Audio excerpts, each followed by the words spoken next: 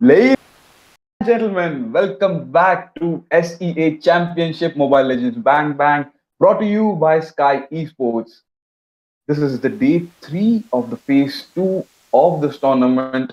Now four teams are left. We started with six teams, but now only four teams are left, and they will be battling it out with each other for the top spot here of SEA Championship. This is your caster Zeta and my co-caster Smiling. Say hi, Smiling. Hello everyone, it's nice to see you all again. And yes, today's matches are as interesting as they were previously, Zita. Let us know about what matches we are going to watch today. I'm absolutely hyped about today. Today we have the upper bracket final as well as the lower bracket finalists. We will be we will be knowing who will be entering the grand finals. The first match, of course, is between Team Smart Omega and Team RRQ Mika in the lower bracket. The winner of that match will be going to the finals of the lower bracket. Whereas the second match for today will be between Team Bigetron Era and GPX Basreng. That is the upper bracket final that everybody has been waiting for. We will have the finalists we will have the finalists from upper bracket, and the last match for today will be the lower bracket finals actually, where we will get the lower bracket finalists, which is going to be between the winner of first match and the loser of second match. And it's going to be one interesting day to watch. Definitely, it looks like pretty interesting matches.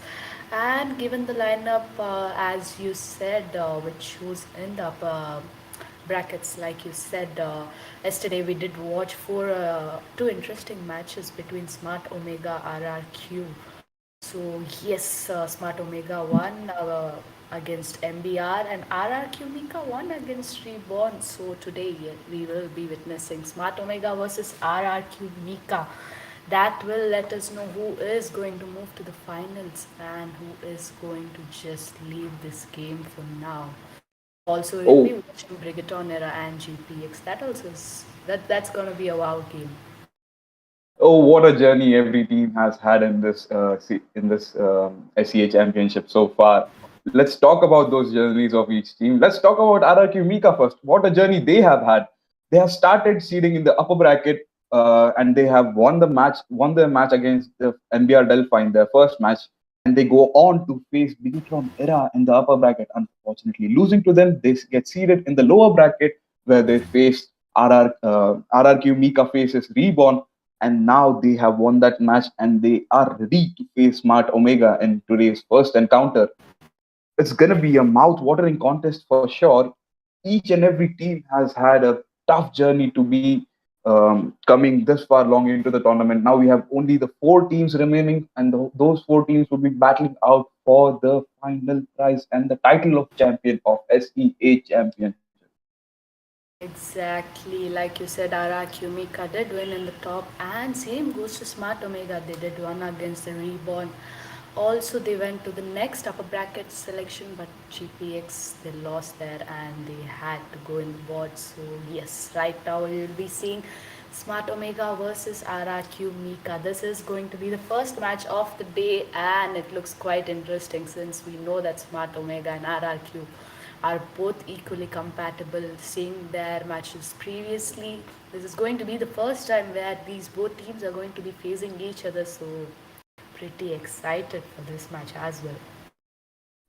Smart Omega, as I've noticed, they like to control the drafts, control the minds, have to be in this controlling situation since the beginning. And RRQ Mika, who are versatile and just like a liquid, just like any liquid, they are ready to take the shape of the container which they are put in. So they are comfortable with any drafts, any heroes, any picks. So it's going to be an interesting matchup. Smart Omega controlling the draft, and RRQ is going to be okay with any sorts of draft. They will be comfortable with any hero picks, and they will come out on top. They have been proving that again and again, and it's going to be an interesting one to see how this match pans out. Definitely, this match is going to be the best of three, and will let us know which team is going to go forward. Since you know Smart Omega, like you said, they like controlling the draft and the game. Uh, going with RRQ Mika. Just going into any shape, it will be fun to know whether going into any shape is fun or controlling the map is fun. Yes, we can have a look at the lineups of the teams on our screens right now. Mire, Shinoa, Phoebe, Amor, and Heishi for the side of Team Smart Omega. They have been a strong lineup. Unfortunately, due to their yesterday's loss, they have been against GPX Basreng. They have been seeded in the lower bracket, but they are a tough contender for the title. Sure, I'm sure. Definitely, they are the tough contender. That's the reason they have made it up till here, you know. If given a chance, they might be facing that GPX again and have a face off with them. Meanwhile, RRQ themselves might get a chance to face the Team Bigetron again and have that battle of comeback, probably. Maybe a revenge. Yes, we can see the lineup of RRQ, Mika on our screens. Giogo 1, Ash, uh, Lelepenka, NG, and Bill. What a match did Giogo won or Giogo won. I don't know how I'm pronouncing it if I'm pronouncing it correctly, but I'll go with Giogo 1. She had yesterday against Reborn with the Kadita. Definitely, Kadita and Eve were beautiful. Yeah, and let's take a look at the prize pool here. The prize pool of the SEA Championship Mobile Legends Bang Bang is gonna be the 10,000 US dollars. Every team, each and every team is gonna be giving their 100% to secure the most of it in this tournament. And looks like no team's gonna be going back here. Yep, and as and when we are getting close to the final, the excitement just keep increasing, knowing that which team is going to take away this prize pool of $10,000. I mean, come on, it is $10,000. Who wouldn't be excited to just win that prize? $10,000. What would you do smiling with if you had $10,000? Given a situation, I mean, I would be saving it probably, so I'm not sure. I haven't had that big amount right now, so let's I not had count. $10,000. I'd go on a shopping spree actually. All for myself. I'll buy all the huge things that'll cost me tons and tons of money, which I wouldn't have, and just enjoy my life. It's gonna be a mouth-watering contest. So today we have two main matches, which is gonna be the first one of the lower brackets, Smart Omega versus RRQ Mika. Then the second match following up, the upper bracket finals, Bigetron Era versus GPX Basreng. The winner of that match will be going into the grand finals. And the third match of today is going to be between the loser of the upper bracket finals and the winner of the first match. And boy, oh boy, it's a mouth-watering contest that we have on our hands today. Definitely, and shortly we will be starting the game as well. Since Zeta, we have watched Smart Omega and RRQ been playing their players from past 2 days. So, who do you think has that amazing hero skills right now? Like, which heroes you think should be banned and which should be left out? I think we'll see probably the standard bans coming again. The Joy, Valentina, maybe a 1-1 ban for Aramis, Leo Mod as well, or a Martis. Those are going to be the smart bans, but knowing Smart Omega, they will ban the. That's going to be unlocking one single slot or one unbannable hero for them. One mostly banned hero as they'll have the chance to incorporate that one most banned hero into their lineup, or will they be playing around Atlas again? It's going to be an interesting one. As I said, Team Smart Omega, I have been noticing since the past few days that they do like to be in control of any situation given, starting from the draft till ending. Definitely, Smart Omega has been playing very smartly and have reached this almost the stage of lower bracket finals. So it will be interesting to just watch Smart Omega and RRQ for the first time. I mean, I am excited. Smart Omega and RRQ, who haven't faced each other so far, will be facing each other finally, and we'll get to know who plays better mind games coming to this part of journey. And I'm really excited for RRQ Mika as well because yesterday I've seen them play Kadita beautifully, getting the kills by Giogo one, and I thoroughly enjoyed. Maybe they'll go for a Faramis playing instead. Who knows today?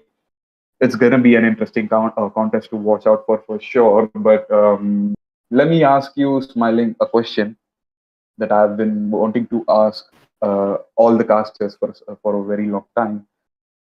Who is your favorite hero coming into the? Well, let's talk about it later. We have the match ready to go. The draft has started, so let's just jump into the match and have a look. Definitely, as we can see, RRQ is going to be on the blue side, and Team Smart Omega is going to take the red side. Given the situation right now, RRQ will be taking the first ban in, and I'm probably guessing it is going to be a Kaja, Fedrin, or a 1-1 ban. I mean, they're not gonna ban 1-1 on Valentina in the start itself. But yes, Fedrin will be banned. Like I said, RRQ Mika, most of the games they have banned Fedrin first. Yeah, and that leaves a Joy ban probably coming in from the side of Team Smart Omega. Nope, they're gonna go for a 1-1 ban. Fair enough, equally potent. Joy 1-1, both are equally potent with their dashes and crazy positioning each and every second. Valentina ban comes from the side of Team RRQ. This is going to be interesting as I think Martis and Leo Mod won't be banned from either of the side and they will be open. What do you think? Um, Either one of will be banned according to me because Martis and Leomord both left open wouldn't be a great option right now. So either Martis or Leomord being banned would be a openable or a choiceable option for RRQ or Team Smart Omega as well. If not, they get to pick both of them, and that would be a great combination coming in for both the teams. But yes, Grok will be Ooh. banned. Grok, no one wants that Grok in EXP or in the tank lane. With the damage he deals right now, it is going to be a lot of pain for either of the teams to face Grok in the opponent. An interesting ban choice coming in from the side of Team RRQ. We have not seen much of a Grog ban. I don't know why they have banned that, but will we be seeing the trademark Diggy ban coming in from Smart Omega? Nope, they are going to go for Kaja instead this time. Now they are surprised by the bans coming from the side of RRQ. They have banned Grog here. So yeah, that leaves a lot of heroes open. That leaves, as I said, Maltis and Leomord open. That leaves Paramis open. That leaves Carmilla open. It's going to be an interesting ban, and like it's going to be interesting to see how this draft turns out to Then, be. And yeah, just definitely. as I say, Smart Omega, don't waste the time and pick up Paramis and Leo Mod. Yes, you were right, Zita. They did manage to get I that think. Leo and Faramis. They knew. They knew what to pick, and all the three heroes which were not banned are picked. So I'm guessing this time both the teams are going to pick off the heroes which are probably going to be banned in the next two ban phase. So yes, they have all the amazing heroes in their lineup already. A Matilda pick may be coming in from side of Team RRQ, a Matilda and Lilia. This Lilia pick tells me that they're going to be eyeing for Irithel in their combination, in their composition. But let's see what Team Smart Omega goes for this time. The third pick from the side of Team Smart Omega, I think so, should be a marksman. And yes, they go for a marksman because Team RRQ didn't have a marksman. They'll be wanting to pick one marksman before the next set of four bans come in. So right now, Team Smart Omega already have a marksman. They can go for a marksman ban and lower the marksman hero pool. Smiling, what do you think this time Smart Omega will be going for the bans? I was about to say, but they already have gone for the ban. It is going to be the Hayabusa right now. Given the situation, RRQ might be confused with the spells right now because Yamod has no proper line for now. He might jump into EXP or a gold lane, so goes to Paramus. He might just go it as a mage or a tank. So it is going to be a little confusing for RRQ to know what they are going to ban, but Karita was open, like you said, Karita. No one wants that Karita, so they are going to ban her out. Yeah, both the teams in the past have shown really good Karita plays here, but Omega Esports trying to lower the assassin pool for the side of Team RRQ. The jungler position for the side of Team RRQ was still open, but lowering the assassin pool will force Team RRQ to go for Martyrs jungle instead, and Smart Omega's carrying the, again, we can see that Smart Omega is controlling and forcing Team RRQ and Martyrs going for the jungle. Definitely, Martus will be going for the jungle since Team Omega have already, like you said, banned the assassin. So last ban, obviously the Digi. Either of the team has to ban that Digi to just leave that Atlas open and force each other, or probably knowing Smart Omega, this is that trick. So will they be picking that Atlas knowing that this is what they pick usually? Yes, I didn't expect the Diggy pick coming in from the side of Team RRQ, to be honest. I thought Team Smart Omega will be banning the Diggy pick, but instead it was Team RRQ who went for the Diggy ban, and here comes the Benedetta, the trademark Benedetta, which we saw yesterday, which didn't work out quite for Team Smart Omega getting picked again. She was a strong jungler, to be honest. She did her part. She did clear the lanes really effectively, not allowing the opponents to push yesterday. But let's see if they can replicate the same against Team RRQ today, even though Team Smart Omega lost yesterday. Definitely. I mean, exactly. We are waiting for Benedetta to show off her skills, at least in this today's match, because, like you said, last match wasn't great. But looks like this time they have a better lineup, so they will be showing off a lot of skills coming in first stream Smart Omega. And RRQ finally picks their goal laner. That is going to be the Clint, and the Hyper is going to be Honzo. For the first time, Oh, we are going to see a Honzo Hyper coming in for RRQ. They have gone for their comfort pick.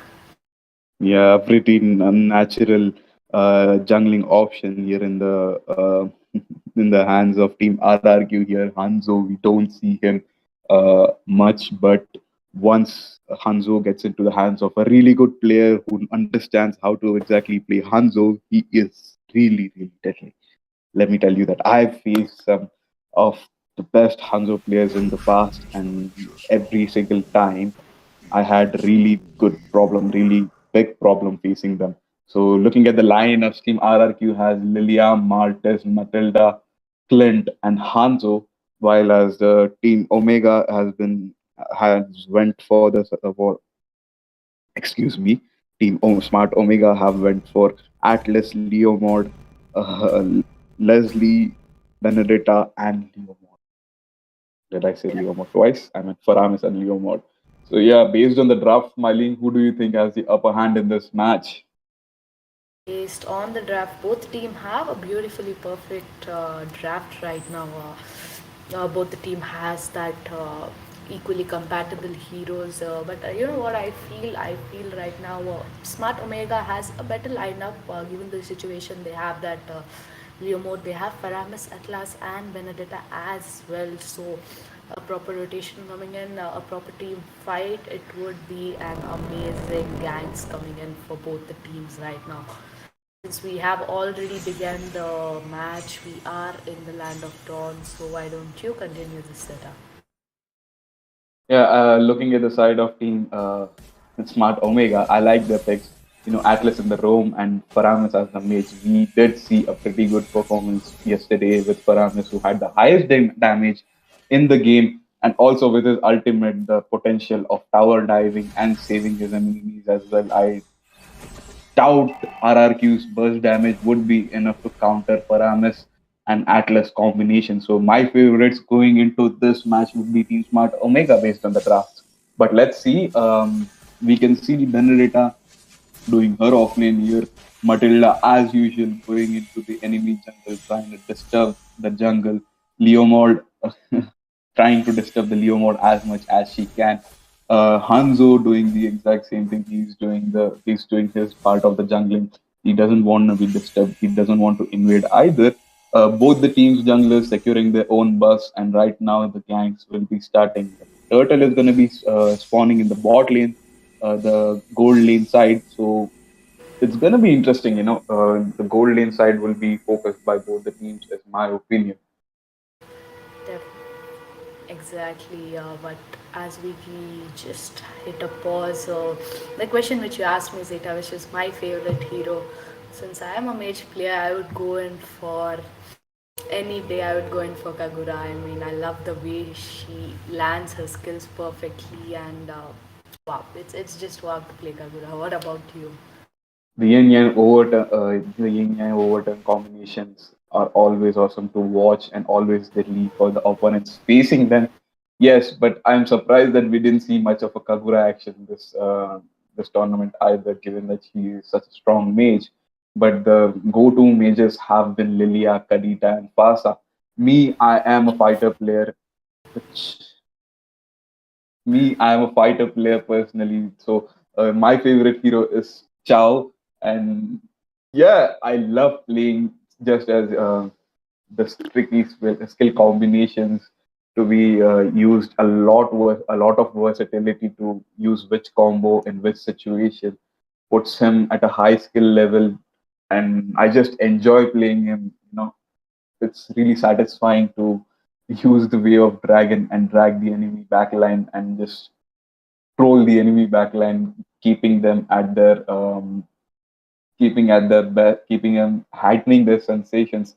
Like I might be lurking around them whenever I'm missing from the map. That is Chao is a great fighter. He's been known for his single-handed shots for most of the games. So yes, as a fighter, Chao is really great. But what about the other roles? Let's just decide here. You pick MM. Who do you think is the best MM? So now I think Beatrix is the best MF. You know why? Because Beatrix has a lot of utility. She can be DPS, she can be burst, she can be range, she can be anything you want, and she can be anything you want, anything you ask for a marksman to be. She can be that. Just you have to play that role exactly, knowing what the team composition is and what the team needs. She can use her ultimates from various guns and clear out the lanes, and it's just a lot of like in heroes. Uh, and yeah, I'm surprised that today neither of the team went in this match. Neither of the team went for Beatrix picks, because she was open. Beatrix was open. Team Smart Omega decided to go for Leslie pick before the last four bans, and then Team RRQ decided to go for Clint instead. Yeah, I'm sad and surprised that I didn't see a Beatrix pick coming from either of the side. But yes, Beatrix does take a lot of skill to play. She has a high skill level. She is more on the, if you can use her best, then only use her, or else she will become useless. Coming back to that same question, what do you? Let's say, what is your favorite MM? Tell us what your favorite MM is.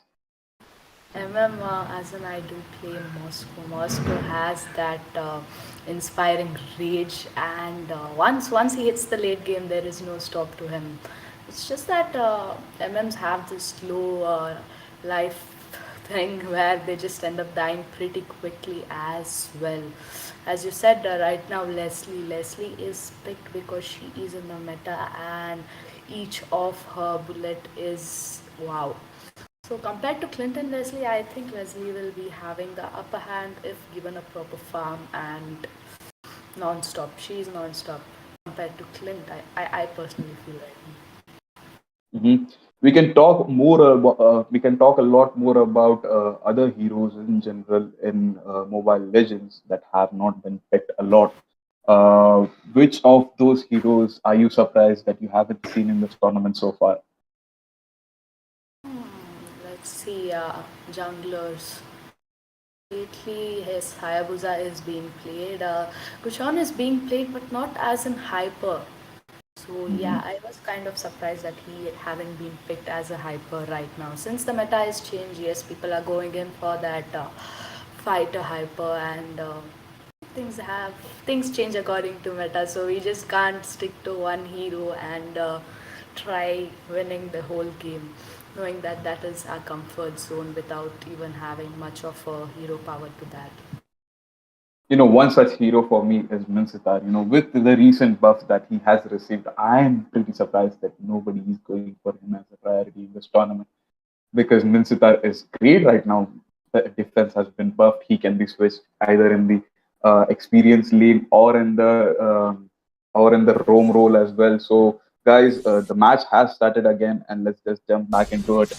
Uh, as I was saying, Benedetta is doing the off lane, and Leomord is being he is doing the jungle role for the side of Team Smart Omega, which is smart given that Leomord doesn't shine when he's in XP lane. He shines more brightly when he goes to the jungle. And Benedetta on the EXP lane with the tanky set of build will be interesting. And the turtle has spawned, and a fight might be breaking down in the bottom area. Leomord secures that golden crab, and Hanzo doesn't waste time and is baiting the turtle towards his side. And he will also be resetting it because Leomord has engaged, and Matilda seems to be in trouble. She will run away safely. Martes comes in and starts the turtle again. This is going to be interesting to see which team secures the turtle here because Leomord's ultimate is already out. And if Team RRQ are successfully able to bait out that ultimate, uh, Leomord might not be able to go in and secure that turtle. And that's exactly what they're going to do, in my opinion. Yep, looks like Leomore has left the turtle for right now. Bad Benedict just jumps in. Benedetta jumps in, tries to steal the turtle, but unfortunately, the timing of Hanzo's retribution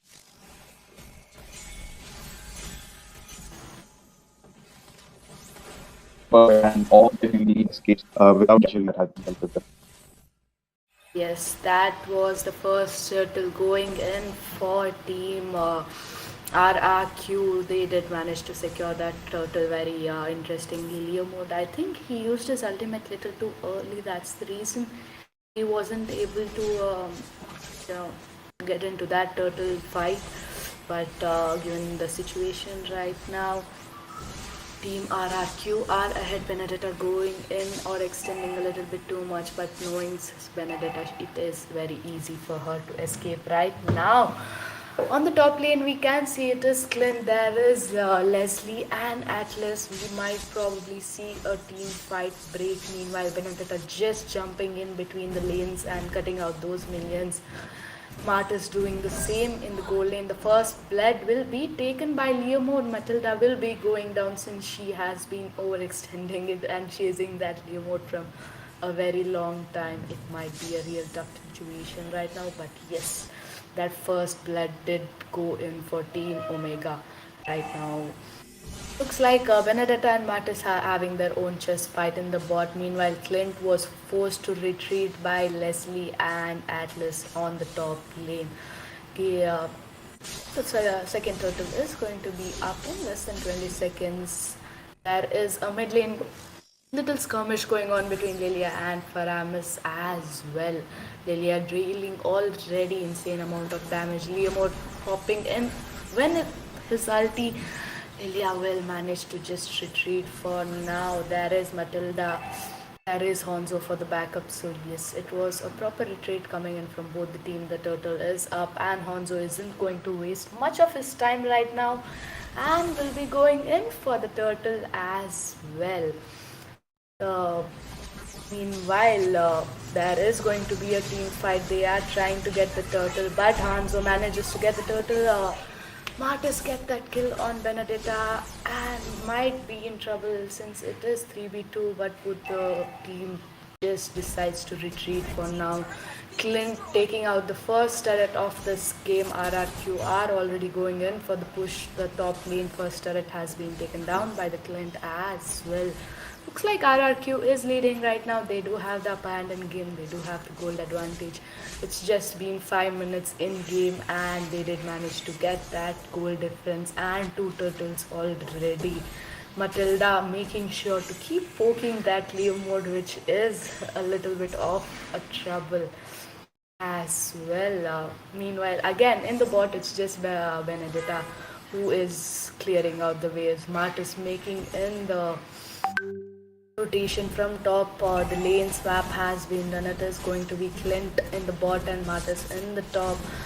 Benedetta might be in trouble, will be forced to retreat. There might be a little team fight going in mid.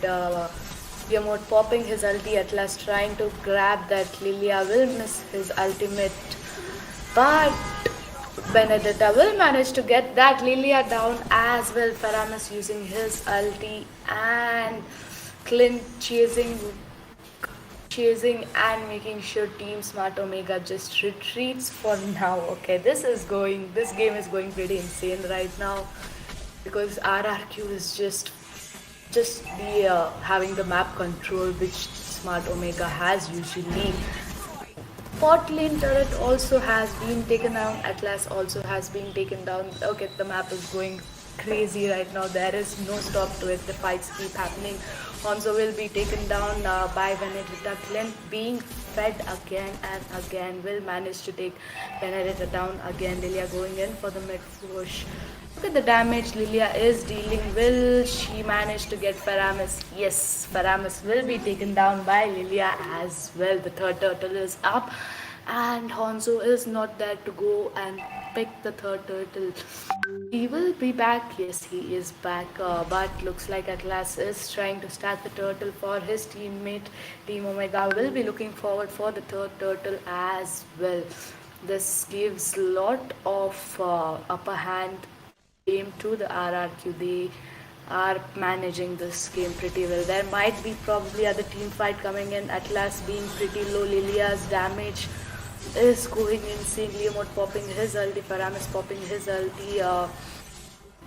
Okay, they will all just retreat for now and the turtle will be set as well. Looks like Team Omega is pretty low and still planning to engage. Atlas popping an ulti and does manage to get all of them together, but Martis will go down. The turtle fight is still on and Hanzo manages to get the third turtle as well.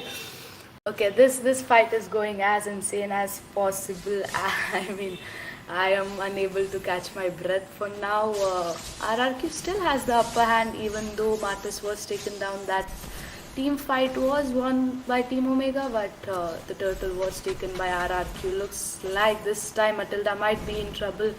Will she be taken down? Yes, she will be taken down by Paramus. Lilia coming in for that backup. Meanwhile, Team Omega just retreats. Hanzo being chased by Leomode. Leomode also retreats for now. I think Team Smart Omega should be going in for that push right now, which is something they need the most. Meanwhile, there is a gang going to happen on Martis. He will manage to escape from there. Hanzo trying in to chase Benedetta will not be able to make it so far. Whoa. And Are you back, Zeta? Okay, until Zeta yeah, I'm back. Okay, I am Zeta back. is back. So Zeta, you can continue. Yes, I was back. I was here. I was just mesmerized by how good you were casting for so long, and I just didn't want to disturb you. So, thanks for covering for me in that. Meanwhile, and yeah, it has been such a good match. Clint has been getting fed again and again. He gets the bleed of despair right now. He has still not died. Meanwhile, looking at the enemy marksman, she is seeming to be in a little bit goal difference here. You can see both the teams have a goal difference of 3k. Both the teams right now being very competitive in the bot lane there. The Lord will be spawning in just a minute. Benedetta going in trying to secure the buff. Meanwhile, a team fight breaks down in the top lane. Fatal links coming in from Atlas. There will be a combination. Matilda uses her flicker and escapes. There will be a kill on to Atlas. Atlas goes down, even though Team Smart Omega were the ones who engaged into that battle. But Team RRQ played it very smart and just came out on top in that fight. Definitely, Team RRQ has that map control instead of Smart Omega. So I guess they are playing pretty well. And Benedetta keeps marking Hanzo. Will she able to take down Hanzo? Yes, she will get that kill on Hanzo. So I would say it's for one-on-one trade. Up, but she will be paying for that as well.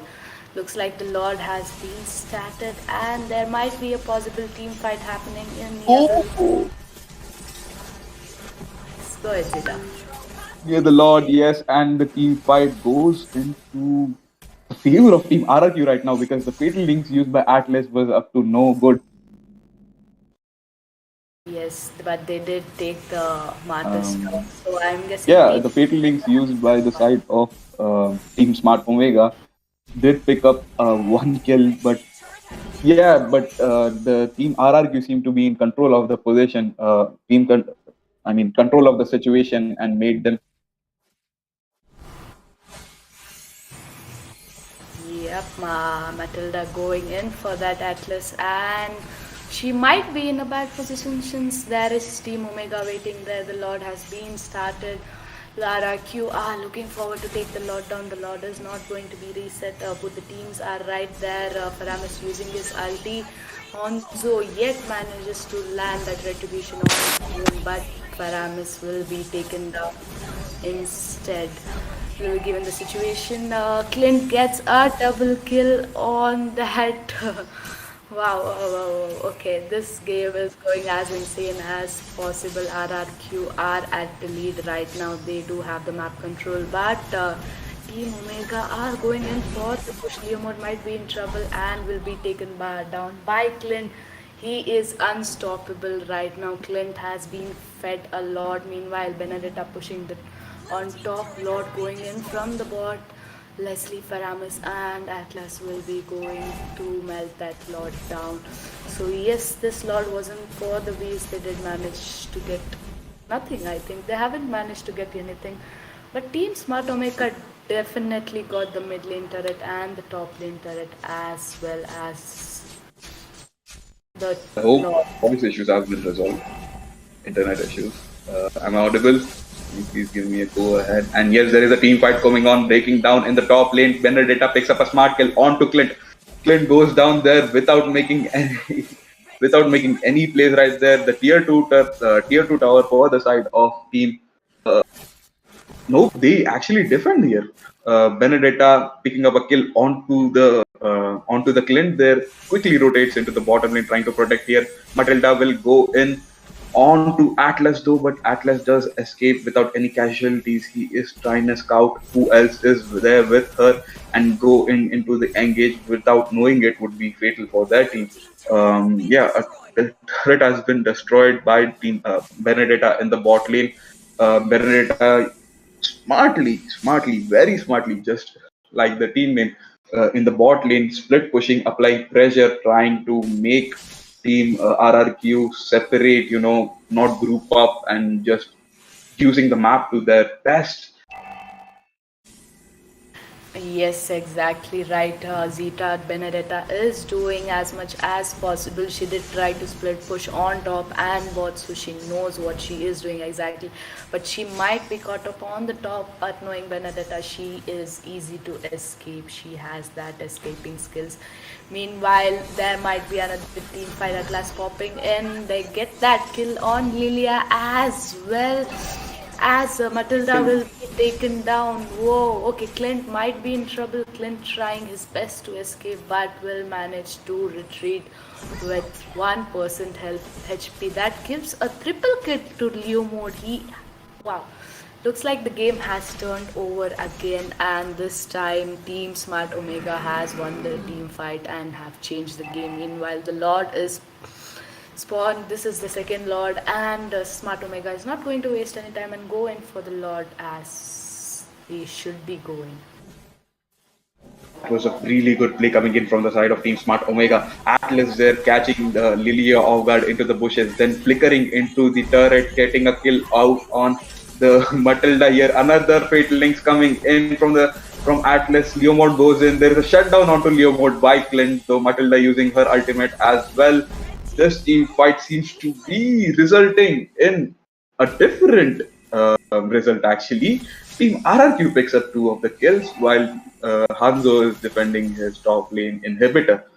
Even without Hanzo, they did manage to get good picks into the side of Team Smart Omega. So RRQ gaining back the control of the situation. Matilda going in, trying to poke a little bit and annoy Leslie, who has been farming that blue buff. The tier 2 turret for the side of Team Smart Omega goes down. Benedetta, on the contrary, she is going in for the top lane inhibitor, split pushing, ignoring the Lord there. She almost manages to get Martis here. She is already stuck to Martis, but Benedetta manages to escape without much casualties here. She has successfully baited Martis out of his turret. The inhibitor tower for the side of Team RRQ is really low. The Lord marches in, destroys the tier 2 turret. Now the Lord is going straight for the inhibitor turret. Team RRQ seems to be in a bit of trouble. They be able to defend smiling this team fight? Yes, the team fight has occurred and looks like Matadla is pretty low, will be forced to retreat. Team Omega are making sure that the Lord haven't gone for Beast and they are going to go for that complete push and will manage to take that first main inhibitor turret as well. They did manage to get a lot of turret. Looks like Team Smart Omega have to retreat right now. They are pretty low. All they can do is run and run until Matilda just catches until them. But okay, looks like Matilda and Martis have to run this time. They chased them a lot. It was going to be 4v2 fight. Honzo trying to dive in and get some kills but won't manage to get any. The tables have turned. RRQ just let that victory slide a little bit away to the Omega.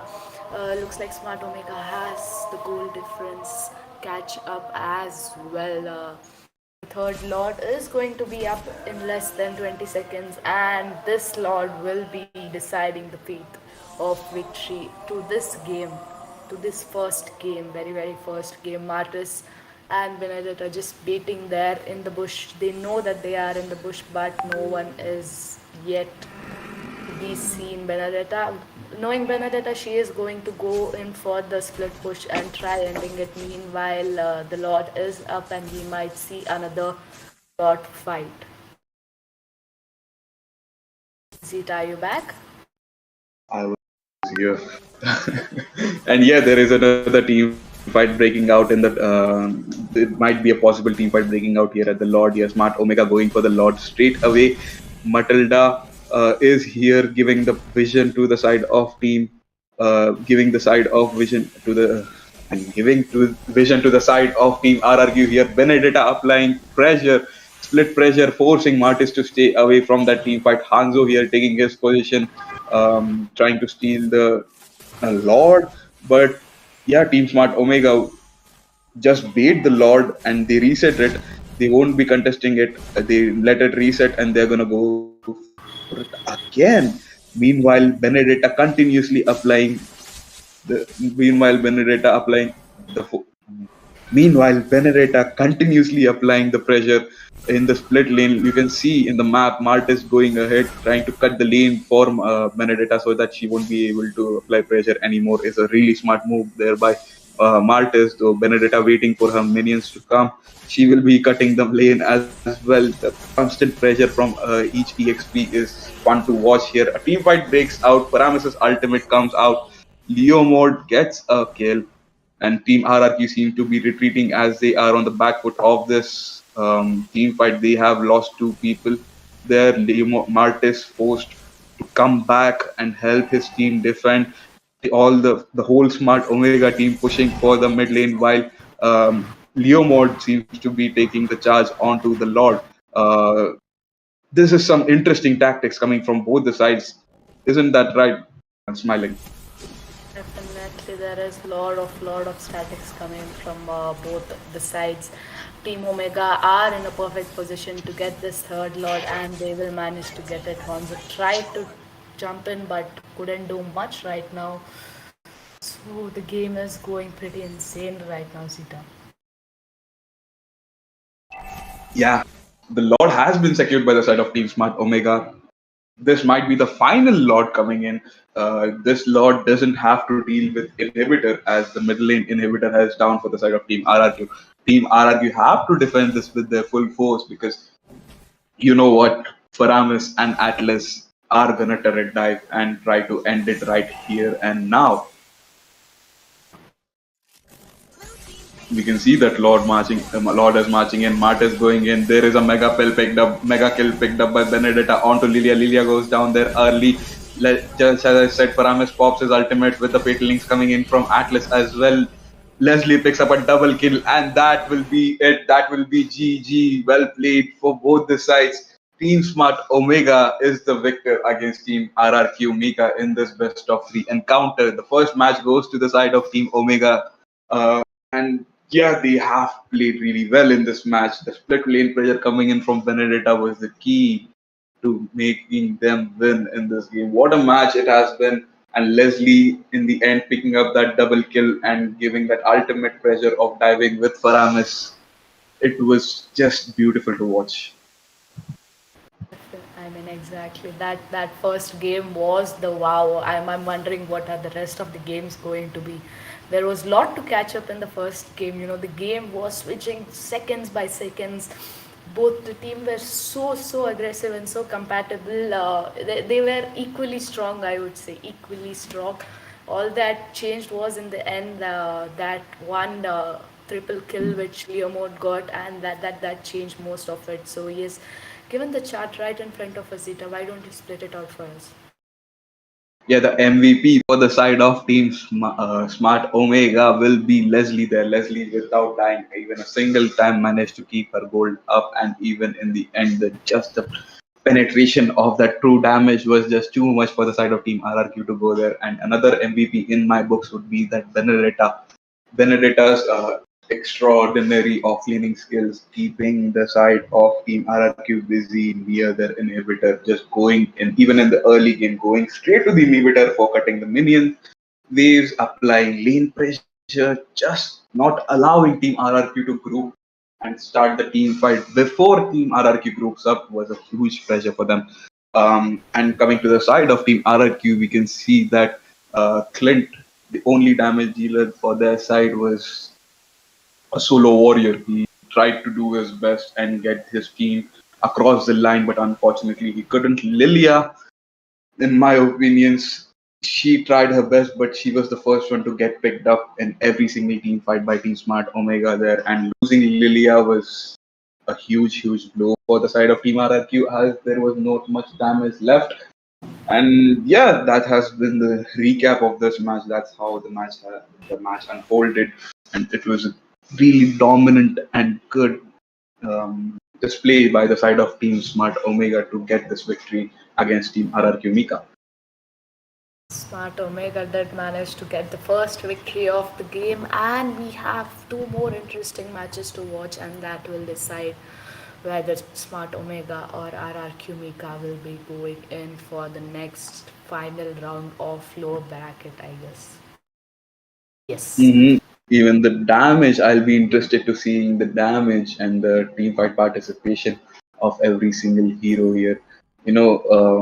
Lilia, I don't think had much effect during this encounter, but yeah, man, what can she even do when she is the one who gets picked out the first and not an effective defense coming in from the side of Team RRQ to protect that Lilia? Though the Fatal Links and Paramus ultimate combination ensured Team Smart Omega to turret dive very effectively. And as we did see for a moment there, the highest damage dealer for the side of Team RRQ was Lilia, though she would have been a lot more effective if she would survive in the team fights. And yeah, the Hanzo pick as well, which surprised all of us. The Hanzo pick didn't turn out to produce the result that they hoped they did, but his KDA being 0.34. But yeah, that's just how it goes. And the first victory for this match has been picked up by Team Smart Omega. There one more match and they enter the lower bracket finals. This is already a do or die match, but right now Team RRQ Mika will feel a lot more pressure, and when they are in a lot more pressure, that's when Team RRQ Mika shines. So let's hope that we see the best of Team RRQ Mika in the next coming match. Yes, all we can do is wait and watch for RRQ Mika to just take away the second victory. So that will be an equal battle coming in for Smart Omega and RRQ, where the third match will happen. But if at all Smart Omega wins the second game, they will be moving in for the next round. Meanwhile, RRQ Mika will be out of this tournament and will be seen probably in next tournament. So Zita, tell me what a match it was. Yeah, and It was very interesting match. I forgot that I was supposed to let you speak, and I just kept on going with that.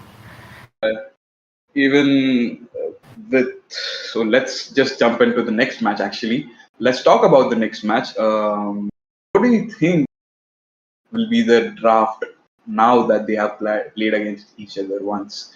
Do you think Team RRQ will be preferring to ban that Paramus, or did they Aramis. regret banning Diggy in this match?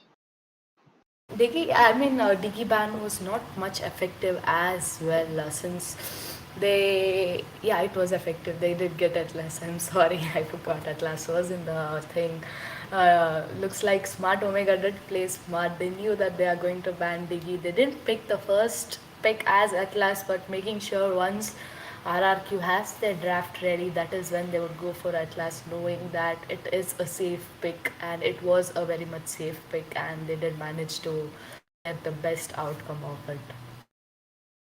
Actually, team look like Team Smart Omega didn't plan on using Atlas and playing around that Atlas pick with respect to their draft in early on, but RRQ Mika banning Diggy was like them giving a present to the side of Team Smart Omega. Let's see the drafts of this match actually. Let's just straightly jump into that match. The draft has begun. I'm expecting definite Faramis ban from the side of Team RRQ, given how deadly he was and how good he was at protecting Leo mode, and also how effective he was in jumping into the turrets. Yes, this time Smart Omega is going to be on the blue side and RRQ Mika is going to take the red side. And as usual, instead of RRQ Mika, Smart Omega goes in for that Veramis ban. And it's a reverse where they ban one word. So looks like the ban is almost similar as the first game for now. Mhm. Let's see if it continues. The next ban for the side of Team Omega should be Valentina, given that.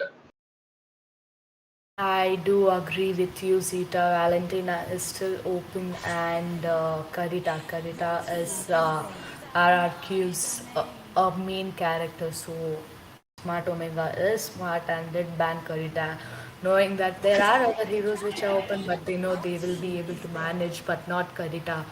Also, Joy will be banned along with Valentina. Valentina gets banned. I knew that Enjoy is banned, so next ban will be interesting coming in from the side of Team RRQ because Kaja is still open, and so is Martis and Leomor, and so is Faramis. If they wanted to ban Faramis, this might be the time to do it and let Kaja be open. But instead, they are gonna go for Kaja. They still aren't really they are confident that they will be able to counter that Faram is coming in from the side of Team Smart Omega, though. But knowing Team Smart Omega right now, Martis and Leomord is open, but they will still go for the Faramis pick.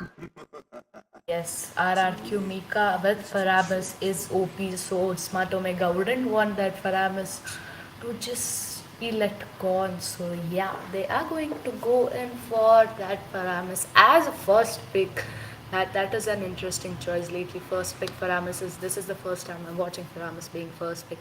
But RRQ has Martus and Leo Mode both open, and as I said, Martus is picked off and Leo mode is still open. They can go for that Leo mode as well. But Grok this time wasn't banned and looks like RRQ are going to go in for the Grok. We have seen Grok plays coming in, the best wild judges coming in this tournament. But yeah, given that Team Smart Omega plays around the draft of Faramis, our team RRQ would have shocked them a bit, given giving them ban on what do we call it, ban on Faramis, but it didn't looks like they are confident that they will counter it. So again, Team Smart Omega going for the Leo mod. Will we be seeing the same kind of lineup following up in this match as well? What do you think, Smiling? No, I don't really think this is going to be the same lineup, but there are two same heroes. You know, these are the meta heroes. These are the heroes who are holding a lot of upgrade right now. So they are going to pick them with Lolita being the tank coming in for Smart Omega. This made very clear that they have their jungler tank and a mage ready. Yeah, it's like Faramis isn't gonna be slotting in the roam role. Omega did go for the tank, which is gonna be Lolita. Lolita right now counters a lot of heroes in this meta coming. Maybe every single assassin. I mean, every single marksman, for instance. And yeah, smelling that Team RRQ will be picking marksman in the coming pick. They have secured Lolita already, but they are gonna go for Valir. Like this is one of the new heroes and one of the excited heroes that I was looking forward to seeing in this tournament. I haven't seen a Valir pick coming in from either of the sides till now. This is going to be interesting. I'm excited for Team RRQ again. And just as I said, Team RRQ is versatile in their drafts. They can be comfortable with any single hero and they will be showing their versatility in every single game. Just as I said, they have picked Valir. It's interesting, and yeah, I'm looking at the grog burst Well, and the Valier uh, crowd control. I am already enthusiastic about this match.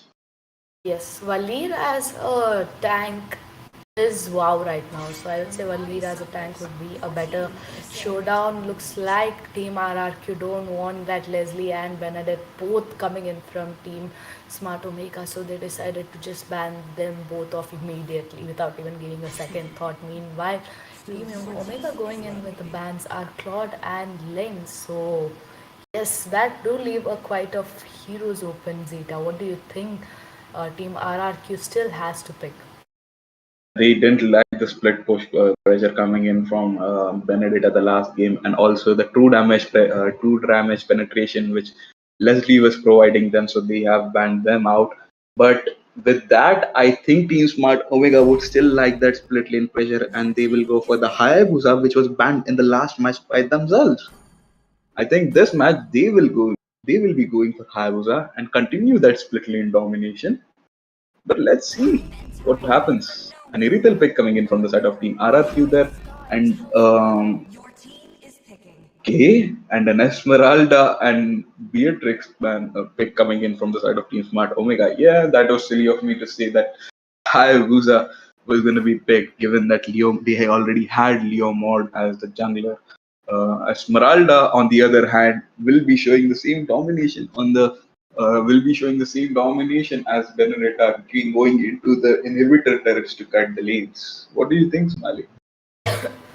I think that is what they are going to do given the situation. I have seen Smart Omega, the Phoebe play that Esmeralda, and she definitely rocks that Esmeralda. She knows when to just jump in and when to distract the teammates. Phoebe was the one in the last game who did play Benedetta, so she is very good at split pushing and distracting the enemies from their goal. So yes, And both the see, drafts are up, and I think RRQ went with the last pick that was Dairoit. Yes, Dairoit was picked. So given the draft this time, Zita, you tell me first, who do you think is going to take down this match according to the draft? um, it's hard. It's hard. Team Smart Omega do have their main pick, which is going to be Paramus, so that is going to be interesting to see. On the other hand, they have Wali, one of the interesting picks of this tournament, and let's see how it plays out for Team RRQ Mika. I'm really excited for them. They are really good at using these heroes and do their best versatility. Yeah, it's hard. It's hard. This match, I think there are going to be no favorites for me. Yes, and we are into the land of dawn, and we can see that Grok is going in all ready to just give that little pinch or poke to that Leomord. Meanwhile, Mart is trying to secure the red buff of Leomord. Will he manage to get that buff? Nope, He is still trying to get that buff. Both the teams are there. That is a 3v3 fight. Is this going to be the first blood? Yes, Vartus will be taken down for just going in and disturbing the jungle. That was a really nice wall coming in from Grok. Actually, the barrier well, didn't let Lolita escape there, and Lolita goes down as well. That is a one-on-one trade coming for the side of for both the teams actually, and Leomord does does secure the red buff at in the end. Deroth, the best counter to Esmeralda out there. There's gonna be facing Esmeralda in that lane. It's gonna be interesting to see how Team Omega counters that.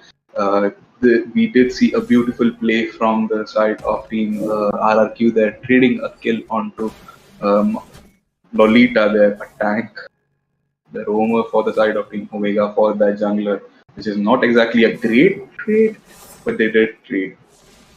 Smiling, what do you think about this matchup? Like, what do you think about trading in general? The kills.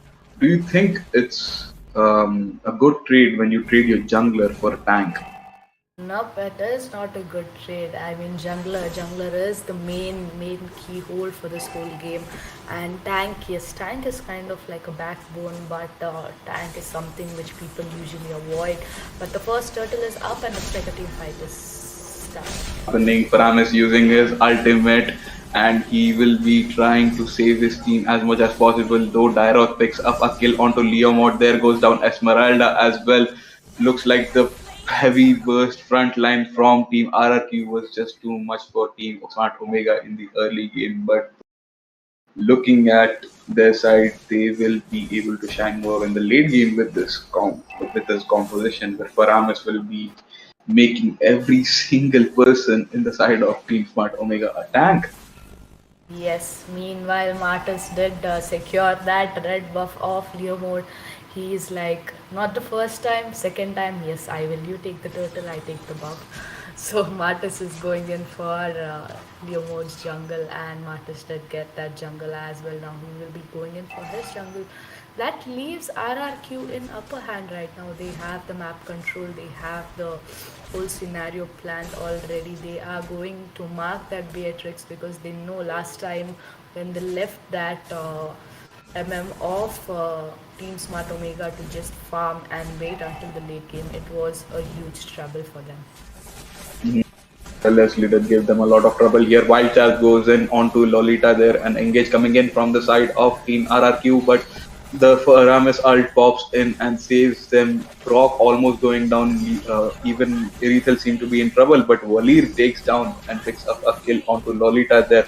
Martis getting a kill onto Leomord. That puts RRQ into a dominative position in this match. So Team RRQ are not going to waste the time. They're going to go for the golden shield and farm up some extra gold for themselves. But Beatrix, being the long range hero that she is, clears out the minions from distance, and the battle is reset again.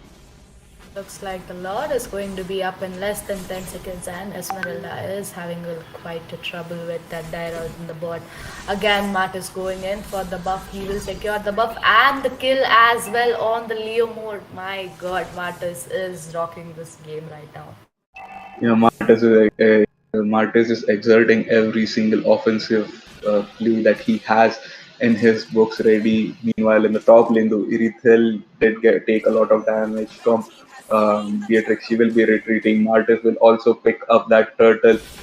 He is, along with Dairos, showing a lot of dominance in this match. Yes, there is a lot going on in the bot and the top, and Esmeralda will be taken down by Martis as well.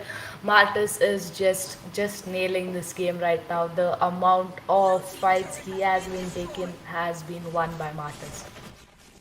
Yeah, in the top lane again, three people of Team RRQ have gathered up to gank the top lane, as now the bot lane has been secured by Martis and Dairoth combination. They are going to be looking to pressurizing the marksman lane.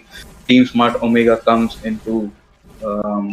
comes into the rescue for the side of Beatrix. Seeing that, Team RRQ will take a back step and wait for the right opportunity. Maybe in the bot lane, though, Dairo continues to pressure Esmeralda, forcing her to stay in her own turret and not allowing her to roam at all. Yes, Grok and Lolita are having their own little battle there. Grok trying to dive in. Will they manage to do anything? Nope, but they make sure that they get that top inhibitor as well in the bot. Martis Tyrok going in for that Leo mode will manage to get the Leo mode, and Esmeralda will be taken down by Martis as well as that second turret.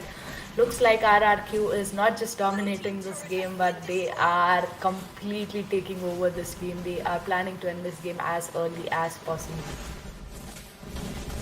Fortunately, Thomas was in the top lane trying to protect Beatrix, and even that the ambush was planned perfectly by Tyroth and Martes, picking up a double kill onto their jungler on the red buff, and onto Esmeralda as well, quickly bursting down Esmeralda, not allowing her to regenerate any shield nor HP. The turtle is up, the third turtle for this match. Team RRQ already have their positions around turtle. Looks like Team Smart Omega will be allowing Team RRQ to go for the turtle without any contest. Without any contest. Yeah, Team RRQ seems to be in complete control of this match right now. Yes, they do have 6k goal lead. They know what they are doing. They are not letting that Leo mode have his part of farm, and that is leading a lead back for Smart Omega right now. They are going in for the push. They did get the middle turret as well. So that is a lot of push coming in for a 7 minutes game. Looks like Grok has already been positioned as well. Again, Esmeralda against okay, they have switched the position. Esmeralda is on the top, meanwhile Beatrix in the bot. Second tier 2 turret will be going for the time of being Smart Omega. There goes in a wild charge. Perfect timing of ultimate by Paramis protects him and Esmeralda, and they are managed to defend that tier 2 turret. I thought the tier 2 turret will go down here. Martes comes in, tries to, pressurize and force Team Smart Omega out of the tier 2 turret so they can secure it. And yes, they do. Irithel seems to be farming quite a bit. She hasn't died the whole match and has a steady goal lead over Team Smart Omega. They're almost a difference of 6 to 7,000 gold here. And Martis quickly going back into his farm is seeming to be the one controlling the match that I have mentioned already. Walir is proving to be one of the best supports. Lead is the best support for now, and the first lord is going to be up in less than 20 seconds. Meanwhile, we see that Beatrix is farming. She is quietly farming. There is no pick off on Beatrix, which might lead a problem to the late game.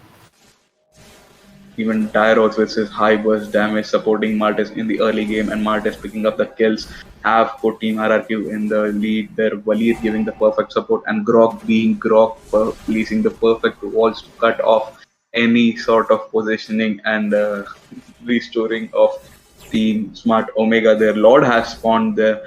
Teams RRQ would waste no time going into their Esmeralda goes and tries to zone out a couple of enemies, looking at the situation, giving information to her team, but she will retreat, seeing that Team RRQ have been well positioned in every single nook and cranny of that Lord pit. Yes, the Lord will be going in for Team RRQ. They know that they have their goal lead. They know they have everything. Meanwhile, Beatrix did manage to get the bot two lane turrets while there was Lord skirmish going on in the top. So there is that split push coming in slowly by Team Smart Omega. All they have to do is defend this Lord. But looks like Team RRQ is not going to let this Lord go in miss. They are going to go for the push. They are going to make sure at least to get two of the turrets down for the side of Team Omega. The Lord marching down in the bottom lane where the two inhibitor turrets are down, where the most pressure has been exerted by Doiroth. Uh, right now, Team Smart Omega has to defend and wait for the perfect opportunity that RRQ slips up, and they have to capitalize on it. Just as I said, two or die situation, Team RRQ comes out into their best form and shape, and yes, they did, showing complete dominance over Team Smart Omega there. Lord makes his way almost into the inhibitor turret there. Valir supporting the Lord, and Team Smart Omega will prioritize all three lanes that have been synced up. Nope, Mart Esmeralda already clears the top lane, and she will be joining to defend the Lord. She uses her ultimate onto Rock, trying to slow down the push and clearing the Lord more effectively. Yes, another wave of minion approaches the inhibitor turret. There might be a fight coming in, a flicker wild charge, maybe from Grok to engage into this team fight here. Esmeralda going in, poking out. This is going to be continuing the whole match. Yes, a good defense coming in by Smart Mega. They made sure just a one turret was taken down by Team RRQ. But the pressure is still on. RRQ is making sure to just pressurize the whole team and not let anyone go in. Esmeralda trying to extend a little bit, but she will just retreat. That is Esmeralda. Once the late game starts, she will be unkillable. Once she is farmed, I mean the goal difference. Yes, they have 70 goal difference, but all Team Smart Omega can do is just play defensive and make sure that the goal lead is caught up, and they do have their items to just go in for the fights. Team Smart Omega, all they can do, yes, is defense. There goes down the inhibitor turret of the bot lane. Wild Charge comes in from Grok. Framis uses his ultimate, protects its teammates. Esmeralda escapes with a slither of health. There goes in Lolita's ultimate as well. Irithel picks up a kill onto Lolita. Lolita goes down, a double kill onto Faramis, and RRQ seems to be no stoppage for Team RRQ right here. They will be continuing their dominance here, even on the inhibitor of mid lane turret. Because of their low health they are forced to retreat for now, but they will be back. They will be back for sure to take down that mid lane inhibitor. Before that, they will be going for the Lord instead. Yes. Yes, the second Lord is up, and it is going to be an easy Lord for Martis since he is leveled up completely and they do have the dominance, they do have the upper hand. So, Lord, yes, it is going to be for that Martis. But looks like they have stopped the Lord. There is Esmeralda who is trying to just provide vision. Meanwhile, Yomo trying to get in and get at least one kill on one of their members. Looks like RRQ is just going to retreat for now since most of their members are low. Martis is in the bush, so is Beatrix. Beatrix might be in a little trouble, but Martis. Okay, there is not going to be an exact team fight. I would say it's just going to be up and down happening for a few seconds. Looks like Leomord is really desperate to get a kill onto Irithel. There we saw him chasing in, but Dara coming in for the rescue of Irithel. Team RRQ know where exactly Team Omega is positioned as the Lord, but here there goes in the invisible combo. Wild charge coming in from the side of Rock onto Lolita. There, Lolita goes down. Nope, the ultimate of Paramis pops in and saves Lolita at the last second. Beatrix, meanwhile, gets a kill onto Irithel, and that actually is a huge blow for the side of Team RRQ here, losing their marksman, the main carry of the late game. And Beatrix beautifully picking up the kill onto, exactly picking up the kill onto Iritel was huge. Right now, Martis and Gyroth are the only damage dealing options remaining for the side of Team RRQ here. They go for Esmeralda. Esmeralda runs away. Beatrix takes the first turret of the mid lane here, and she goes for tier 2 without hesitation.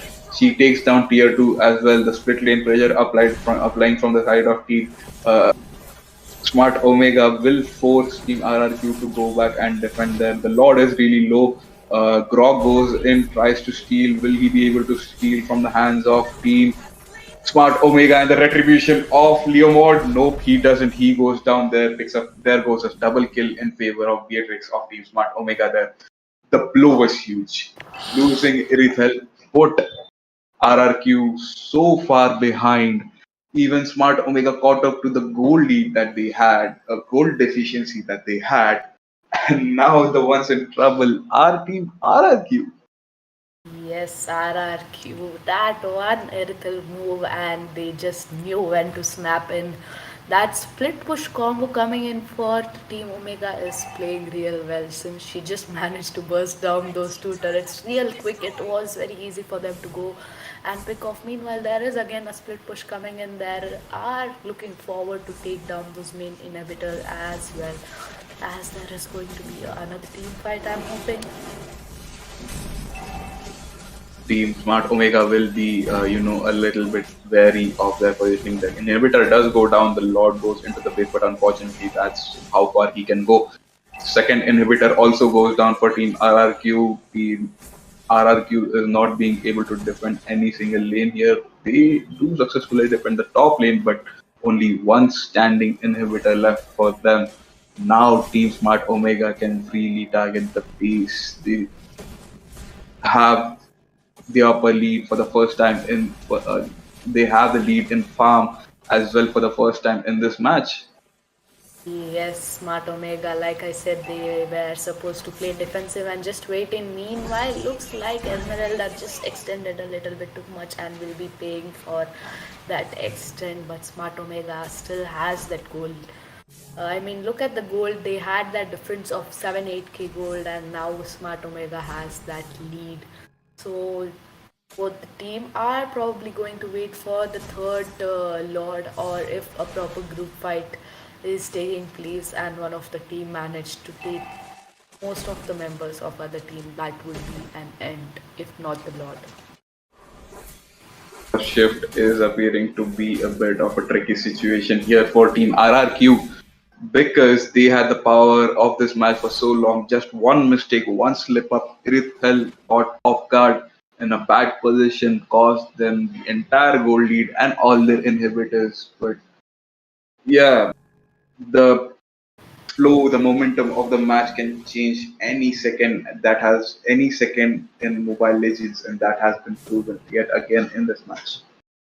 The Lord is going to be up in less than 50 seconds. We see that Team RRQ have already positioned themselves very well next to the Lord, and Smart Omega knows where is that Irithil. Are they looking to just lock in that Irithil again, or are they going to try and split push? We don't know anything yet, but the Lord is up and Martus is looking forward to go for the Lord. Esmeralda trying to tease the Diroid. Meanwhile, there is that Beatrix for the backup, which leads whole of the team RRQ to just go and retreat for now. Okay, there will be a shutdown on Irithil and Esmeralda as well, which leaves the Lord open. It is too late for Team Smart Omega to just go in for the Loud now. I don't think they should be going in and retreat now. That would be the best option. Yeah, that was a slip up coming in from the side of Team Omega, giving the power shift for the side of Team RRQ. Yet again, the power has shifted from Smart Omega to Team RRQ. It was RRQ, then Smart Omega, then RRQ. Irithel picks up a shutdown onto Beatrix, which puts them in the power in the better position of the match here. They take down the third Lord. Now this Lord will be marching straight for the base from the bottom lane, ignoring the inhibitors on the top and the mid lane. That is gonna hurt pretty bad for the side of Team Smart Omega. But yeah, if they manage to defend this, I say fair play. Yes, this defense is going to be hard and a little bit too hard, I would say. Not just hard, since there is no main inhibitor right there. Esmeralda looks like she is going to defend on the top. They are trying to march from the mid as well. RRQ is taking complete opportunity to get this map controlled right now and go in for the end. They want to end this right now because they know if they don't end this right now, Smart Omega has the opportunity to hit the comeback and will be a lot of trouble for them. The lore is still marching down. There are those enhanced minions as well. There might be a team fight or just the end. They're not gonna risk it here. Wild Chaz coming in from Gold grows and he flickers it out, but it is too late. Paramus popped his ultimate and forces Team Smart Omega to engage right there. The damage coming in from Irithel has been sustained by the side of Team Smart Omega. They will retreat. There was a There was an attempt made by the side of Team Smart Omega to go in directly for the main base, but they failed and they retreated without any casualties. They didn't want to risk the fight right there because that would, I mean, if they lost any single member there, that would have been the game end for their team. Um, they successfully managed to defend, but not for long. Team RRQ won't be willing to give up the power momentum that they have right now again. With a silly mistake like losing Aerithel, they will be on their best behaviors. This is a do or die match. If they lose this, RRQ Mika is going to be out of the tournament, and Team Smart Omega will be advancing to the lower bracket final. They don't want it to happen. This is their last chance, and they will be giving their 100%, which we can see visually. They have been dominating, giving best performance. One slip up, yes, but they managed to gain back the control. Yes, you know the way Smart Omega just defended that Lord showed the way they are very good at defending right now. But yeah, RRQ got that goal lead again. They did manage to vary that gold in a high circumstances. Esmeralda extending little too much might be in trouble. Will she be taken down there? Don't know yet, but they are still chasing her, and the Lord is up already. So this Lord is going to decide a lot, and it is real important for both the teams to just have their players safe and alive. Martis seems to be in a lot of danger and might be taken down. Will he be taken down? He doesn't actually. The Ice Queen won't. What do we call it? The winter transition comes into clutch. As well, Faram is popping his ultimate. Maybe it is going down to waste. Nope. There goes down Beatrix, who was defending the base, and Tyroth and Irithel together pick up the base. That is a sneaky split push. Nobody noticed from the side of Team Smart Omega. Irithel tried to take down that base fast, but Team Smart Omega just at the right moment noticed what exactly happened and they had to retreat. They retreated at the perfect time, or else it was GG. Well played for the side of Team Smart Omega. Team RRQ not wasting any time. They're going straight for the Lord now that Beatrix is down. But there is always a chance that Team Smart Omega might be able to secure it with a steal because the retribution for them is still up. Tyroth, Irithel, all of them going in for the Lord. Leomord popping his ultimate. Irithel secures the Lord. Leomord is going in. Are they gonna give their full this? Nope. Just as I thought, they won't want to give their full commitment to this team fight. For a moment, I did think that was the case, but they eventually retreated, used their flickers out. They didn't want to end the match right here, right now. But having the Lord right now on the side of Team RRQ puts Team Smart Omega in great pressure. Yes, they are in a lot of pressure since this is the fourth Lord, I would say. And there are no inhibitor turrets. There are just the five of them who are supposed to defend this Lord, enhanced Lord. It is going to be a tough situation right now. If even a member dies here, this game is end for Smart Omega, and the victory will definitely, I mean, not definitely, but most probably go for Team RRQ. And there goes on a team fight. Param is sticking tightly to his teammates. Will be saving them without any problems. Dairoth picks up a kill onto Esmeralda. Esmeralda goes down. Goes down. So does Leomord here. Lord is still alive and will be marching towards the base with all the enhanced minions here. Tyroth and Mart is doing their best to clear out the enhanced minions from the side of Team Smart Omega, but unfortunately they couldn't in the time. The last wave of minions approaches Irithel, going straight for the base right there. Lolita using her ultimate, trying to stop Irithel, but unfortunately it was too fast for the side of Team Smart Omega. So well played, both the teams. Team RRQ Mika picks up the victory over Team Smart Omega on the second match of this best of three encounter. Wow. Just wow. I enjoyed this complete power shift game which they had on the first match. Team Smart Omega were the victors, and on the second match, Team RRQ showed complete dominance. Even though they slipped for a moment in this match, which allowed Team Smart Omega to capitalize on the whole goal lead, they again managed to get the power spike back. the momentum back, and they ended without any hesitation. So GG, well played from both the sides, guys.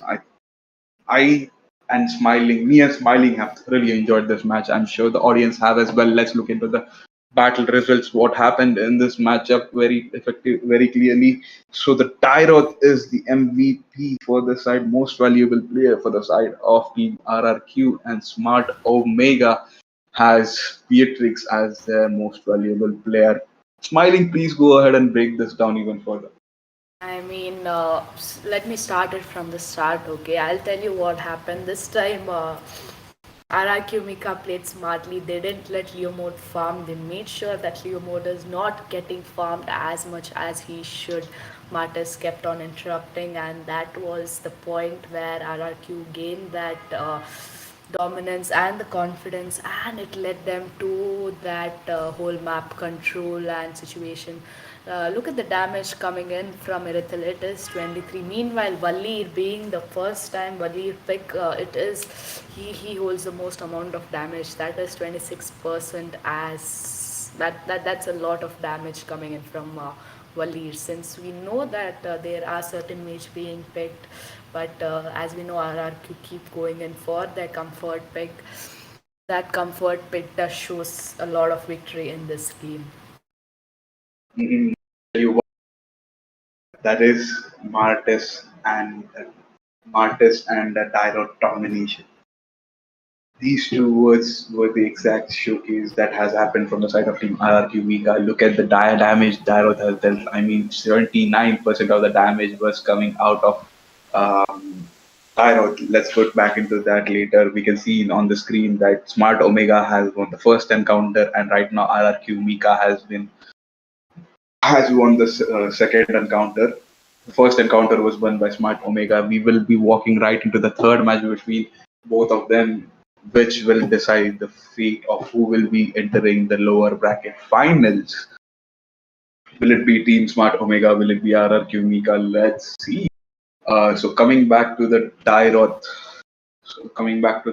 which I was speaking about, the domination, the early game domination of Martis and the early game domination of Martis and Tyroth onto the EXP lane ensured that the rest of the team can go and back their marksman, which was Irithel, who was safe from any ganks. Martis giving the crowd control that he gives early game, and Tyroth with his burst damage and Martis's ability to finish off kills made sure that even three players from Team RRQ couldn't defend their dominance in the early game. Be it jungle, be it the lane pressure which I have applied on EXP lane, which actually allowed the two people being in the mid lane and bot lane, pressurizing Team Smart Omega, which allowed the tank and the mage to always continuously give support to Irithel and not let her get killed and get sufficient farm. It was an amazing play. It was an amazing combination of heroes, and it worked out well in the end for the side of Team RRQ. That is exactly what I was expecting Team RRQ to pull out, and definitely they have it. Even Valir stopping Lolita from extending and coming in, giving those key pick offs. That was just a very wonderful display of performance, very wonderful display of competition right there. Yeah, the next match will definitely be showing us who the winner of this encounter will be. Smiling? Yes, they will be showing what the encounter will be, and we will be back within 5 minutes break. So stay tuned and wait for us to just come and watch the next third exciting match, which will be showing us who is going to be the victory of this game and this lower bracket tournament.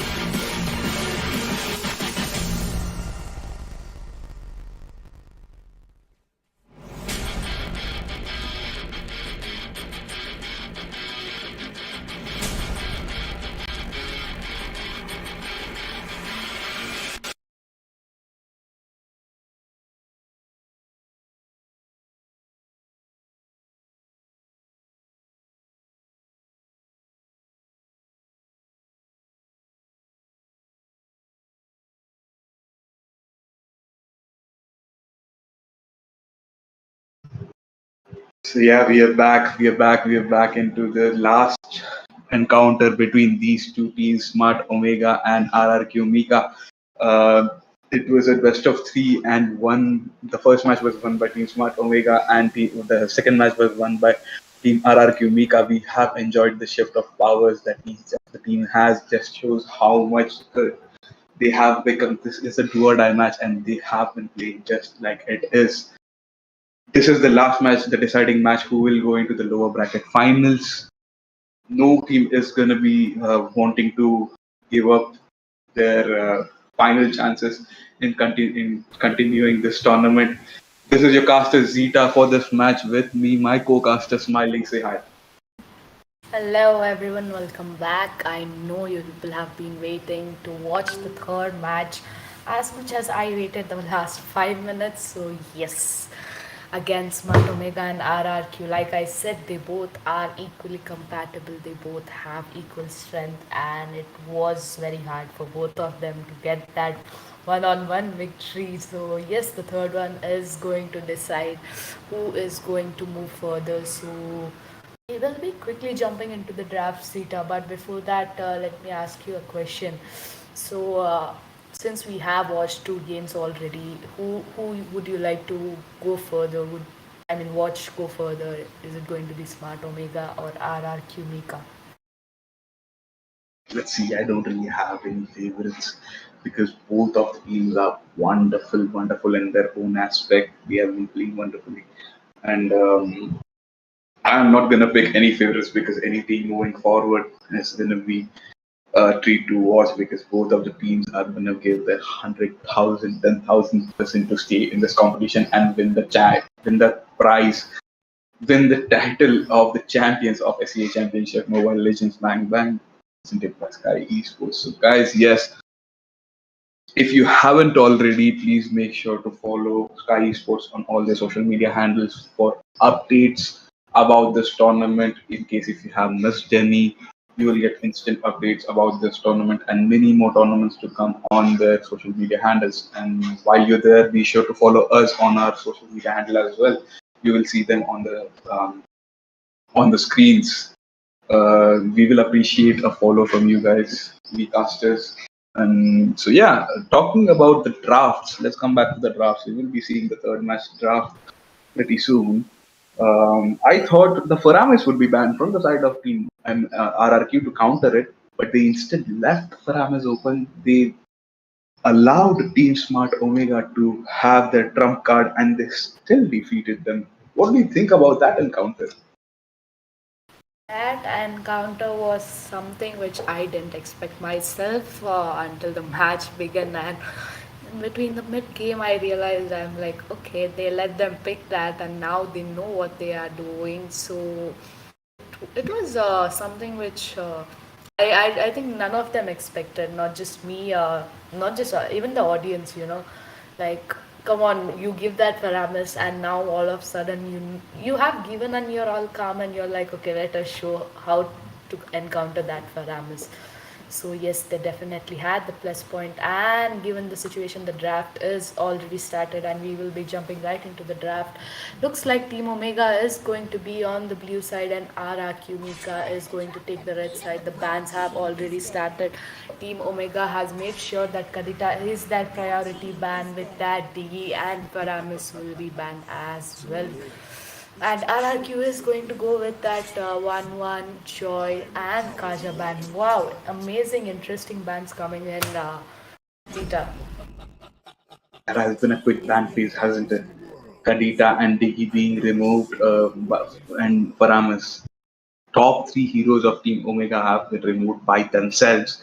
They are gonna be displaying some new strategy in this do or die match, and I'm pretty excited to watch it because before they did, when they didn't play Faramis, they played Kalita and Bandy and played Atlas.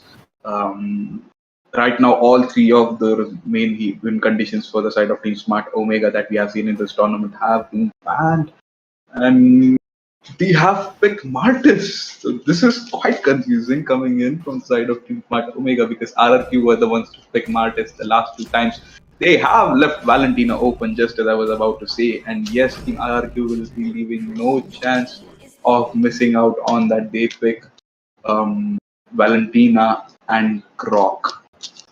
Yes, this is the first time we are going to encounter Valentina in this tournament. Given the situation, Valentina haven't been seen played. All we have seen is banned. So this is when we will know that why Valentina is being banned in every game.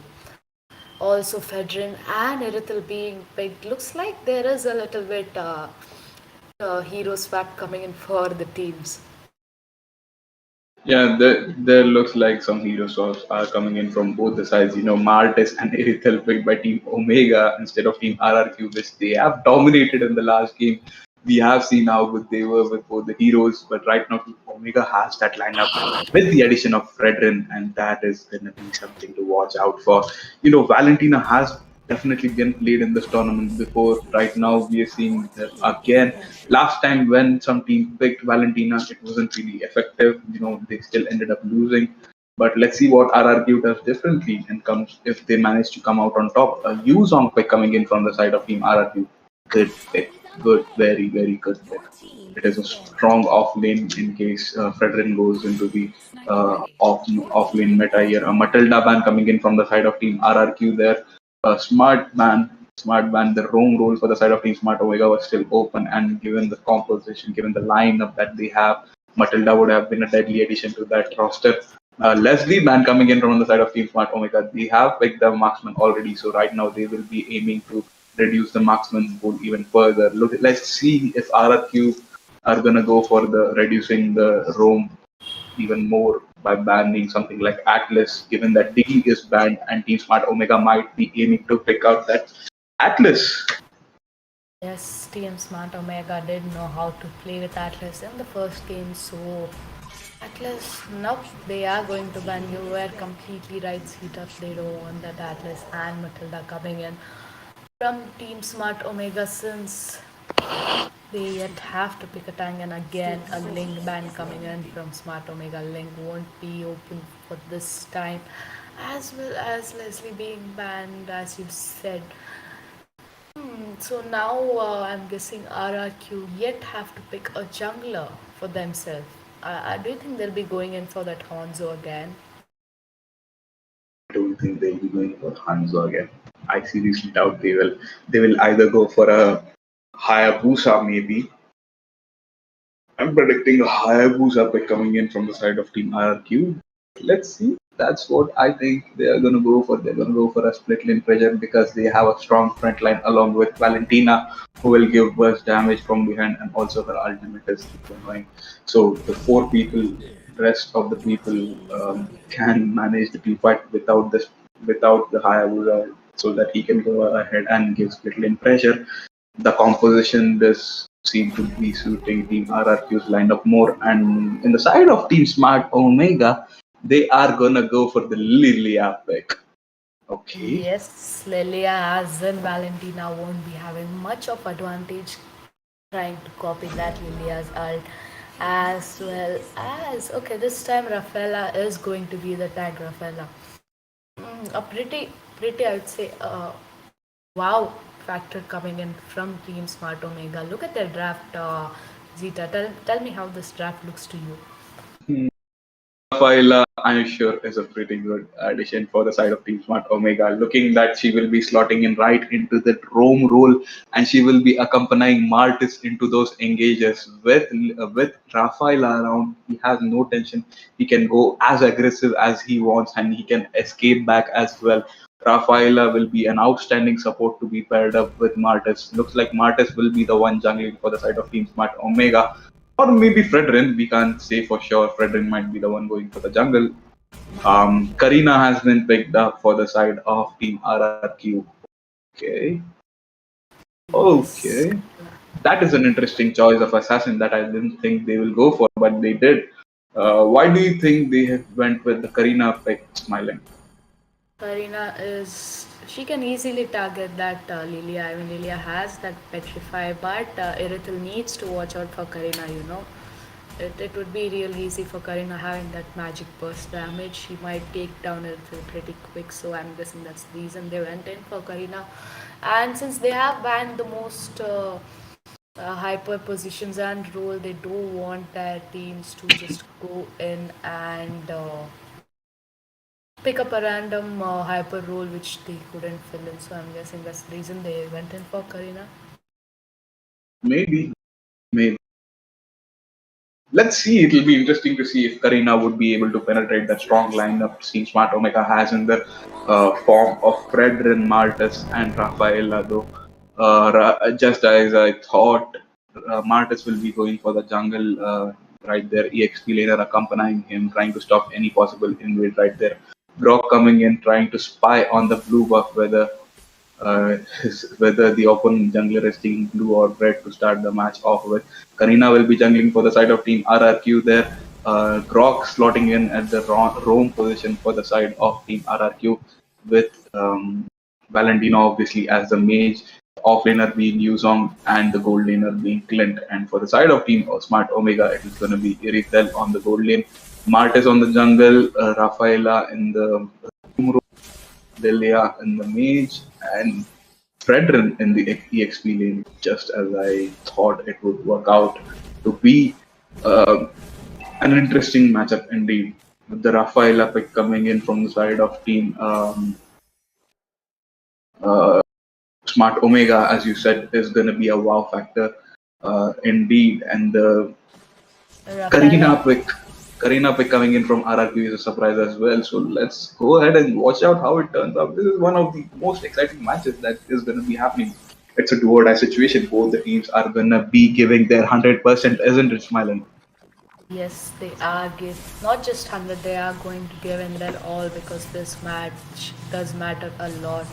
And Rafaela is going to poke a lot and slow down those enemy heroes as and when they try to dive in. You know that's the most annoying factor about Rafaela. The way she just speeds up her teammates with her first skill and then who can slow down the enemies. That is something which she has a lot in advantage. Meanwhile, the first turtle is up, and we can see Karina trying to go in, but Martis makes sure that he and his teammates are there and already have the turtle. Martis does manage to get the turtle. Martis does manage to get the turtle, but the double kill coming in from the side of Team RRQ onto the side of Team Smart Omega there. They lose key components such as Martis and Rafaela, their front line. The burst damage coming from Karina was just too insane. Even though Team Smart Omega were able to successfully get the turtle, they lost 2 kills, which is a bad trade in my opinion. It is a bad trade. I mean, the turtle is almost for waste since turtle was just taken and the hyper just died. So Fella trying to poke her best, but right now RRQ did have a good start there. They didn't get the turtle, but they made sure to get at least 2 kills, which is much more beneficial than a turtle right now. Mm, we can see even though taking the turtle then put Team Smart Omega into the lead for the gold at least there. Rafaela sticking out with Lilia, trying to scout out the bushes with her first skill is going to be amazing. The damage coming in from Lilia is also insane. Onto Valentina there. Brock goes in with the help of Valentina, will be able to secure that mid lane minion wave very, very quickly. They will be continuously rotating there in the top lane, though there might seem to be a fight coming to in place. Yep, there was a fight. There was an engage onto Grok, but seeing Valentina and Clint coming to back that Grok up, Team Smart Omega thought it was a smart decision to go back and camp instead. Grok going and trying to zone out, maybe giving vision to his team scouts. Everyone sitting in the bush behind that turret there, and yeah, rest. It is back to the normal play, normal mind games that we see in each game. Yes, and the second turtle is up. Both the teams are going to go in for the turtle and make sure this time they get the turtle without losing much of a life. So Karina has started the turtle and it's, you can Ready go ahead. to be breaking out. Irithel escaped, barely managed to escape with low HP, right? That Black Dragon from Yuzong makes sure that Karina secures that turret. His Black Dragon from right there on the turtle made sure that none of the side of Team Smart Omega will be able to penetrate and go on trying to secure that turtle. And Karina, with, with a lot of comfort, secures that turret. I mean, turtle. In the top lane, though, Grok is helping out his marksman, that is Clint, to be farming up. So is Rafaela from the side of Team Smart Omega. There might be an engage in the top lane. The Grok going in from behind. He was trying to maybe trap Irithel so that their team can go in, but the plan failed as Martus and Rafaela quickly came to the help. Valentina stealing Lilia's ult right there. It won't be much of a help, but yeah, it is some help. It is a good pick against Valentina, the Lilia, and that is showing to working And out very well for the side of Team RRQ. we see that for now there is nothing much going on. Yes, RRQ has that little upper hand. They do have that small goal lead, and Turtle is going to take time. Meanwhile, in the bot, Fedrin trying to poke Yuzog. There is a backup that Karina knows exactly when to be, where to be. On the top, we see it's a 3v3 situation. They are just poking each other and not really going in for the fight. So, okay. A game of chess being played by both teams. They are one team is being the aggressor, other being playing excellently defensive. Rafaela seems to be a perfect pick right here. You know, her team giving the mobility with her passive as well while using the skills is helping their team a lot. Helping the team. Meanwhile, the third turtle is up, and we see Karina is not going to waste much of a time and just go in for the turtle. Clint pretty low will be forced to retreat Yuzong using his Black Dragon form to just distract those enemies, and Karina manages to get the third turtle as well. This is again RRQ having a good start for their team in the starting of the game. Looks like Karina will be invading the jungle and trying to go in for the buff. She does manage to get the buff as well.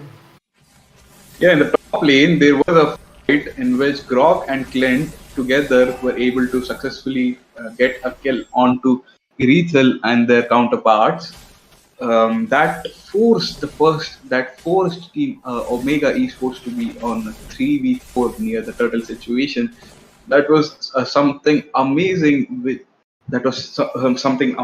of a play which Team RRQ made, that Brock ensuring that Clint comes out on top in that exchange in the top, and they successfully, comfortably even pick up the turtle, the third turtle. Right now, Team Omega has the first turtle, but the second and third go in favor of Team RRQ. Ever since that, we have been the dominators of this match. The um, Again, the vibes of last match seeming to be repeating for the side of Team Smart Omega here. The team fight breaks in. Rafaela uses her ultimate trying to stop Grok, but Grok gets immune by his passive. Both the teams will be retreating as there was no successful exchange for either of the team. They will be wanting to play it safe. Martis and Yuzong have a little tussle there. Martis retreats as well. The team of Team RRQ will go straight in for the turret, and once they get the turret, they are out of there. They are not going to engage further and try to risk what they have right now.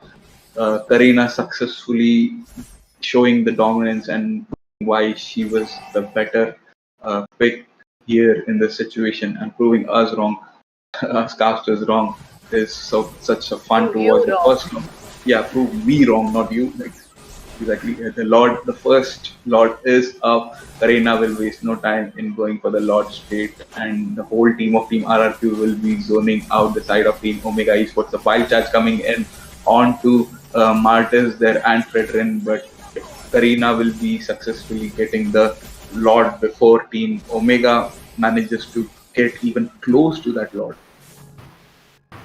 Yes, that was an easy lot. Coming in for Team RRQ, they do have the good lead, they do have the push, they did manage to push top and mid lane turret, and now they're going in for the second turret as well. So that was an accomplishment. Coming for Team RRQ, they have the map control, they have the dominance, they have the early game advantage as well. So all they need to do right now is try ending the game early, because once they manage to end this game early, it is going to be good for them. Once Irithel is farmed in the late game, that might cause a lot of trouble to them, as we know Irithel in the late game. Right, team RRQ has the lead as the domination there goes down the tier 2 turret for the match, for the mid lane as well in this match. Lord will be marching into the inhibitor of the mid lane as well. Will Team RRQ be able to get the mid lane turret as well? Wild Chat comes in, Grok trying to pick out someone from that group of people. The passive for the shield goes down for all the inhibitors. It's not the just the mid and the bot here. A killing spree coming in for Clint there. Picks up a kill onto Rafaela comfortably. The damage coming in from Valentina is just too much for Lilia. Lilia's half HP gets burst down by the combo of Lilia right there. Just the top inhibitor remaining. No, the top and bot third, both inhibitors remaining for the side of team Smart Omega right there. A pretty solid domination showing by team RRQ. I mean, 11 minutes in the game, and they managed to take down almost all but two, I would say, but that is going to be one soon. So yes, a one main inhibitor turret after that base. So RRQ is showing how and why they are dominating this game. They do have complete access to the map and the control as well. The goal just keep increasing as much as possible. The second lord is going to be a, but RRQ is going to make sure that one inhibitor turret remaining won't be remaining anymore. Yeah, Yuzong uses a Black Dragon ability, goes and tries to pick out a kill onto someone, just zoning them out is also enough as Clint picks out the last remaining inhibitor turret down as well. The second Lord will be spawning soon. This second Lord might be the last Lord for the side of Team Smart Omega. The discipline coming in from the side of teams, showcased by the side of Team RRQ, has just been amazing. They're just going for the objectives. They're not committing too much. They're zoning out team. They're zoning out team. Smart Omega out of the turrets. They're picking out the turrets and they're just going away, taking advantage of the defensive play that Team Smart Omega is showcasing. And just like that, all the inhibitors are down for the side of Team Smart Omega. They seem to be in trouble as the domination from the side of Team RRQ continues. They are successful in keeping the team in their base itself while Karina gets that Lord. The Lord is marching down straight in the mid lane. This might prove to be the last Lord for the side of Team RRQ right there. If they play their cards right and they go for the main base, forcing side of Team Smart Omega to go out. But when cornered up is the timing when they come out to be their best. They are cornered up right now. The only inhibitor, the only base remaining. There breaks out a team fight. Yuzong enters the Black Dragon form, zones everyone out, marking them for the passive. NG seems to be in trouble. He will be retreating. Mart is using his ultimate, chasing him, and gets a kill on. Fredrin gets a kill onto Yuzong. Grok gets a kill onto Martis instead, and the marksman being locked onto turret. That means GG, well played. RRQ Mika come out on top against Omega Empress. Both the teams played really well. Smart discipline and just sheer focus managed to win the game for Team RRQ Mika. I mean, RRQ Mika from the start to end. This was the fastest game in the tournament, I would say. RRQ Mika didn't even let anyone just go ahead and take that. Even a single mistake was not done by them. They knew when and what and how to pick them up. The Okay, let's just see the chart and then let's talk about it. Okay, Grok, I would say Grok was the best pick here. Rock knew exactly when to throw those walls and where to throw those walls. It was the wow factor, I would say. I had to keep watching Rock, and yes, Clint was farmed pretty good. They focused on the push mostly, and they did manage to get the push. It was a five-man push at a time, so the dominance was very clear coming from RRQ. And yes, this is the victory that RRQ needed to go to the next level of this lower bracket, and they did manage to win this. We can see almost 40%, 39% of the damage coming in from Clint, as well as the 36% coming in from uh, Valentina. Just shows the dominance those two had on the side of Team Smart Omega. They were the main hyper carries for their side, and the rest of the team did brilliant job in protecting them and giving them the right positioning. Just the zones coming in from Croc and Yuzong made sure that Team Smart Omega were not able to extend and go for the backline at a really excellent display. So congratulations to Team RRQ Mika. They are entering into the finals of the lower bracket where they will be facing the bruiser of the second match that has happened today. Um, that was a delightful match to watch. That was really a delightful match to watch. Um, Let Yes, me it tell was. you, the first match was won by Smart Omega in this best of three encounter, but then Team RRQ managed to break through the mind games which were played by Team Smart Omega, giving them Faramis and still breaking their formation, completely threw them off guard in the last match where they went in with a completely different draft than usual that we are used to seeing them. And RRQ Mika had the mind control in the end with their versatility. They have yet again proven to be the better ones, and they move ahead into the finals of the lower bracket. So congratulations, RRQ Mika. Sadly for Smart Omega, this will be the last match of the tournament. I have thoroughly enjoyed this encounter. What about you, Mika? What about you, Smiling? That was definitely a good encounter. I mean, it was the most peaceful match ever, knowing that they are dominating, they are going for the push. They didn't take in many team fights, they just focused on the main factors and made sure to get that victory.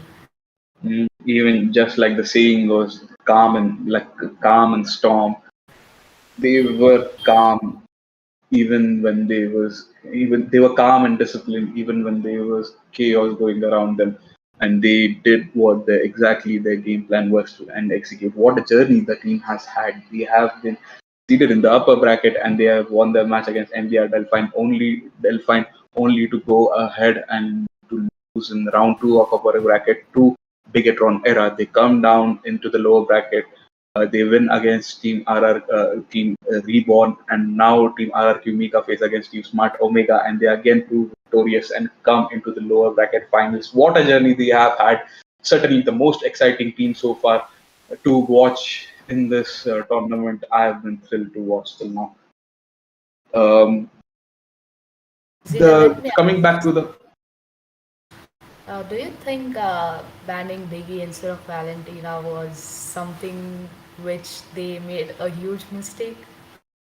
main because coming from me, as I told you, coming back to the draft techniques. The second game, the first game, they were. I mean, Team Smart Omega was successful in playing their mind games, but in game two, Team RRQ Mika understood what they were planning and they countered it. They said, "You play your games, we will not give up, we will still defeat you." And they did that. When they did that, they threw Team Smart Omega off course, and in the third match, they just went in with a completely different draft, a completely different bans. They didn't think about it. It threw them off guard, and they stuck to their comfort picks, which proved to be costly at the end. Exactly. So yes, team RRQ Mika did get this victory, and we will be right back for the next upcoming match. That is Zita. Tell me. That is Bigetron era versus GPX Basreng, the finalist. the finals of upper bracket. This is going to be a mouth-watering contest. Both the teams have not been defeated yet in this tournament, even once. They have had their clean sweeps throughout the phase two as well to move on to the upper bracket finals. Both the teams are on a hot streak without losing a single round either, not just a game. And yeah, I'm looking forward to that match. That is going to be exciting. The winner of that match will be advancing to the grand finals of SEA Championship Mobile Legends Bang Bang, and the loser will be facing RRQ Mika in the in the lower bracket finals. In the next match, that is the third match of the stream. This is going to be exciting. Today is going to be really exciting. I'm very looking forward to it. And yeah, we will be right back. Stay tuned. Don't go anywhere. We will be right back soon with the next match. It's going to be really exciting. Trust me.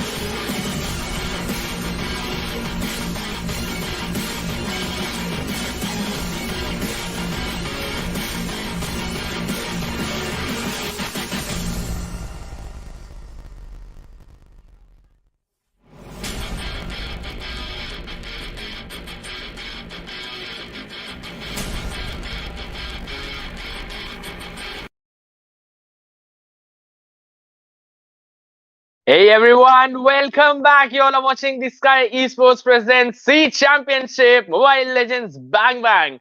I mean, we've had so many amazing games till now, and we're still going to witness yet another exciting match that's going to be between the two teams that have not yet been defeated in this entire tournament. They've both been on a winning streak, and we all have witnessed their continuous killing sprees that have just shown us.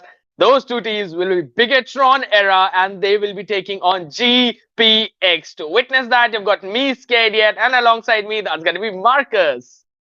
So welcome back, guys. We are back with the one of the most anticipated and excited matchup that's coming your way. It's Bigetron era against GPX Basreng, and just look at the playoffs table, guys. Both of these teams have not tasted a defeat so far in this tournament, so definitely one of them will have to lose, and it's gonna be really, really exciting to see that which of these sides are gonna be succumbing to that. And Bigetron era, we saw they got the 2-0 sweep over RQ Mika, and right now they are going to be going head to head against GPX Basreng, who also got a clean sweep against Omega and Smart Omega Empress. So really excited matchup, scared. Like God knows what kind of draft they are going to be going for. I mean, this is definitely something that we all will witness. I'm expecting a couple of comfort picks or maybe a few flex pick because, of course, you do not want to underestimate your opponent at this stage of the map. Let's have a quick look at the lineup that you've got in front of us. That's going to be Bigetron era going with Vivian. I guess that's Wyvil, Fumi, Shell, and Cine. So they're going to retain this specific lineup for this match. I really feel like they've still got an ace up their sleeve to show all of us what they've got in the bag. Definitely, Skated. The lineup looks pretty strong. This is their standard lineup that they've been using throughout the group stages as well as the playoffs. So, really hoping to see, how they deal with this pressure coming in from GPX Barcelona, who themselves also haven't lost a single game yet. So, quite interesting matchup that we're seeing in this playoffs. And let's look at the lineup for GPX Barcelona right now. It's going to be Fumi, Sky, May, Thal, as well as Jin Kao. I hope that's how you pronounce it, but yep, this is going to be the lineup coming in from the side of GPX Basrang as well. Pretty standard lineup. It's going to be really, really interesting to see, what kind of draft these guys are going for, and are we going to be seeing some shuffle in the roles as well? It is heavily possible because, of course, both of these teams might have prepared against each other. They might know at this point what is going to be the draft for their opponent, what are their comfort picks, and whatnot. So it is highly possible that we might see some role swaps as well. Because, of course, if you want to continue your winning streak, there is some kind of adjustment that you need to go through. We might see those adjustments in the microplay in the match too, because looking back at the matches that both of these teams have played, this is, I mean, they've literally not gotten close to being defeated apart from GPX when in one match RRQ Muka they almost managed to get that win against them, but still they did not lose. They won it 2-0. So I feel like because of the momentum both of these teams that they have right now, it is possible that at the end of the day BTR might have a little edge over them. But we're going to just jump into the drafting phase as the bands are right in front of us, guys. It is going to be BTR on the blue taking on GPX or on the red. Let's jump right into game number one. Uh, Pretty interesting draft so far. We are seeing the bans here, Van Cho as well as Leomord being taken out. The Cho ban was quite a surprising one, but looks like GPX got something in their mind, some strategy cooking there. Kaja being the next one to be taken out. And one more thing interesting to see is how the junglers are going to be handling the pressure here. Vaival, the jungler of BTR, as well as the Sky, the jungler for GPX. It's going to be really interesting to see, how what kind of drafts they're going to be going for, because they have to handle that jungle pressure. Because these good teams, they always like invading. They like to go to those buffs to deny the camps, to steal one or two creeps. So yep, the comp should be heavily dependent on that. And let's look at the next ban that's going to be coming for the way of Bigetron, as they've already banned Van and Leo Morty. Go for a joy ban. Uh, yeah, the joy ban skid, we've always seen a joy ban, right? In every single game, that hero has been denied its pick. That is absolutely correct. Plus, they're not going, doing anything out of the ordinary. Just some normal standard bans we've seen all throughout. Show ban is something that I feel like it's something that we did not see in the first banning phase, but it's probably out of the respect from the side of GPX. Let's see. I am guessing a Martyrs ban, but you know what? a Valentina will be let through. And if you pick a Valentina, you kind of deny an Atlas pick to your opponent. But still, we have seen Diggy being used in the mage role. So a Diggy Atlas combination is also something that I'm looking forward to. Yes, and like you predicted, Skiddy, they are gonna be going ahead with that Valentina ban there. They won't be, allowing BTR to take that hero, because that hero, like you said, Skiddy, is gonna be really, really hard to counter in the draft, because whatever you pick, the ultimate is gonna be stolen. And let's look at the first pick that's coming for the side of BTR. Mart is surely open. Could be a good pick here. Looks like they might go for a Matilda, and yes, they will. That's gonna be the Matilda, the first pick. Going for the side of BTR. What do you have to say about that pick, Skiddy? A Mathilda being picked up, securing a mobility, can still be flexed into the mage role, so not revealing their draft a lot. But I don't think so. They're going to try any cheeky moves, especially in game number one, because they might want to look at just the level of the waters. We want to test it out for now. I want to see how GPX is going to answer that back with. They cannot go for an Esmeralda right away. There's also a possibility of a Dairoth. But yes, we've been seeing Faramis for quite a long time, and Fredrin as well, who has been flexed into the EXP as well as into the jungle. Two pretty solid pick, not revealing their draft at all. GPX are doing pretty fine job at that. Yes, Kadian, and that Fedrin pick is so flexible. It can be played as roam, jungle, or EXP as well, depending on the circumstances. They are definitely gonna switch it up. Meanwhile, let's see what the next two pick are gonna be for the side of BTR. They surely want some answer to the Faramis. Uh, but yes, Kadian, like you said, they can't go for an Esme pick early, because there's always a risk of getting countered by the Tyrod. But looks like BTR seems to be relying on the Yuzong for the EXP lane. Let's see if they do decide to pick it up or not. And looks like, yes, they will. It's going to be the double lock coming in. That's going to be the Eve and the Yuzong being secured there. Nice mid lane they got there, in the form of Eve. It's going to be strong mid lane, because just for the lack of mobility, you have the guiding winds from the Matilda that can help you roam around pretty quickly throughout the map. So that's going to help them in the rotation. Plus, we know how Eve slows. They've been buffed recently, and it's so annoying to deal with. You feel like you're literally just standing in one place. Plus, she deals continuous damage, but I feel like they need Claude in their hands in order to somewhat counter, the cult altar that's gonna come in from. But I'm really hoping at this point we might possibly see a Farsa ban in the next phase. Yep, we definitely might. And looks like Akai is going to be locked in by GPX. That's a good pick, And now if they ban out the Diggy, they won't be. I don't think Diggy is needed to be banned, because they already got the mid lane secure there. But let's see what other options they have. They can go for a marksman ban. They can, reduce the marksman pool of the teams, or they can go for a jungler ban, because clearly BTR hasn't picked their jungler yet.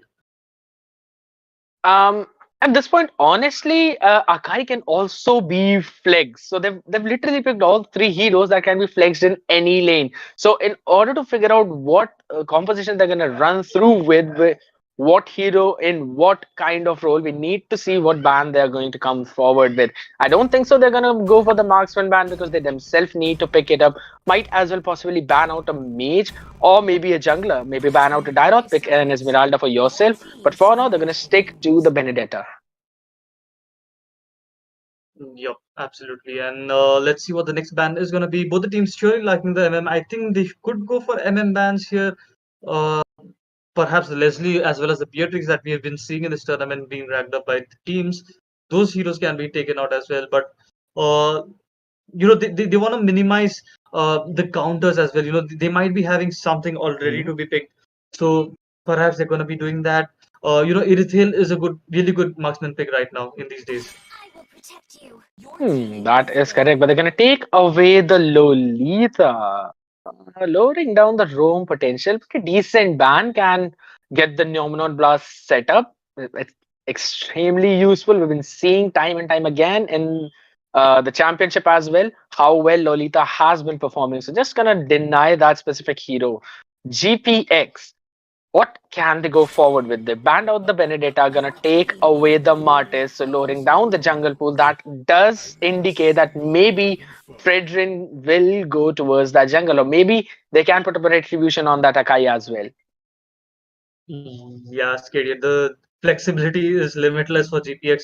And also to add on to that Lolita ban, Lolita kind of counters a lot of marksmen as well.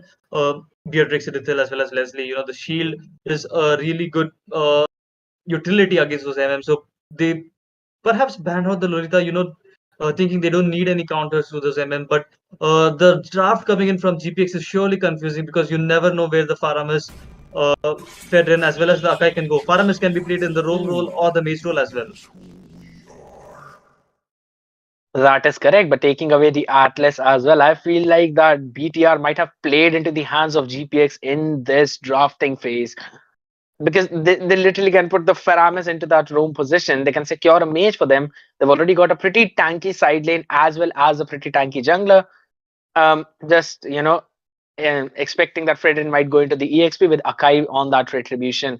GPX, maybe a mage, maybe a marksman. They can go for either of those picks. A Claude for their side would also work pretty fine because you can jump into that backline with the Blazing Duet, make sure Eve gets out of her ultimate. But seriously, I'm still pretty confused. They have the option of a Clint, they're gonna go for it, but I'm kind of doubting that pick, Marcus. The Clint pick, right? Yeah, the Clint pick for now because you have such a huge range when you're on that Eve, and looking at the mobility of a Clint, it's not that high. So unless Akai jumps towards that back, make sure to use the heavy spins to disrupt the real world manipulation, Clint will have a tough time. Yeah, definitely. And there is the Yuzong as well to zone him away. And looks like Ling is going to be the jungle for the side of BTR. What do you think about that Ling jungle skated against these comp? Because Ferrin is tanky, Akai is tanky as well. Faram is super tanky with his ultimate there. So do you think Ling would be working here in this composition? Honestly, they're just kind of going in towards that extremely mobile composition. Ling will have the leeway to move along the map, can jump towards the top, mid, bot. You never know. He's got such a high mobility. So he has the freedom of movement. So I feel like that the only person that he would be targeting entirety of this match would be Clint. He would want to make sure to get that Clint out of that team fight. He would make sure to at least get him low enough so that he has to recall, or maybe just delete him entirely when he's in the mid and late game. So it totally depends on how these teams will itemize against each other. It's gonna be Akai into that jungle along with the Fredrin into that EXP, just as we expected. Marcus, I want to ask you a question at this point. Who do you think will get the win? Will it be Bigetron or will it be GPX? That's a surely difficult question, Skyesports. Coming from the background that these two teams have, both the teams haven't tasted a single defeat yet so far in this tournament. So that's a really, really difficult question to answer. But it's all about the execution. But looking just at the draft, I feel like GPX has gone with a quite decent draft. They got the tankiness and they got the damage. They're going to be relying on the crit for damage. And one more thing to add on to that link pick, Skyesports, is that the jungler for GPX is going to be Akai. So in the objective battle, the turtle battle or the lord battle, Akai is going to be trying to pin down, whoever the jungler was going to be and to secure the turtle. But with Link's ultimate, the immune is going to be helping him. But looks like the blue buff has been stolen by Hilda. I mean, Sal just making sure to punish Link. The blue buff is something that he needs in that early game, and exactly that thing has been stolen. It's going to so much delay his farm. And look at his red buff, it's also being invaded. Beatrix comes in, wants to support. Akai is chunking down, being very low in that HP. Faramis also jumps in. Blue buff is also extremely low. Finally, Link will manage to secure that with his retribution. I'm still surprised how and why was Hilda able to steal that away? Did they expect that it's going to be a double buff invade? So Link just wanted to save his retribution for his orange and lost his blue instead? Because if that is the case, then that's such a bad trade. But for now, the first blood is going to go into the hands of Bigetron. He punishing Akai. That's a good trade, at least for now. But look at the damage of Hilda. Marcus, they're not stopping. It's an entire brawl. Thal will finally retreat back as well. Whew. Then go back to a stalemate. The pressure coming in from Thal, Thal is like really onto some annoying thing, doing the Hilda things here. Just denying the farm, just destructing, always giving that constant vision on where the jungler is. But yes, okay, that kill on the Akai was really crucial, as now they have sort of balanced out the buff that was stolen from Ling, as Akai's buffs also will be reset with that death. But meanwhile, looks like the turtle has been spawned here. Let's see which team is gonna be getting their hands on the first turtle of this matchup. For now, I really feel like the advantage is in the hands of GPX. They are still trying to deny that exact same thing. Look at the HP of Ling. It's so low. Sal with the damage here. When manipulation comes in, Yu Zhong with the Black Dragon form. Make sure Paramus has to retreat. But look at Akai with the heavy spins. He has managed to steal away yet another blue. Retribution has been used up. So the turtle might be open. But he does not have the level 4 yet. That is a massive blow and such an amazing early game strike from GPX. Absolutely skated, and the way they baited out the Eve's real world manipulation there just before the turtle, seems like they got what it takes to go for it. But right now they're busy farming, and they are gonna be showing some interest in the bot side in the goal lane, and they don't want Beatrix to just get her farm. As we can see, like the Clint has been forced to recall. We clearly know who's winning the goal lane right now. But yep, let's see what happens here as the focus has been shifted to the turtle side now, since Ling and Yuzong had already started. And let's see if they try to get some kills before they go on and fully commit to the turtle. Meanwhile, Farham is taken down by the Yuzong, and that's going to be one man down for GPX. And seems like the turtle is up for grabs for GPX. Absolutely, and the kill on Thal is also up for grabs as the circling eagle was used up, but that's gonna be Akai taking away the turtle. Tempest of Blaze used up, but for now Ling does not have any escape, though he will manage to retreat. Paramis, yes, he was taken down in that team fight, but of course, because of this passive, he has such a low resurrection cooldown. So it really did not even matter that much. Plus, with the heavy spins, the way the zone out came in, as well as the on-point retribution, that's another big win for GPX. But Marcus, an important thing that we need to focus on is the goal lead. It is still favoring BTR. Yeah, that's quite astonishing there. They got the 3 kills. GPX yet to open their hands with a single kill in this matchup, and looks like Hilda is in trouble, might be falling down as well, but depends on who she's gonna be falling down to, and that's gonna be Ling, who secures the kill, and that's the much needed farm, for Ling, because he is getting constantly invaded, so he has to jungle up quickly compared to his counterpart Akai, who has already made his way to the goal lane. And we might see some gank here, some little pokes going on, but yep, no full commitment coming in from both these teams. I don't think so. We're going to see any aggressive fights for now from the side of GPX. They've been taking the neutral objectives again and again. They've forced Ling on his back foot by not giving him his blue buff for 2 times in a row. But Beatrix has been left unchecked, and look at that, they're forcing the bottom tier 2. The retaliation, it comes in, the wave has been cleared pretty easily, but the damage has already been done. Shell is already on an amazing streak of that farm. Yes, does not have any kills for now, but will definitely get his hands on that department as well. Plus, we can see Eve on a 103. Yeah, and Akai, he was almost gonna flank the gang that's happening in the bot lane, but he was spotted out. Meanwhile, Hilda showing no mercy, just diving right into the Eve. Might be caught here. It's a 4v1 situation. 5v1, Yuzong coming all the way from the top lane to pick up that kill in the bot side of the map, and that's gonna be one man down for GPX, and Turtle is up for grabs here with one man down. Let's see if BTR is gonna take the opportunity. No, Ling has his priorities on his eyes. He wants to secure that blue buff before someone else steals it again. He's like, you can take away the turtle. I do not want that. I just want to focus on my blue buff because that is what my priority is. And circling eagle used upon Akai. He goes in for the heavy spins. Turtle has been secured. Real world manipulation. No one to disrupt it in the back lane. It's just a proper disengage from both the teams. Again, the neutral objective being secured by GPX, but the other objective around the map, the tier towers, the gold shield, as well as the pickoffs, they've been in favor of Bigetron, and they've just managed to take the tier 1 down. Clint is not at all having a good day.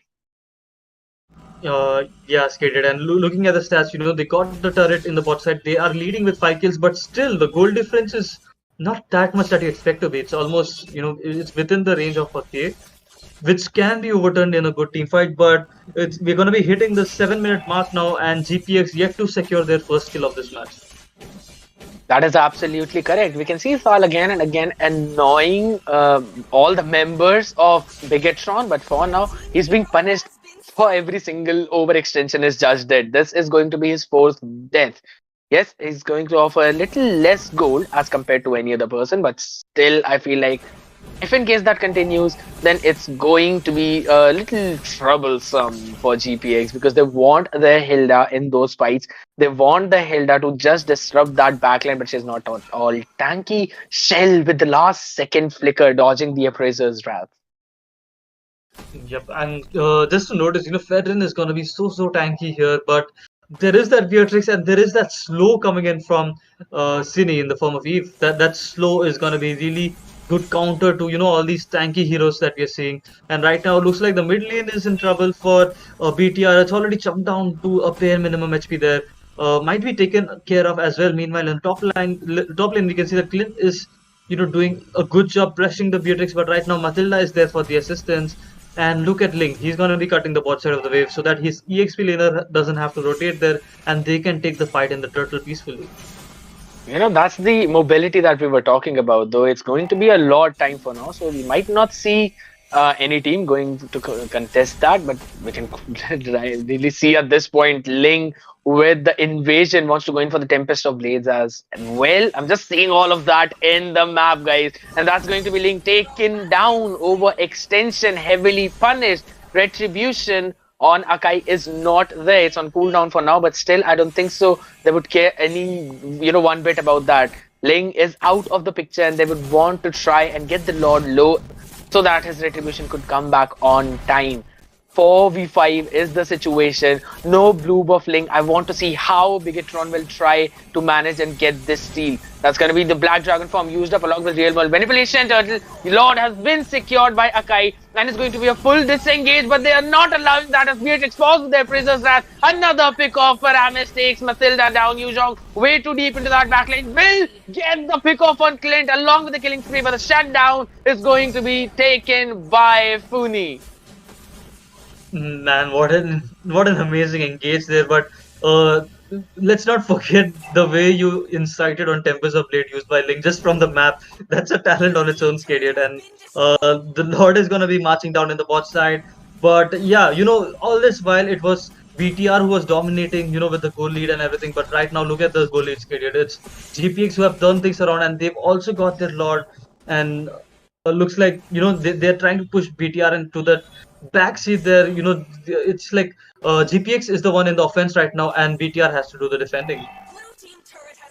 I mean, as for the late game scaling, I really expected Bigetron to have that a little edge over them, but still the Clint, the Faramis, the damage is really kicking in at this point. They want to try and take down the tier 2, but not even a single shot will be landed by Lord on that. Just the power of that amazing wave clearing that Shell, Cine, as well as Yu Zhong have. That's really good, and they are not letting the passive of the towers being used up for their inhibitors, so that even if the next Lord goes in favor of GPX, they will be able to defend that without any major issues. And Ling cutting the wave right near the top inhibitor, also going to make sure that the pressure is not there, at least from that one lane, so that their team can focus on the other two. That is a picture-perfect defense from Bigetron era. Yeah, Bigetron era showing how it's done, from all these experiences. They are the ones who have been dominating all the teams, and now they're showing us, what to do when you're getting dominated, how to handle those lanes expertly. And yep, the wave management is pretty good here, and looks like BTR can at any time jump back into the game if they have one team fight going into their favor. And same thing can be said for GPX as well. All they need is a good team fight, and they can still save the board. And right now the goal difference isn't that much. It's almost around 2 to 3k, which can easily be covered up in a team fight yet again. But the matchup is quite intense here. We are not clearly shown who is going to be taking the win here. It can go either ways. Absolutely. And just as we were talking about, the scaling is going to kick in at some point, and there is no one to disrupt the real world manipulation. Akai is not being able to do that at all.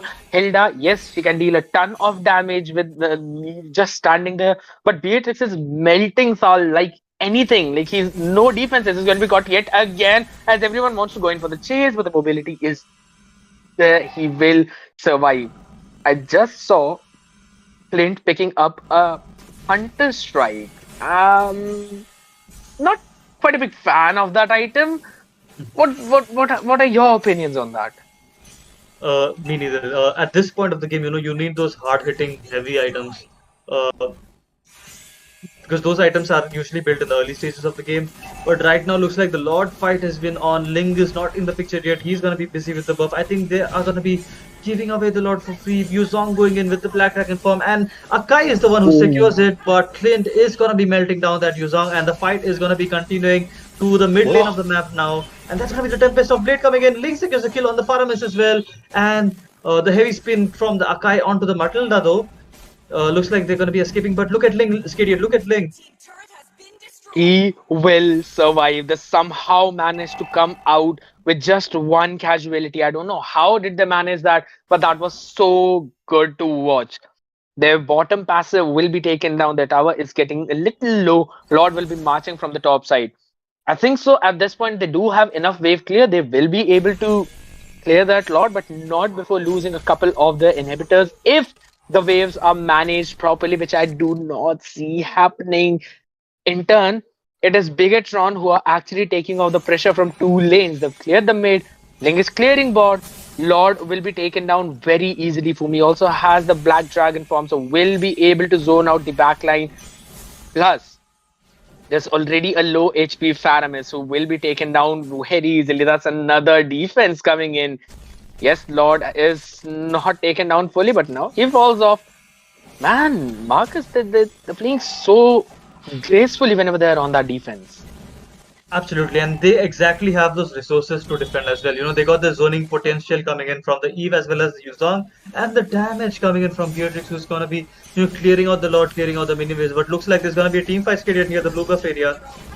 Absolutely, and the Cult Altar protects them from the Nibiru's passion, and that was the turning point in that whole team fight. They managed to come out on top with 2 pickoffs, but man, Shell using those snipers perfectly, making sure that the wave is taken down, though the tier 2 tower will fall, yet, not much of a damage done.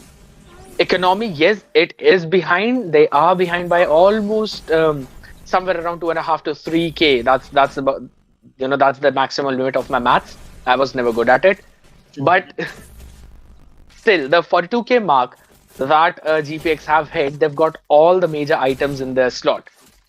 For now, Bigetron, they'll be looking to reach that specific power spike in order to compete for this next slot.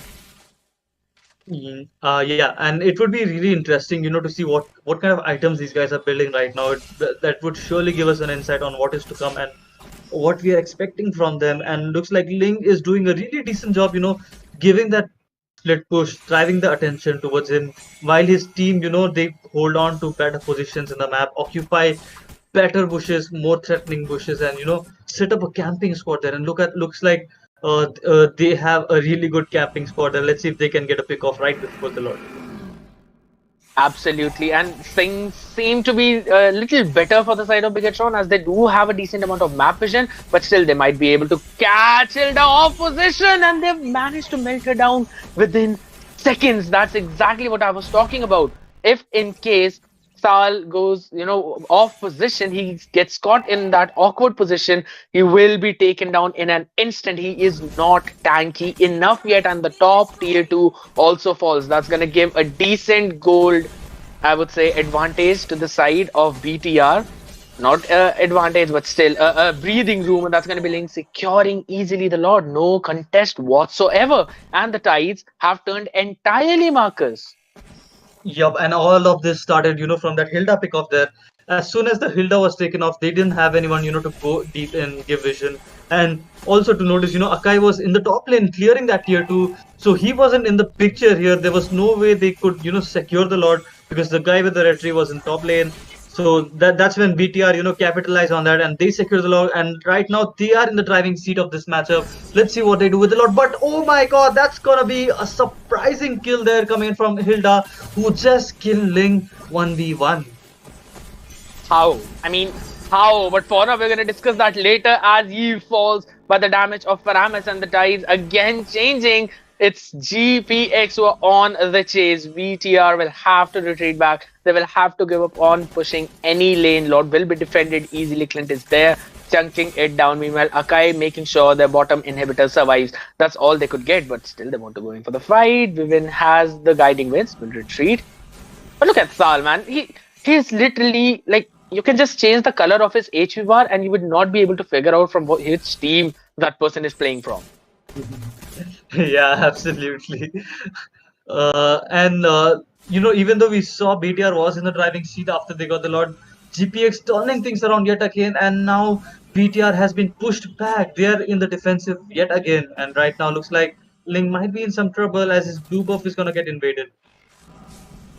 Absolutely, but he managed to secure that though. I was about to say, not like he has not experienced that in this match already. From the starting minute, his buff has been invaded, but for now, he has the breathing room, he has secured that. What are Bigetron going to do from this point onwards? They've got the 49k gold, they've got all the major items. It's going to be just the last item swaps that will be looking forward from both of these teams. Tower difference, just one. The goal difference, it practically does not matter that much at this point. But yes, how well they manage to pick off Tal is the question of the hour. Will they manage to get another pick off on him and get the advantage and get the, turn it to a lot? They're actually willing to go for that. They've used quite a lot of resources. Tal still survives. Skittery, I think they can do the same strategy that they've been doing, even in the previous contest there. Ling going in for that split push while others set up a push camp, but looks like GPX have read Ling's movement here. They know that the split push was gonna be coming from that Ling, and they decided to camp instead and send him back to the base. And that's really good coming in from GPX. They're learning from what this Ling has been doing, and we can see that Ling hasn't given up. He is going for that split push yet again. Trying to distract GPX. GPX has to send someone in the top side, but looks like they are going to be focusing on the Lord. They are going to be ignoring the Link for now, and let's see who secures this Lord. Absolutely, the Lord Dance is there. Both the tank as well as the XP laner, they're actually quite deep, and there comes in Black Dragon form onto the lane, making sure he is zoned out. Dokai is still there. Where is Link? He needs to be there, and he actually manages to steal it away. It's going to be a full disengage by Bigetron Alpha. They want to go back. They don't want to fight it anymore, but Yu Zhong has been caught in the back line. He won't be able to do anything, but he takes down Clint. He takes down the main damage dealer. He's out of the picture now, and this time Bigetron Era will go in for the chase. They get the sniper shot in, but it's just Akai. He is extremely tanky. They need to keep their cool. They've got this in the bag. 2 pickoffs, 3 versus 4 is the situation. They can take those inhibitors very easily. The wave clear is just not there. Absolutely, and what a nice Lord secure coming in from that Ling. Even though Akai was there with his heavy spin ready, but Ling somehow manages to secure that Lord, and looks like BTR is back into the driving seat and GPX is on to the defense now. Let's see if they are able to defend this as well as BTR were doing all this while. Seems very difficult. BTR had the wave clear. They do not. Mid inhibitor has already fallen. Bot will also be taken down very easily. We can just see how Shell is just abusing those snipe shots. Gets the connect on Fredrin, but is still very tanky. They're gonna make, GPX pay for what they've been facing this entire game, but still keeping the discipline. They're not overextending. They know that this team fight can be turned around very easily. So they're just keeping their distance, making sure to chunk down those inhibitors little by little, and that's going to be the full-on retreat. They managed to get the 2 high grounds.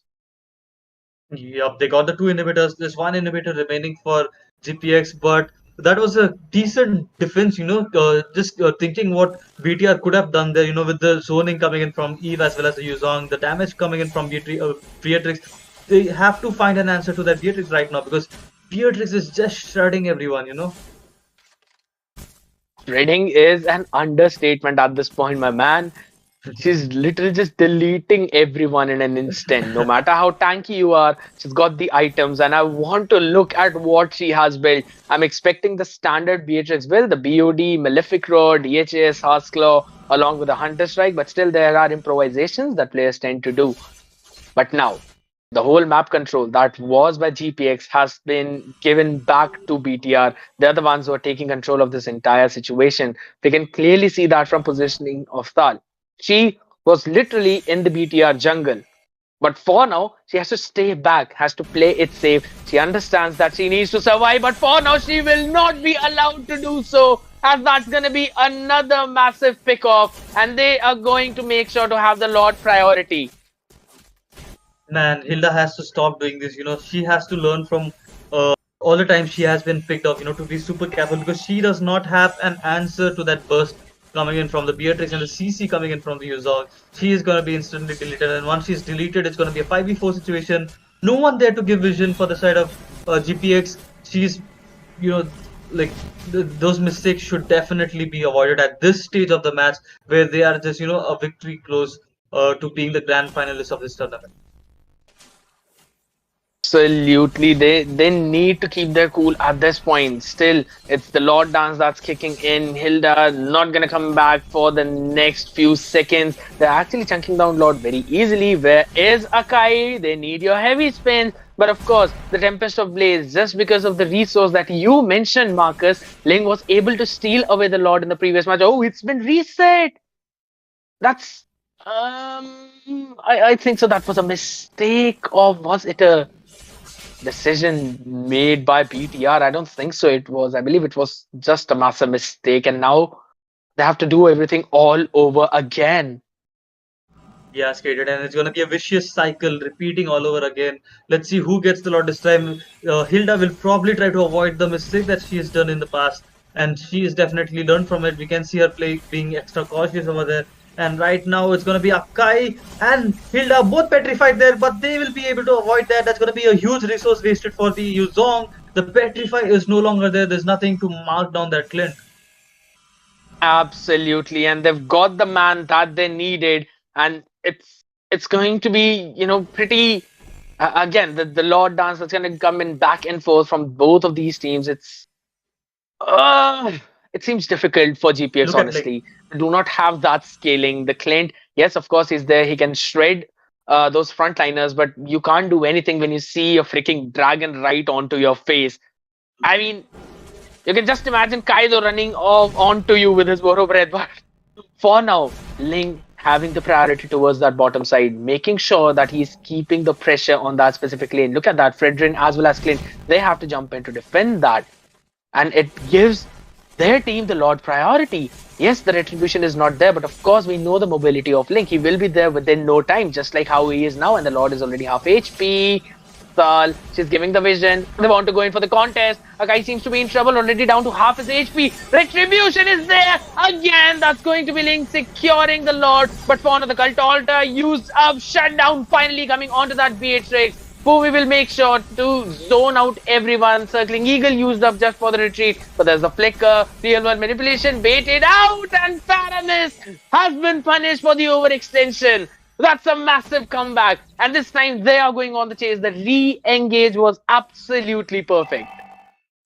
Man, I really like, how BTR is capitalizing on that Link, making full use of Link's all his skills, retribution, the ultimate, the way he's jumping the walls, baiting out two players of GPX to the bot side and out-rotating them, joining the Lord fight, using his first skill, and then using the ultimate, using the retribution to secure the Lord. That's like the 100% utilization of the hero right now. It looks like Circling Eagle has been logged. Hilda might be taken out, but the immortality is still there. But oh my god, he was deleted. Link was the one who was taken out, Marcus.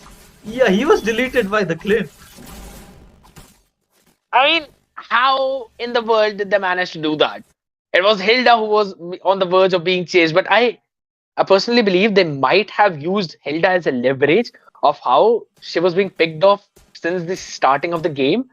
I believe that it created a delusion for Bigetron era that maybe Hilda is again off position. They'll be able to pick her off. Just like how it's a muscle memory that's been working since the starting of the match. I know it does not kick in that quickly, but still.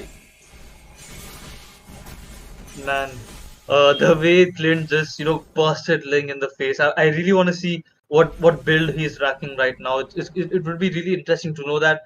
But yeah, Skated, we are back to that Lord Dance once again. It's gonna be another superb defense coming in from GPX. And one more thing to notice is the Faramis is like doesn't have any value as a hostage at this point. He's just gonna respawn and join. I mean, if there's any person who'd be able to rejoin the fight in which they've been picked off is Faramis, because everyone else will have those 65 to 70-second long cooldowns. So one pick off, and that's gonna give the next 1.5 minute to your opponent because they will be having the advantage in the numbers. And if you've got the numbers advantage, you've got the pressure on your opponent right off the bat. Finally, Sal going with the dominant size will probably be picked up. You cannot face check the bushes like that in the late game. Oh my god. Yet again, Hilda being picked off there, making it a 5v4 situation, making it really hard for GPX, to turn things around here, to go back into the attack mode. They are always forced to be in that defense.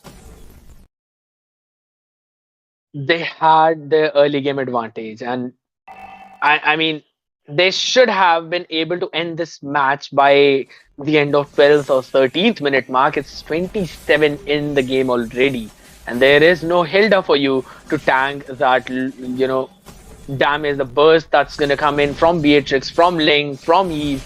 The real world manipulation has also been on point, and look at how Faramis's HP is being literally reduced to absolutely nothing. They've zoned out everyone perfectly. Akai is there. Yuzhong gonna be pulled back. He will be taken down. Black Dragon Palm has been used. A quick draw is there. And that's gonna be another pick of real world manipulation to chunk Akai down. And Beatrix does the remaining amount of damage. Where is the retribution? There it is, on point yet again. Fredrin losing the immortality as well as his life. 3 members down, only 2 remaining. Thal will be respawned right away, so that will give them some leverage. But the Lord is gonna march from the mid. I don't think so. GPX will be able to defend this Marcus.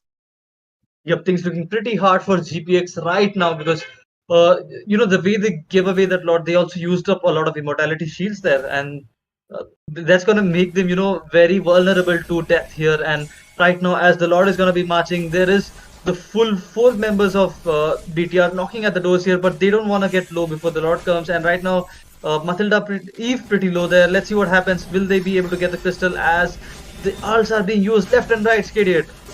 What? The cult altar used the wind of nature to save Clint for a few more seconds, but that's about it because Matilda with the magic damage and the crystal will be taken down. That's an amazing comeback by Bigetron era. They are the ones who are continuing their winning streak at this point, and they want to go in for more in game number 2. But what a match that these people have played. These girls are absolutely on point with those skills. They knew their win condition. They made sure to play along with that. And man, my hands are up at this point. What a game. Another 30-minute long. It was a roller coaster ride, Stadium. We never knew, which team was going to be winning the next team fight. It just kept switching from BTR to GPX. We saw that GPX was doing really good in the early when the match started. We saw that BTR were the ones who were dominating, and then GPX managing to turn things around there with those objectives. They got the lot. They pushed BTR back into the back seat, and they were the ones taking hold of the offense. But those pickoffs, man, those pickoffs really helped BTR, to make it a 5v4 situation, and they capitalized on that. They knew what to do when one man is down, and they just took every single opportunity, got the Lord, and they secured the win here, man. And that damage from Beatrix, my God, just deleting everyone. Jeez. Literally, the late game scaling, it kicked in perfectly. Let's have a quick look at the items. We wanted to discuss that, and it's the exact same build by Shell that we were talking about, except there's no demon hunter sword. There is a respect for the physical damage. That is the wind of nature. It's gonna make sure to immune her from 4 people. That's Akai, Clint, Hilda, and Fredrin. There's only one magic damage dealer, that too Faramis, and I personally think that it is not enough. They needed to have one more. It was fairly easy for the members of Bigetron era to itemize against them. So, I mean, that was a pretty good itemization and a pretty decent one. But yes, draft needs to be changed a little bit for GPX. Yep, and even the draft was quite good. The both the teams were quite skillful, but I feel like as well as the draft, they should even try not to overcome it in those risky situations. Try not to give that one kill in those team fights, make it a 5v4 situation. I think that's what GPX are going to be learning from this match. They'll try to minimize their deaths in the crucial moments, which is going to be causing them a lot of things. So yeah, like in terms of draft, I think like you said, Skid, they really lacked someone to deal damage. They totally relied on that plate for the damage. Yeah, and as the game goes to the later stages, we've got the dominance ices, we've got the blade armors, the anti-cuirasses. I mean, just a Malefic Roar is not enough for all that penetration because Clint would need to use all his resources just to take down one tanky member, and that's just Yu Zhong. We're not even talking about Akai, or we're not even talking about the Methilda in that sense. So, but then again, Akai was chunked out way too quickly, and that's only because of the presence of the BHX, that too without a Demon Hunter's sword. So that's some insane amount of burst damage coming in. We're gonna see quickly what is the exact standings, as it's going to be Bigetron era winning the game 1-0 is the score markers. They have it in their bag. Let's see if they'll be able to take it home. It's gonna be really, really, uh, hard thing to say because GPS Basreng they were so close to get the win here, but they managed to get overthrown by BTR. Those pickoffs were really really nasty, and if BTR wins the next one, they are definitely gonna be the grand finalists of this tournament, and they are gonna be the grand finalists without tasting a single defeat so far. So that's gonna be a feat on its own. But let's see if GPX can break this win streak coming in from BTR here, get the first win, get the first victory against them in this playoff. So it's gonna be really interesting to see how the drafts are gonna be working out. And like I said, Skiddy, that Link pick, against that Akai was a really good one, to avoid the heavy spin, the Link just using the ultimate and securing the objectives. That was a very smart draft coming in from BTR, and let's see how they draft in this game number 2 that's gonna be starting up soon. Yeah, I'm expecting a little change, specifically in that mid lane category, wherein I personally believe Farsa might have been okay, but then again, there was a Yuzhong drafted in your opponent already. They could have gone for a Dairoth into that jungle, but of course, they had the Akai, Faramis, as well as the Fredrin locked in. So I personally feel like that they need to change it a little bit in order to keep, their draft safe. I mean, not predictable. They kind of drafted quite a lot of flexible heroes. And then for the last two picks, they were just literally confused where to put which hero. Yes, they ended up putting Akai into the jungle with Faramis in the mid, but when the draft was over, I believe they realized that they kind of messed it up a little bit. They had the win condition for that early game, but the farming that was done by Beatrix in that bottom lane was insane. So they need to keep a check on that as well. They were getting those neutral objectives, but they need to transition it to something else on the map, which they were not able to do. So maybe GPX might want to go for a hero that kind of provides them that freedom of rotating around the map a little more quickly, or maybe a hero that might scale pretty well into that later stages of the game.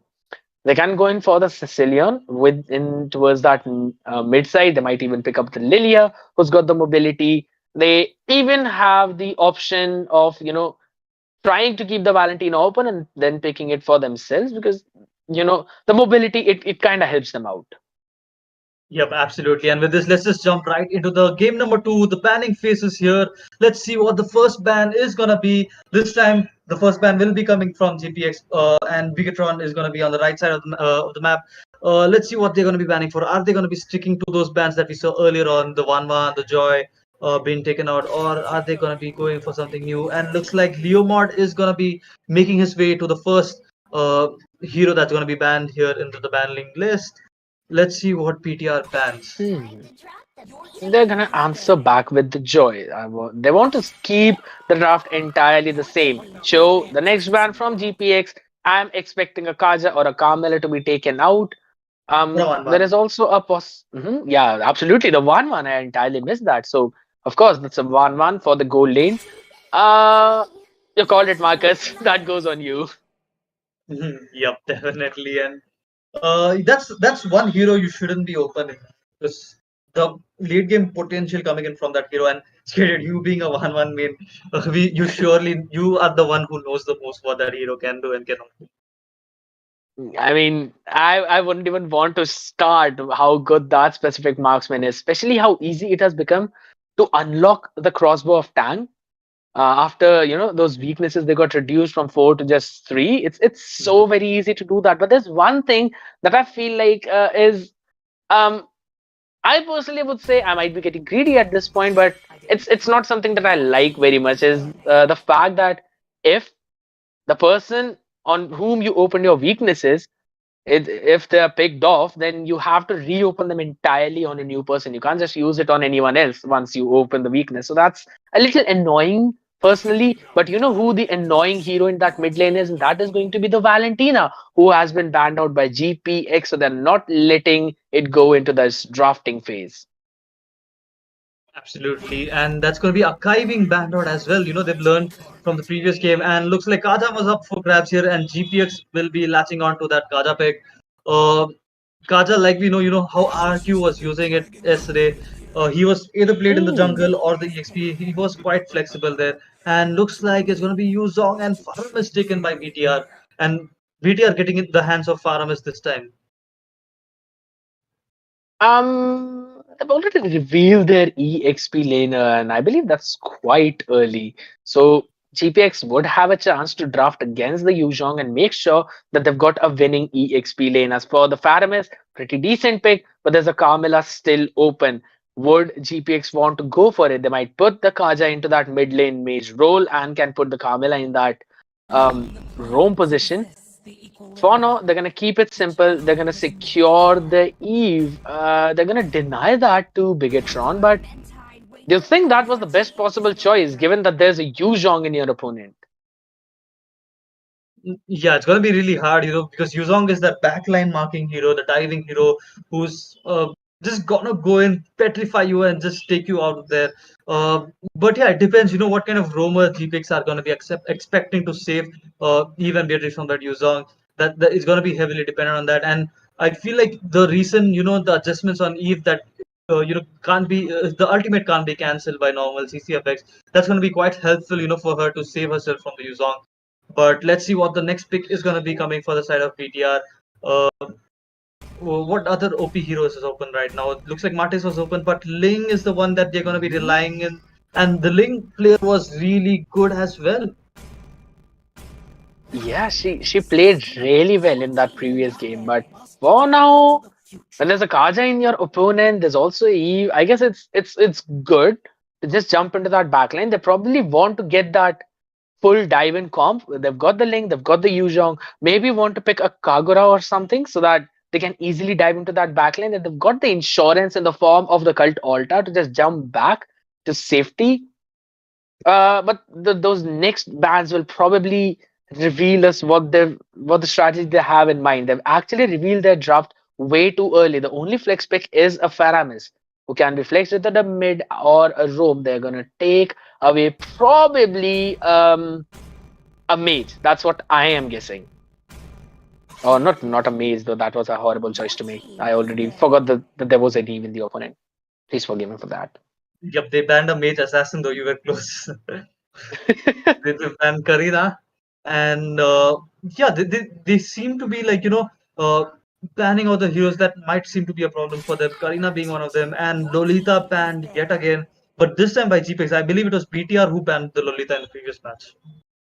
You're absolutely correct about that. And the final ban, yet another jungler who can counter the Ling.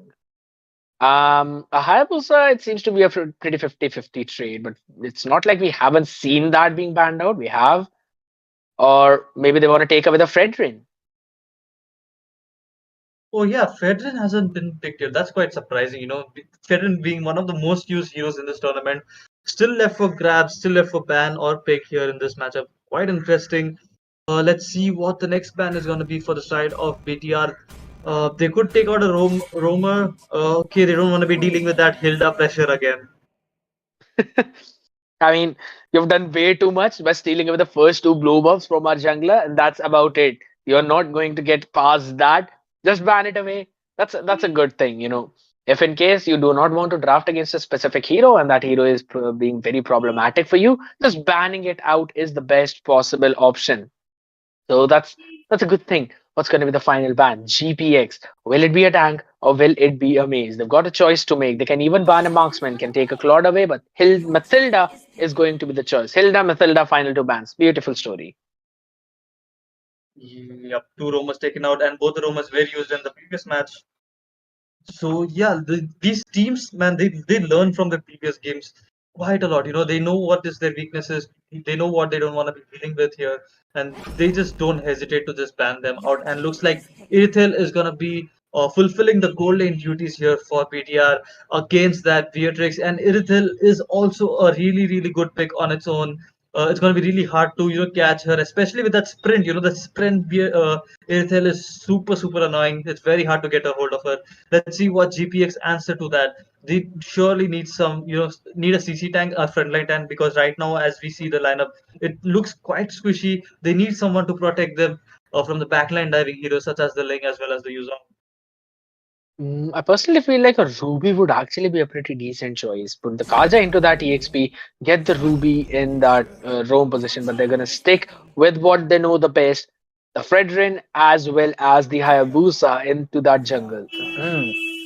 So, Marcus, I'm actually going to go through with your point. That's absolutely correct. I feel like the front line, it's not that tanky.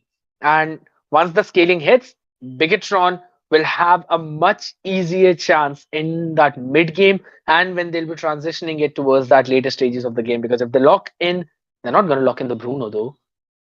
No. Yep, they need a Please, no. roamer or a mage. Yeah. What can they go in? They have the option of a Farsa, and no one will be able to actually reach her at that back line. But a Grok is something that they're showing right now. So it's also a very good choice. The Wild Charge can disrupt the real world manipulation. He can immune a lot of CC and can face check those bushes. So that's a pretty good draft by BTR this time. Marcus, place your bets. Man, the drafts are looking nasty by both these teams. But I'm once again putting my bets on Ruth BTR because they have everything scheduled. They have the front line, they have the CC coming in, they have the backline diving heroes as well. And in the late game, they are going to be scaling heavily with the Irithel, the Ling, as well as the Faramis. And in the previous match, we saw, the way Ling was doing those split pushes there, controlling the map, making those movements, driving the members of GPX to the other lanes, manipulating them. That was really good. But this time they have a Kaja for the answer there who can, just use the Divine Judgment to lock him. But once that Divine Judgment is going to be used, they won't really have a hard CC, to get hold of either the Irithel or the other damage dealers coming in from BTR. And that's the analysis of my draft for you there, Skated. And I feel like BTR surely have a better draft here. I personally feel like BTR might have the upper hand in the draw, but we're going to figure out who will have the upper hand in this game as we jump into the Land of Dawn. Game number 2, GPX Basreng on the blue side, taking on Bigetron Era on the red side. It is match point. The winner, if BTR, will land into the finals. If GPX will force a game number 3. Let's see who gets the win as we see both of these teams just heading to their standard lanes, doing standard stuff, not anything out of the ordinary, just like the previous game. But yes, I can see the Faramis trying to get a little nasty, just providing some map vision to his team. Yep, and he was trying to pull that red buff, making it seem like the invasion is happening. Just playing mind games there. There's mind games all over, and look at Hayabusa's HP. He's been reduced a lot. Absolutely. I mean, you said that he wants to pull the red buff. Maybe he just thought Hayabusa is the red buff. Just pulled it away, got him low. The power of nature is actually a very good, utility tool, especially in the early game. Can chunk you out quite a lot, and they know how they need to play against this Haya. Don't give him the early farm. He won't scale at all. Look at that. His HP again low, and the red buff stolen right off the bat. They're giving them a taste of their own medicine. Yep, they were fed up with the Hilda coming into their invade. They're like, let's just ban Hilda and let's just show them how we invade. And the way the Croc and the Faram is the duo, the pair, The mid lane pair is quite strong here for BTR. The amount of combos they can make with the walls, with the first kill of the Grog, as well as the CC coming in from Faramis is quite, a sight to behold. That is true, and the Wild Charge will make sure to help them with the plays in that mid and late game. But for now, Turtle is up, and the priority it clearly is in the hand of VTR. They lost the early advantage in the previous game, but they have a massive one right now as Aya has not even hit his level 4. So there's no way that they'll be able to contest that. And we can clearly see how Faramis is playing that aggressive game. Phil seems to be in trouble. He will be taken down, takes down 2 ultimates right on the face. Still, the HP is there. The wall was absolutely perfect with the real world manipulation. We're disrupted by the Black Dragon form. Tempest of Blades coming in. The HPs on the hands of VTR are quite low, and they've managed to survive through all of that. It was a pretty messed up fight, but I expected BTR to actually come out on the top. Yes, they got one pick off, but their own HP was so low. I feel it's very unfortunate for GPX as they were not able to, get those final hits in. Yeah, quite unfortunate indeed. And I feel like the comp of GPX are more, into the late game comp. They won't be having much of scaling in the early game. And if you look at the CC potential, right, this is the slow coming in from the Eve and the Divine Judgment coming in from Kaja. If you look at the bot side of the map, if you just ignore Federin, that's the only CC that they have here. But if you look at BTR, they got so many things. They got the pulls coming in from the far ends, they got the Wild Charge, the Sun coming in from the Grok as well. The mid lane, the CC potential is quite huge. And that's the one thing that always pushes your opponents in the back. They don't they don't want to be committing. They're always wary of that CC. So that's going to be hard for them. And meanwhile, the Divine Judgment coming in. And looks like there's going to be an engage here. And Hayabusa is the one taking the kill. But Ling is there to take the revenge. It's a jungler for a mage trade happened in the mid lane. And Faramis is already back. Destiny for Sky. They did not expect Vivian to be there with the Wild Charge just ready to punish Haya as soon as the shadow kill was over. That was such an amazing play, and they want to transition it towards that bottom side. Though Shell will try and defend the wave. Heavy crossbow has been used up. BTR, they obviously did come out on top in that trade. GPX trying to get something out of the lost lead that they're suffering now. It's already in favor of BTR for about 1.5k, and they want to take the second turtle as well. And given the position that they have on the map, they'll be able to do so, that too without any contest. Absolutely. And there's one interesting thing to be noted here is that Yuzong has made his way to this side of the map, and Irithil is in the top lane, but Hayabusa is also there, and looks like there might be a pick off here. Turtle secured by Ling, but what's happening in the top? Irithil actually survived a 3-man gang. And I believe it was because Eve did not want to use the real world manipulation, and she will not be allowed to use that at all, as Yuzhong diving into the tower gets the 2-man petrify, and they are the ones with the re-engage Bigetron era, making sure to punish GPX for the play that they tried to make in the top lane. They thought they'll be able to take down Shell without real world manipulation, but that has been a massive miscalculation. Man, the rotations coming in from Yuzong are on point. He's always there when his team needed him. Even in Turtle, he came to zone, and now he went back up, gets the petrify, gets the second skill landed perfectly, and gets the kill there. And Irithel, after getting her objective there, she got the turret in the top lane. Now she's back in the bot. That was a very, very smart move coming in from BTR, to just make that rotation to get that turret. Absolutely, BTR on their way to get a 2-0 as for now. Kaja will be taken down for 0-2. They will lose the blue buff of Hayabusa. He will not be able to do anything, and he wants to try and make the play. On the bottom side, will get the pick off on Shell. Finally, they get the shutdown that they needed. But is that enough, Marcus? That is going to be the question, because they are not at all having a fun time. They are down by almost 2.5k. Yep, and they are down by a turret as well, and looks like Black Dragon form is on. Eve is the one who is targeted, and no, the real world manipulation will not be able to save him, but Yuzong will be dying in the process as well. Make it a trade, as that's going to be Hayabusa picked off in the bottom side. So that still goes in favor of BTR. They want to go in for more heavy crossbow. Not yet enough damage on Shell to chunk down the 30% HP of Kaja, but the bottom tier 1 will definitely be chunked down by Ling, and he will take the next turtle as well. So that's a win on all the fronts for Bigetron era. GPX Basreng, they need to somehow stop this whole map domination by BTR. They need to somehow get their combo in. They've got a very good pick-off composition. They need to make sure to take down those isolated players. That's going to be the Flicker Divine Judgment into the real world manipulation along with the Venet's Rage. And finally, a pick-off on Faramis. Quite a lot of resources being used up, but they still needed to make that happen. Fredren, you cannot face check the bushes right away. If you cross towards the other side of the wall to save the day for Erithiel, but that's about it. So I believe somehow they're trying to retaliate. It's working pretty decently, but they need to make sure to play with those cooldowns. Absolutely, and look at Link. He's just counter juggling, taking his farm from anywhere. He's already 2 levels ahead of, not to make it 3 levels ahead of Hayabusa. I mean, Haya has not been getting his buffs since the starting of the match. I don't think so. He's got both of the buffs up until now. And I feel like the next invade will be coming anytime soon too, as soon as the buffs are up.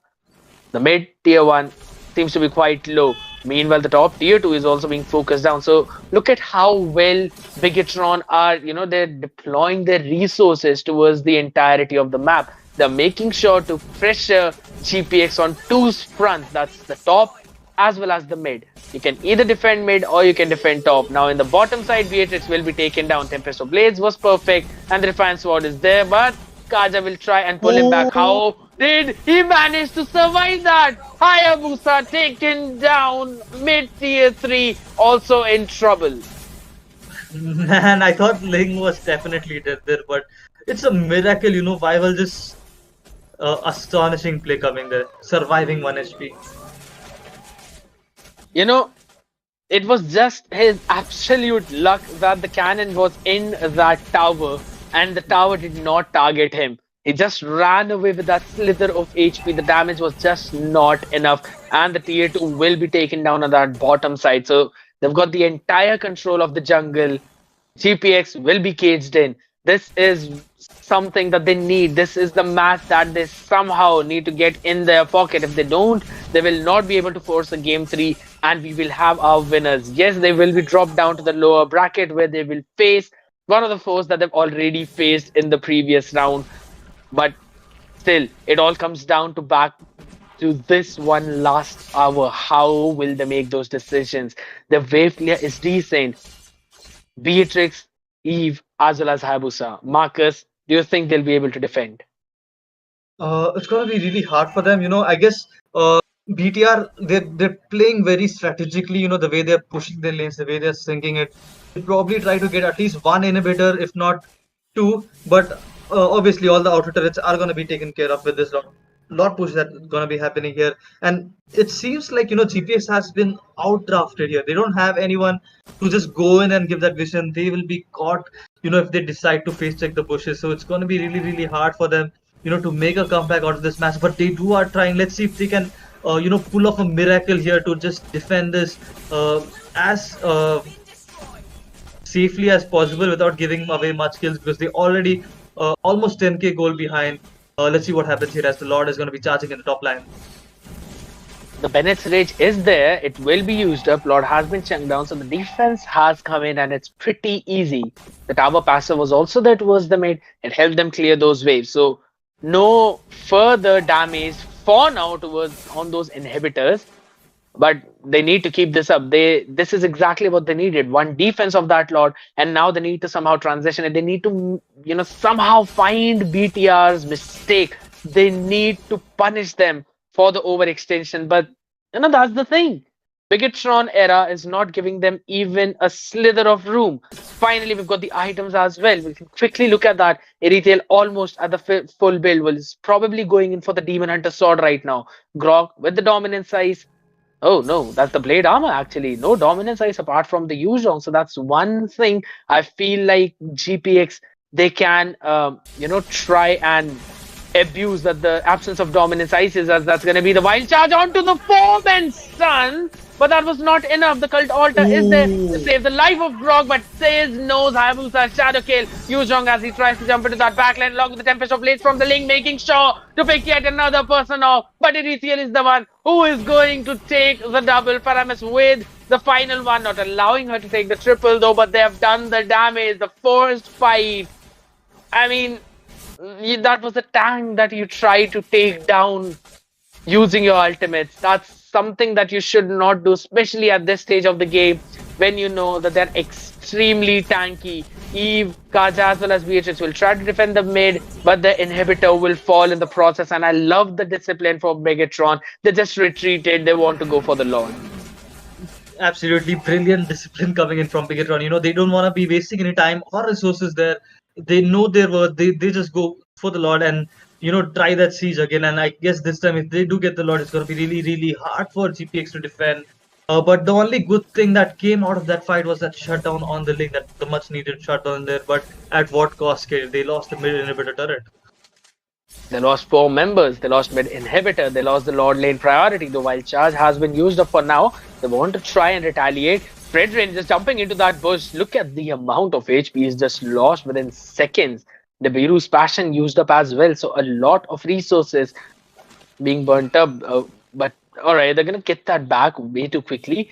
But I personally feel like that Bigetron era, they're just trying to tease the members of GPX into an awkward position. They want to get them into some place where they have the priority, but the shutdown on Faramis is there. Yuzhong with the Black Dragon form, trying to disrupt the real world manipulation, will manage to do that, but look at how deep he is. He's trying to get the Beatrix down, killing spree for Erithiel in the meantime, taking Kaja down, wants to go in for more. Fredrin seems to be in trouble, will have to retreat, and he will manage to do so. A 1-for-1 trade. But again, Marcus, the thing that you've said is going to come back and hitting them on their nerves, that the Faramis is back in action. Yeah, man, that's like it's never a 1-for-1 trade when you take down a fully stacked Paramis. He's gonna be right back at the face, making it 5v4, and that's gonna be an easy Lord. No contest there whatsoever. BTR gonna secure it, and this time they are gonna be trying to sing their lanes well, try to get the crystal with this Lord itself, and looks like Hayabusa trying to give that lane pressure, trying to get a turret or two during all this chaos, but will they be able to defend is the main question right now, because they are relying too much on the real world manipulation coming in from Eve to zone everyone out. They actually don't have any other hero that can do that zoning potential. But if you look at BTR for the zone, they have the Yuzhong, they have the Croc as well. They also have the Ling. The presence of Ling is also a kind of zone. You don't want to be near him. You just immediately back off the moment you see Ling coming in. And yep, that's one thing that's going to be hitting them hard in this defense. But let's see how they manage to defend this. Oh, that's such a beautiful kite by Fredrin, taking the Lord towards that bottom inhibitor so that it gets a couple of shots hit. That's actually very smart move from GPX, and they will manage to defend this one as well. They've done such a beautiful job, but that's going to be the flicker. Wild charge into the backline, will be taunted right away. He will be taken down. Immortality was swapped up, and heavy crossbow comes in by the Erithiel user with the Black Dragon form. Wants to disrupt the real world manipulation. He will make sure to do that. If Razor's Wrath not connecting on anyone, and look at the mid. Inhibitor is already been taken down, and the minions are marching towards the crystal. It's extremely low. Erithiel with the base hit will try to get that. So look at the HP they want to go in, and going to be the crystal taken. Bigetron era, what a play! How well was that team fight executed in the last minute, Marcus? Man, they conjured out of thin air. There was nothing there, the way Fedin guided that Lord into their inhibitor that was left, and the way the Lord was taken care of was wonderful by GPX. The way they defended was totally spot on. It was just minions left, and even that was cleared. There was literally nothing there for BTR to take advantage of, and yet they used that to get the game. That was quite astonishing play coming in from BTR. The way they managed to get that wild charge in, and the follow up was spot on coming in from Yuzhong, and the damage coming in from Erithiel and Ling, man. And Erithiel just deciding to lock onto that crystal. What a brilliant play coming in from BTR, making everything out of nothing. And let's look at the statistics right now. But man, I'm still stunned by that brilliant play coming in from BTR at the end of that game. Yep, looking at the stats, it seems Yeah. like uh, Hmm. Eve is the one taking the Absolutely. MVP. Yeah, yeah, Skid, go ahead. I mean, Habusa in the jungle, it did not work out, and we can't even blame her because of the way how well it was played using a Grog, using a Faramis. I mean, in the previous game, we were pointing out that there might be a little less magic damage, but Bigetron era just making a statement.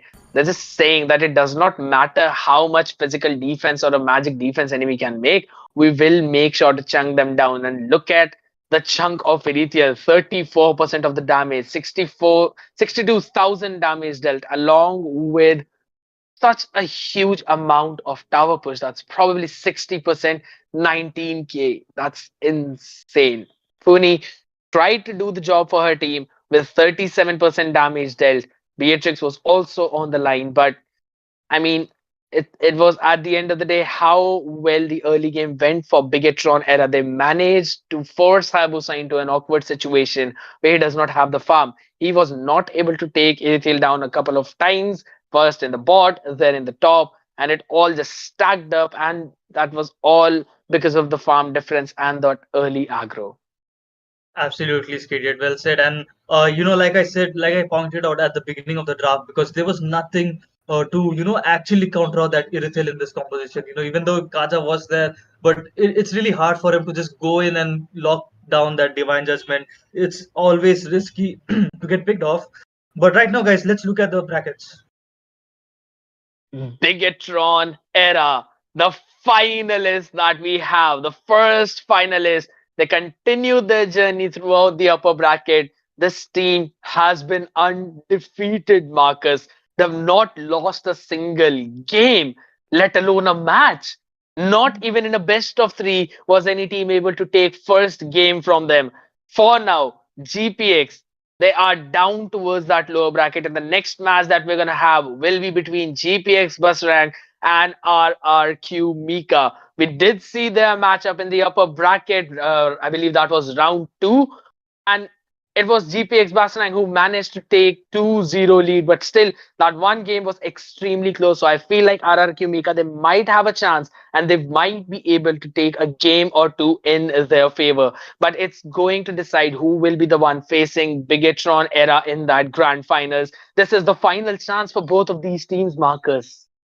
Man, I'm like, how can a team, go loseless in a tournament like this? It's quite astonishing here, and well-deserved grand finalists here, BTR era. They mark their spot in this tournament, and it's going to be really interesting to see, which of the team is going to be facing Bigetron era.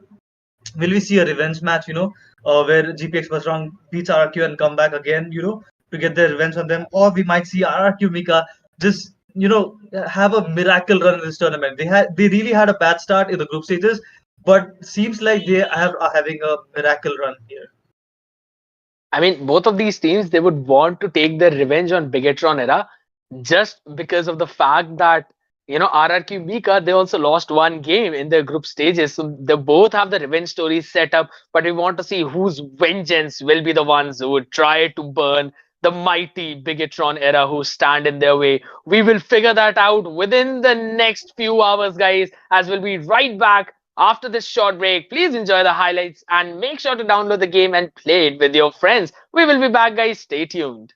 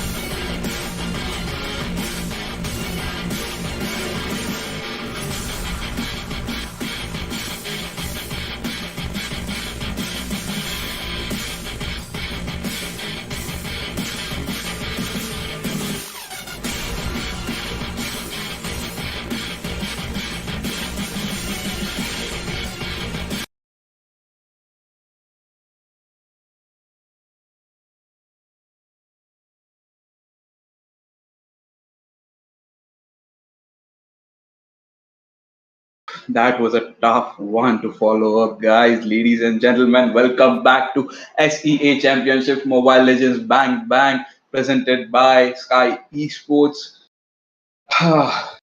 This is your caster Zita with me, your co-caster smiling. Say hi, smiling.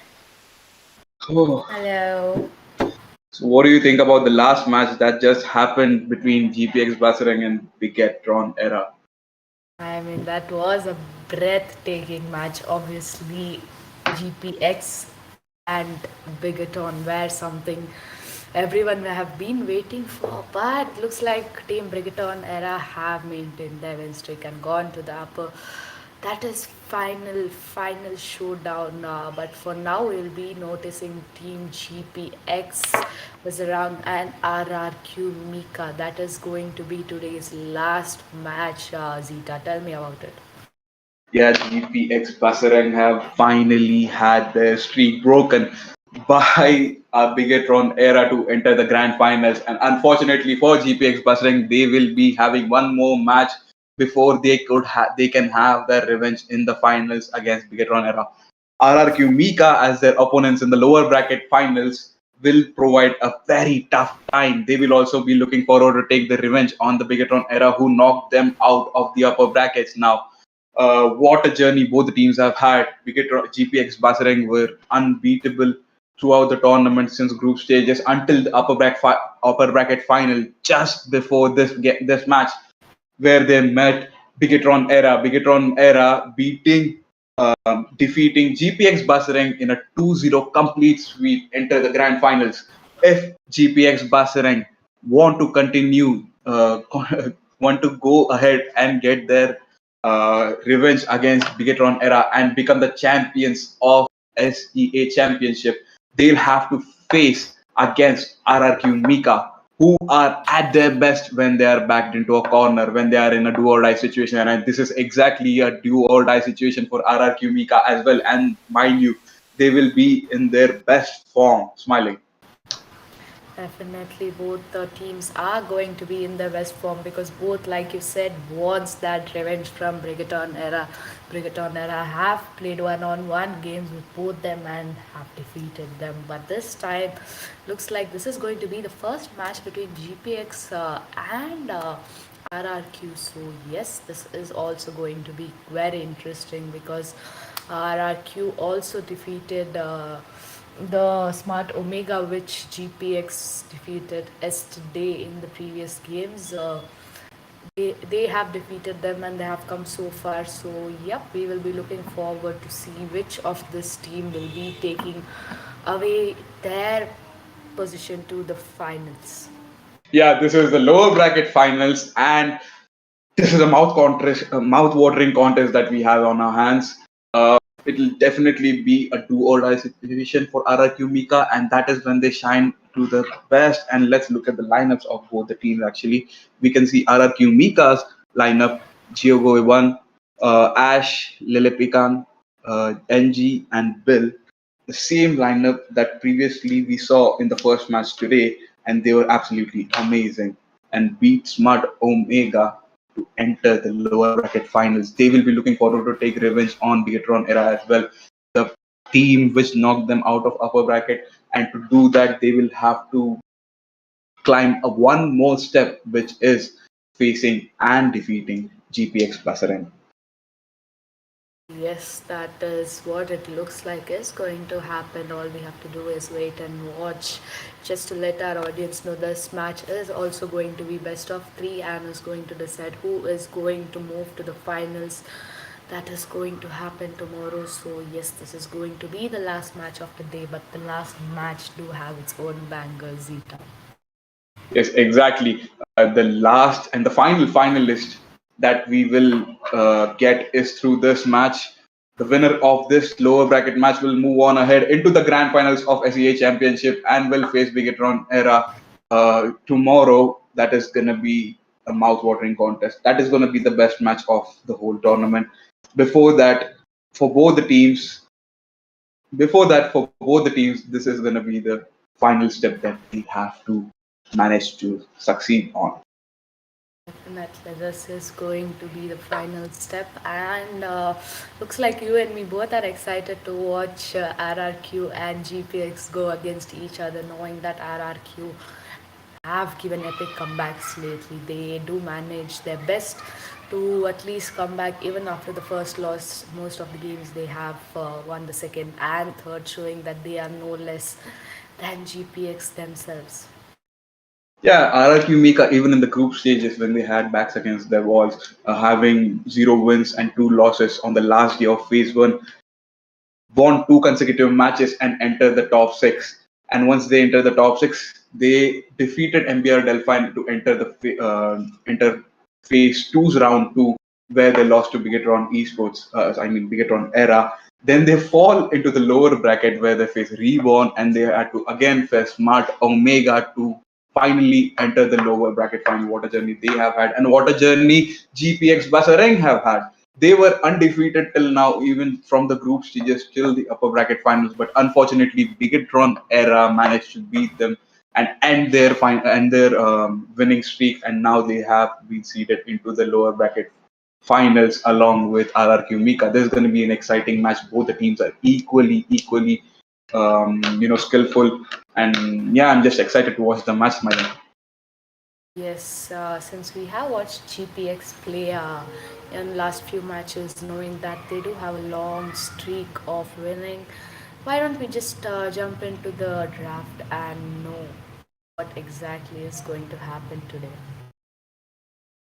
On the blue side, we have RRQ Mika, and on the red side, we have EPX Basarang.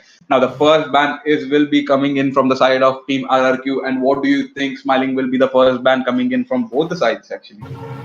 I'm guessing it's going to be a Federer Valentina 1-1. These are the common most banned heroes. So one of them, yes, Federer is going to be the first ban coming in from RRQ, and I'm having pretty good guessing skills, I guess.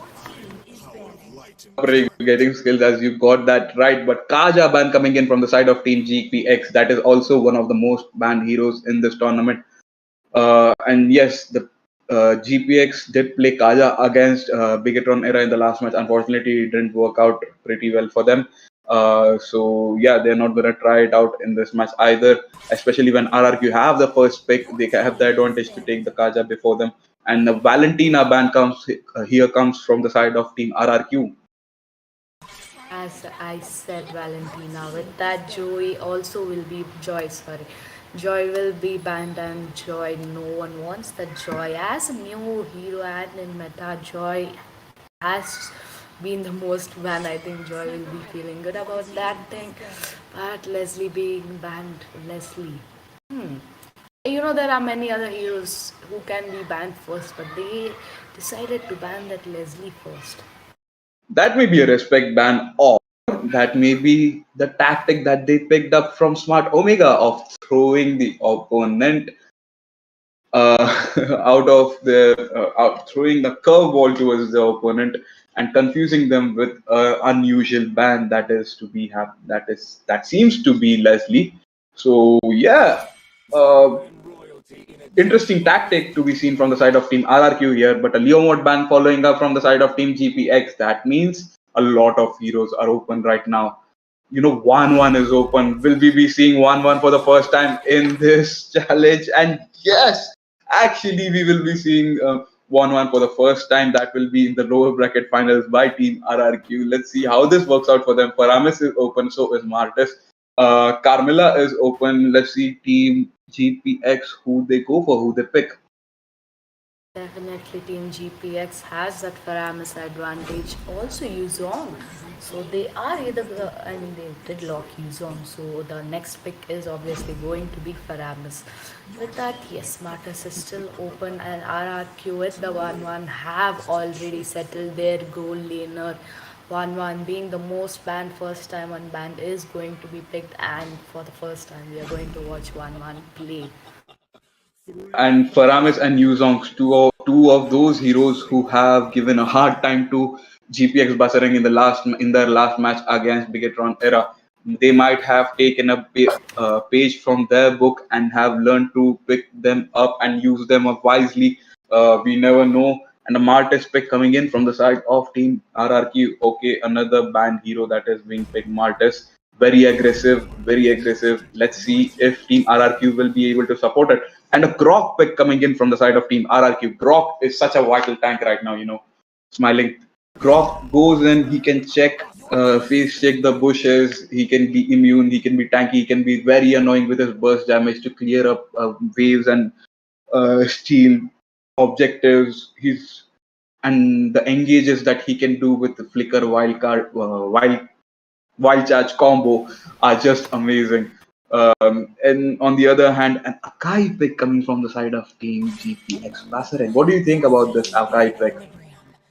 Guy is being picked. Yes, they needed a tank, and since at last was still open the event for an Akai pick.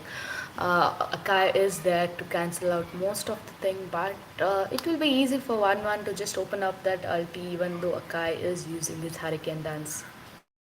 Mhm. And looks like both the teams have learned from their past. They are banning Eve. GPX have banned Eve. And Lilia and RRQ learned from the match in Smart Omega. They have banned Diggy. Both the teams playing their own mind games during the draft, confusing each other, forcing each other's team to um, pick exactly what they want the enemy to be picked. Enemy what they want the enemy to be picking. It is going to be an interesting combination of composition. What do you think the next pick should be from the side of Team GPX? Looking at it, they don't have a marksman, they don't have a mage, maybe a mage to replace Paramis in the role, maybe a marksman. Yes, they are going to go for marksman. And yeah, what about the Team RRQ? What do you think, Smalik? I was about to say that they are going to pick the Beatrix, and they did pick the Beatrix, but RRQ have picked their mage, that is going to be Valir. We did see RRQ with that Valir and Grok combo before, and that was something killer to watch. The way just that Valir and Grok moved around did deal a lot of damage to the enemies, and we had a sustainable team fights as well. So looks like RRQ have a proper composition, proper team set up right now. Given so far, they are going to go with the lane push strategy. That is going to be Benedetta. She is going to go into that EXP lane against you Song. So tell me, Zeta, we have RRQ, Mika strapped right ready in the front. What do you think about this? Okay, RRQ's draft looks amazing. They have taken a page from the book of Smart Omega. They have picked up Benedetta in the offlane to be showcased in the finals of this lower bracket tussle. And the other hand, Franco has been picked by the side of Team GPX. That was one of the most exciting heroes and I was looking forward to be used in this tournament. I was wondering where Franco went with his ultimate suppression and the hooks. He can easily displace any of his opponents. This would be very, very fun to watch how it unfolds. I'm very excited. Are you smiling? Definitely. I mean, who wouldn't be excited for this game? This game has those amazing heroes right now. You could see 1-1 coming in New and Franco with that Akai as a jungler. Everyone who are just waiting to go ahead and watch this match, and probably by the first turtle we will know who is holding in that victorious And the match has started, guys. This is the final of the lower bracket, round one of today's game three between Team RRQ and Team GPX. Best of luck to both the teams as we jump into the land of dawn. Here we have Kai jungling for the side of Team GPX and Martis or Benedetta. It's looking like Benedetta is the one jungling for the side of Team RRQ. That was not expected. I thought Benedetta will be the one who will be off laning while Martis will be the one in the jungle. What did you think about it, Smiling? Yes, that is what I thought in the first, but I did see Benedetta go pick that jungle lane. All I did was forget to mention it. So Benedetta is going to be the jungler, and it's going to be Martis against Yuzong. That EXP laner is going to be one hell of a fight. Yes, and we can see Franco there being the annoying thing. He is being the annoying hero he is. I'm pretty, very, very, very excited to see how Franco unfolds. The unseen hook, the conceal, ultimate, flicker combos. There are so many ways in which a Franco can change the tide of a game. And he was once most sought after hero, which I was surprised that nobody picked in this tournament till now. And finally, I am seeing him. I'm really happy, and I'm going to be siding with Team GPX maybe the whole game just because of that Franco pick. Franco pick, yes, that Franco pick is something what everyone needed, but it looks like the first turtle is going to be up, and that will give us the first team fight and the first blood probably coming in. The turtle has spawned in. Team RRQ is contesting it with alongside Akai. Akai is baiting the turtle to his side. Faramis and Yuzong with the Black Dragon form come in to help him. Giogo seems to be in trouble. The Valir has been taken away by Yuzong. Akai gets the turtle, and now seems like Team RRQ is in the trouble. Fortunately, Ash manages to escape, though Marty seems to be in trouble as Akai and Yuzong stick to him. But finally, Martis will be able to escape as well with the fortunately timed last moment flicker into his turret. Yep, Akai did manage to get that turtle very beautifully. He did land his retribution on time. Meanwhile, Valir was picked out too early. That is the reason why I think they almost couldn't go in for that fight. But they need to watch out for that one and not let her farm too much right now. Mm. Bigetron era showed Team GPX how much zoning potential Yuzong has, and they are showing it exactly how it's done as well. Zoning out and marking Valir, who was in a vulnerable position, and taking him out did win them the fight here. Looks like in the bottom lane there's another fight going on. Wild charge onto Beatrix. Beatrix will flicker it out, and Ash with the kill onto the Franco. Franco goes down there. Hurricane dance from Akai comes out. Grok is also looking low. Flicker ult by Faramis there to save his team. Ash getting pulled back by Team GPX there. A definite two kills, two picks for the side of Team GPX. GPX showing dominance throughout the match. Since it started, they have been going aggressively at the side of Team RRQ, and RRQ are just not be able to give a response. Smiling? GPX do have that goal lead right now. They know they have the map control, and yes, the turtle is going to be up. They are just going to go dive in and get the kills. I'm not sure about that, but yeah, they are going to go for that second turtle as well. And Valir should do better watch out for Yuzong this time. He is going to come, but looks like Rock will be marked again and taken down. The Flicker Ultimate Bloodhound, I think that's the name. Okay, Akai picks up the turtle for the side of Team GPX there. The combination of Franco and Beatrix manages to take down a kill onto Grok there. Grok,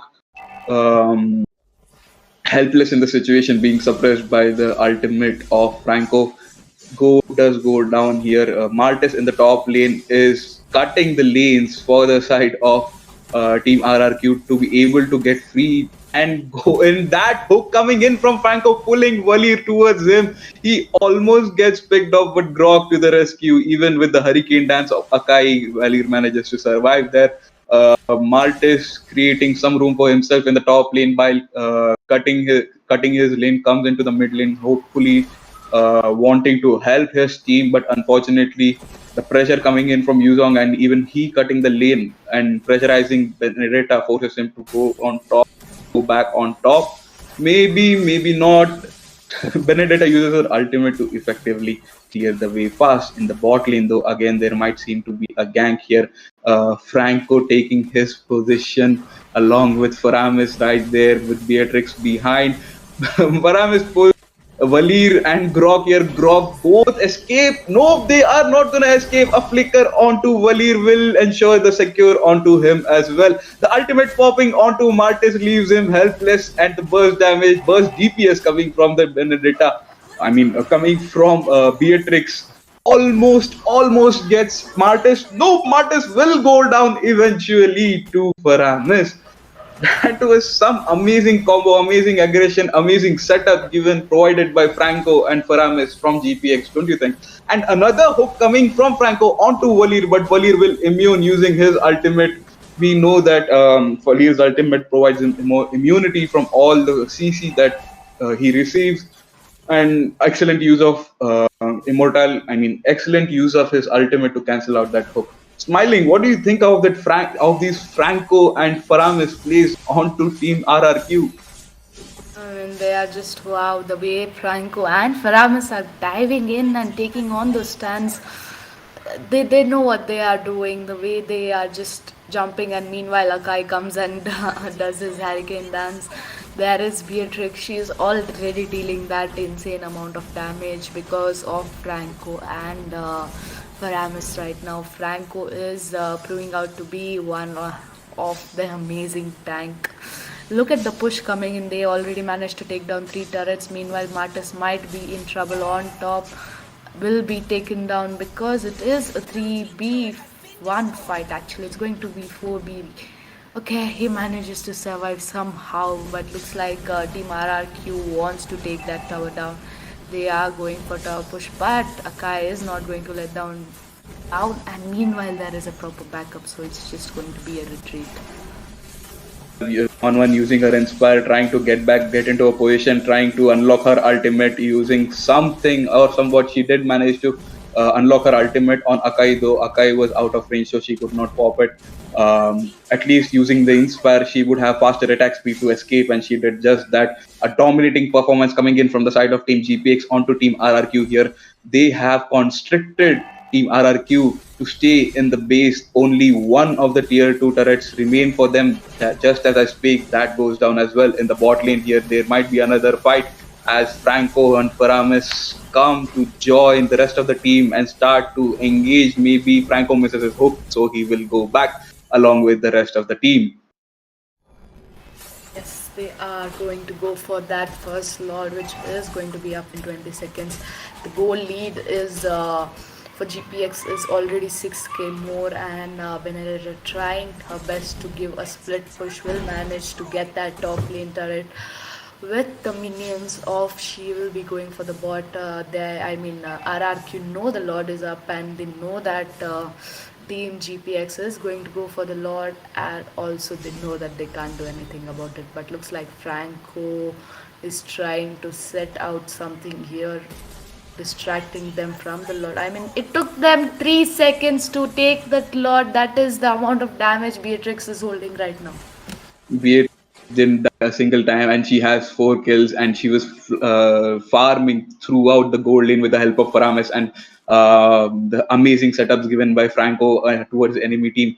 In her counterpart did die once and has one assist. The gold lead between both the teams is almost about 9 to 10k, and it is affecting Team RRQ pretty bad. Another hook onto Grok right there. Grok goes down with the support coming in from the side of Team GPX for that hook.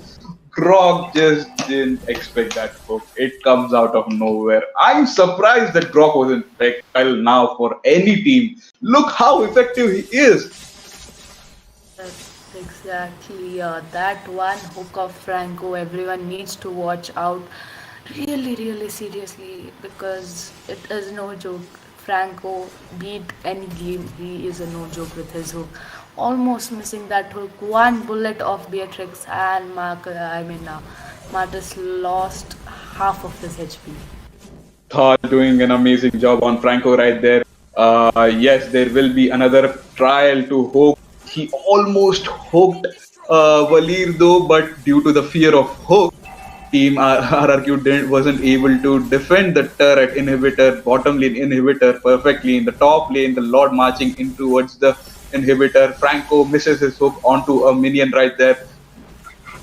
RRQ were able to successfully defend the other two inhibitors, but Beatrix, staying outside of the range of the tower, she is trying to poke out the remaining HP of the bottom lane tower. Will Valir allow it to happen? Yes, he will, and there goes the inhibitor turret. Uh, Immortality on Franco. That means he will be more freely able to dive in and more confidently able to get the picks and amazing setups that he has been doing for his team.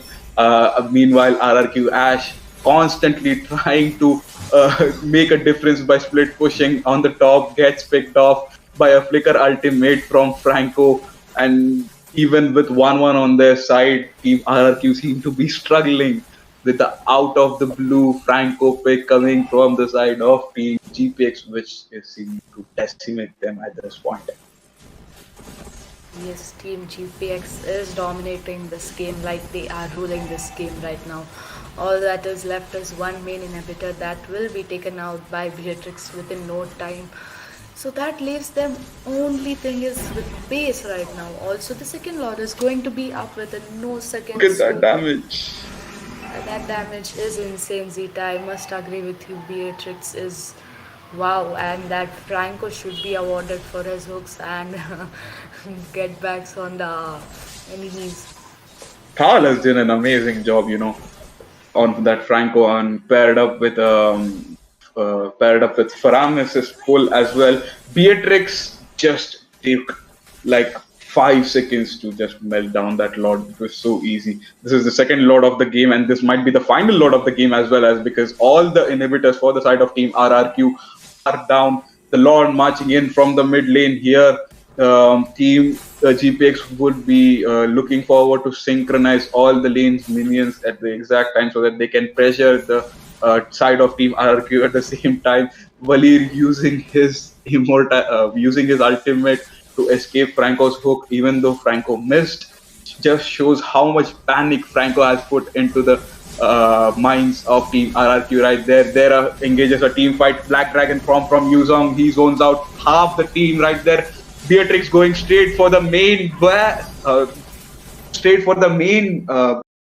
main base, and there you go. That's the match in favor of Team GPX Basreng. They had complete dominance right from the start till the end, and they managed to beat Team RRQ in the first round. They showed how potent a Franco can be. They gave 1-1 pick, and they made RRQ feel that they have won the game, but the Franco pick instantly um, turned their expectations into rubble. Smiling, what do you think about this game? I mean, I would say Franco should be the man of the match, but Beatrix did deal a wow amount of damage, so she should be getting that MVP. She should know. I for sure know that she will be getting that MVP. The team fight that GPX setup was something we were supposed to watch. I mean, the way they just got into all the fights was wow. So let's just jump into the match battle and see who is the MVP of the match. I was right. It is going to be the Beatrix. Rest, why don't you break it down, Zeta? Yeah, the Beatrix did do an amazing job, but she couldn't have done it without the setups given by Faramis and the Franco right there. Let me tell you that. So in my books, the MVP goes to either Faramis or Franco. Franco did amazing job, not missing most of her hooks, and yeah, giving 1-1 to RRQ. They gave RRQ a hope that they did something wrong in the draft, but even though they had their 1-1. Team GPX totally decimated the lineup, the draft coming from the side of Team RRQ. Team RRQ would have done a better job if Grok was doing a better job, because Grok is someone who can immune the hooks coming from Franco, and if he was the main roamer who was ahead of the team fights a little bit better, ahead of his front line a little bit better, he would have blocked them for his team. That's what I wanted to say. And yeah, looking at the other stats there, MVP for the side of Team RRQ will be 1-1, mainly because of how consistent she kept her gold along with other teammates, and also the damage that she dealt while she had the time to do it. 22% of the damage coming in her lane without roaming, while Valir gets 39%, which is 33,000, not much, but as the match progressed, that is the most damage that their team has dealt. 39% of the damage from Team RRQ has been dealt by Valir. 33% of the damage coming in from the side of Team GPX Basreng um,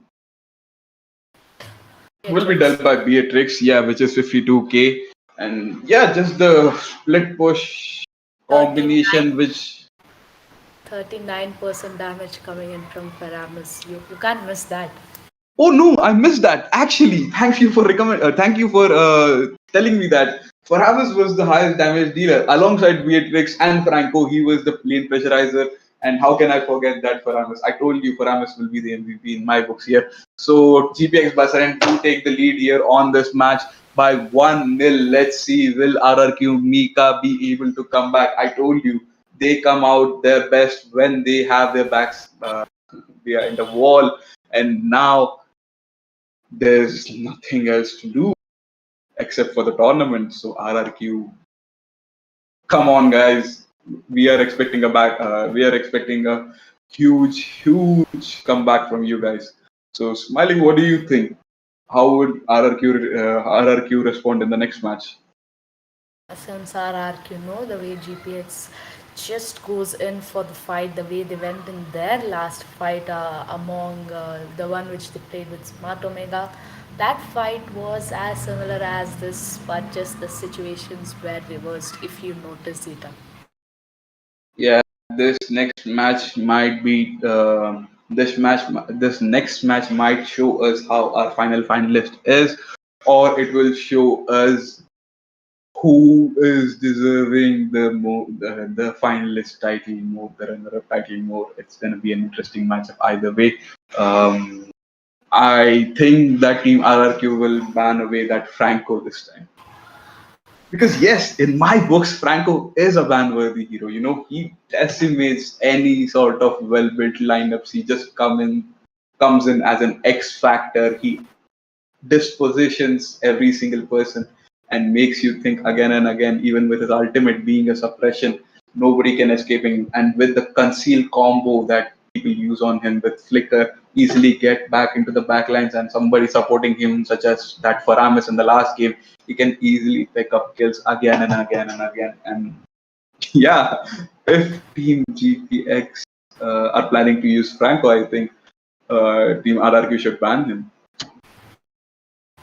Yes, Franco banning would be a good wise decision, but I don't think they would want GPX going in for that other meta heroes. Come on, there are other meta heroes. If they just imagine if GPX is so good with a Franco right now, leaving those heroes open would cause a lot of trouble for Team RRQ. So I think they should probably just watch out this time and not try to dive into a lot of team fights. Play a little defensive in the start based on their heroes. If they pick up early game heroes, that advantage, yes, they can go in for those team fights. If not, they should for real play very defensive. I agree, but it will be interesting here. They already gave away Faramis as well as Yuzong in the first pick. I think that was the mistake where they didn't go for um, Benedetta in the EXP and Martis at jungle. They went the other way around, and I think that's where Team RRQ actually lost the match because Benedetta would have fared way better in the EXP lane against what did I say, against Yuzong, and Martis being the immune CC that he provides with his second skill would be able to have disrupted Franco and his rotations a lot more better. So let's just jump into the second match. It has started. Let's go straight into the draft. Yeah, the first ban is gonna be from the side of Team GPX Basarang this time because they have the first pick. They will go for an Eve ban.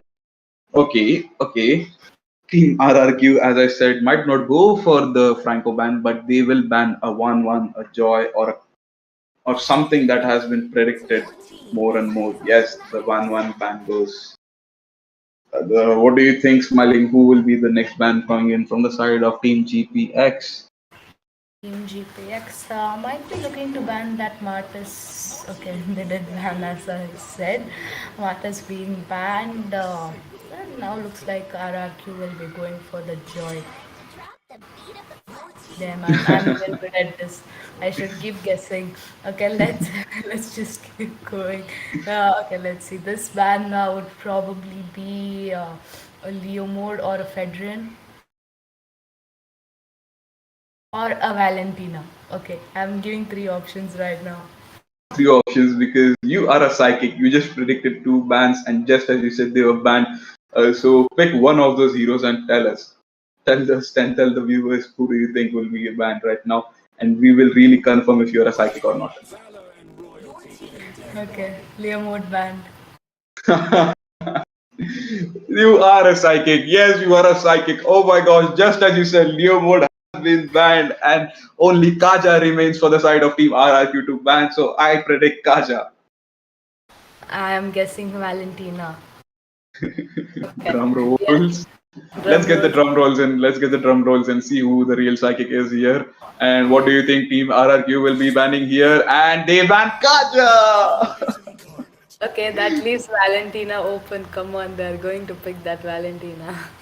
Yeah, I thought so because Kaja is a bigger threat than Valentina if played correctly, and GPX Basreng now have the chance to go for Valentina. So Valentina is open, so is Carmilla, so is Faramis, so is Martis and Leomord. I think Team RRQ will force Team G. And Leo mode is banned.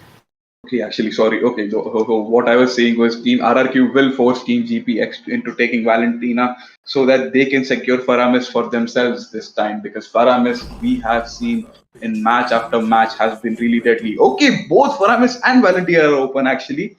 That can work. That can work. Faramis in the Rome role maybe and Valentina in the mage role.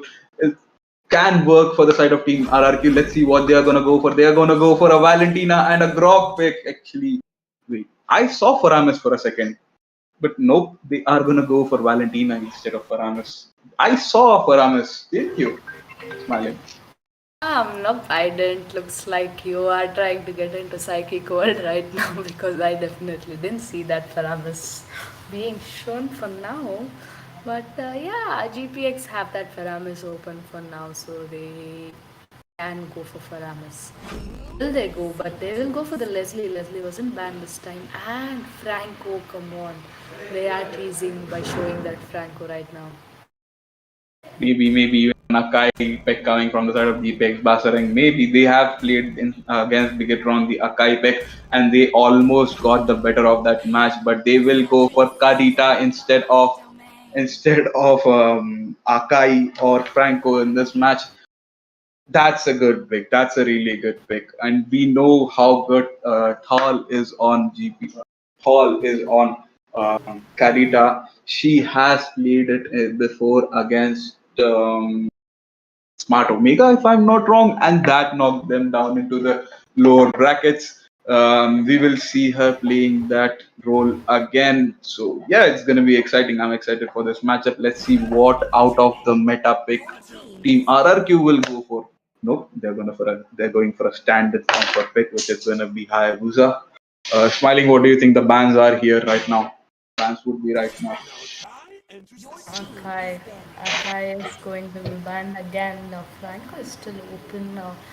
Given the situation, GPX yet have to pick a tank and a gold laner. So since RRQ already have picked their jungler, they did ban Akai, and they can go in for another jungler ban as well. That will leave less of jungler options for GPX. Interesting, interesting. A Clint ban coming in from the side of Team GPX because Clint is nowhere near a threat when you compare him to a Beatrix, but maybe not. They have some different plans and different ideologies in their mind. Maybe they didn't want the long range passive true damage coming in from Clint again and again. Um, and it makes him hard to mark as well. So they have banned him. Maybe a Lilia ban coming in from the side of Team RRQ here, denying the pick for either side. I don't know why they have banned Lilia, because Team GPX already had a Kadita and the major role was already filled. Kadita can be played as a tank as well most of the time. So I guess that's the reason they just didn't want that Lilia option to be open at all.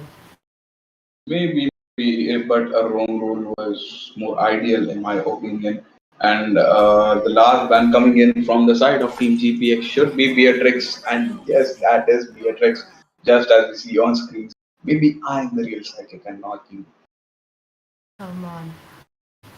Wake up, Zeta, and let's get back to the match. RRQ is going to go for their next pick. That I'm guessing will be an MM. They do have Irithel now. Irithel as their goal laner. Like I said, Irithel will be picked as the goal laner. Now you talk, Zeta. Team GPX should really go for a roam role hero, and Matilda would be perfect to be paired up with Karita, But they both will be able to mark out key targets in the enemy lineup, but they're actually gonna go for a Chow pick instead. Interesting, really interesting. Now, I have mentioned earlier in the first match that Chow is my favorite hero, and I like to see how he's gonna be played in this match. I'm really excited to see some outplays coming in from the side of Chow. So please, GPX, I ask you to provide me some delicious bangers so that I can enjoy and feast my eyes along with the viewers. Yes, and Karina will be picked as their jungler. So this GPX have decided their draft for the second game between GPX and RRQ. Looks like a perfect lineup to me. Also, Fedrin was open all along. And RRQ decided to go in with that veteran. Given the role right now, we see that Hyper coming in for the GPX is going to be Karina, and for RRQ is going to be Hayabusa. Also, the EXP laner are going to be Yuzong and Fedrin. Meanwhile, the goal laner is going to be Leslie and Irithil. Whereas the mage and tank for GPX is going to be Karita and Chow. And for RRQ, it is going to be, let me guess, okay? It's going to be the Valentina and Grok. Wow, what a guess. I didn't know you could guess by having it in front of your screen, but okay, let's move on into the game. Based on the drafts, who do you think has the better draft? You're smiling. I would still go for GPX because they have a perfect lineup right now. With that Karita, they can just melt anyone down. So, why don't we just jump into the land of Dawn and know what this match is going to have in show for us?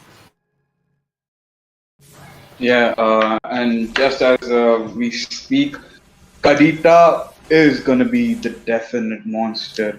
We have seen Thal playing it before, and she has been dominant on that role. It is going to be exciting to see how she will be pairing up with Chow here. Grog going in, trying to invade the blue buff here, but Chow there to protect the blue buff for Karina. Hayabusa going in for his blue buff. There would be no invade for his side. He will be taking the blue buff peacefully, and yes, he does. Right now, standard jungling coming in from both the sides here. Top lane battle. There would be a lot of poke, but I think the early game battle will be definitely won by Leslie there in the bottom lane. It will be a stalemate with Yuzong and Fred and Bo regenerating tanky heroes who will not take the name of dying in 100 years. Given, it's all about a mind game, who cuts the lane where and who is able to execute the ganks perfectly with their team. Turtle will be spawning in the bot lane soon, so both the teams would like to set up their ganks sooner around the turtle pit. Valentina here from the side of Team RRQ will be coming in with a long flank um, to support her Fredrin in the bot lane. Hayabusa, who is right now going, he was separated from his team near the turtle pit though, but he is going to make his way again there.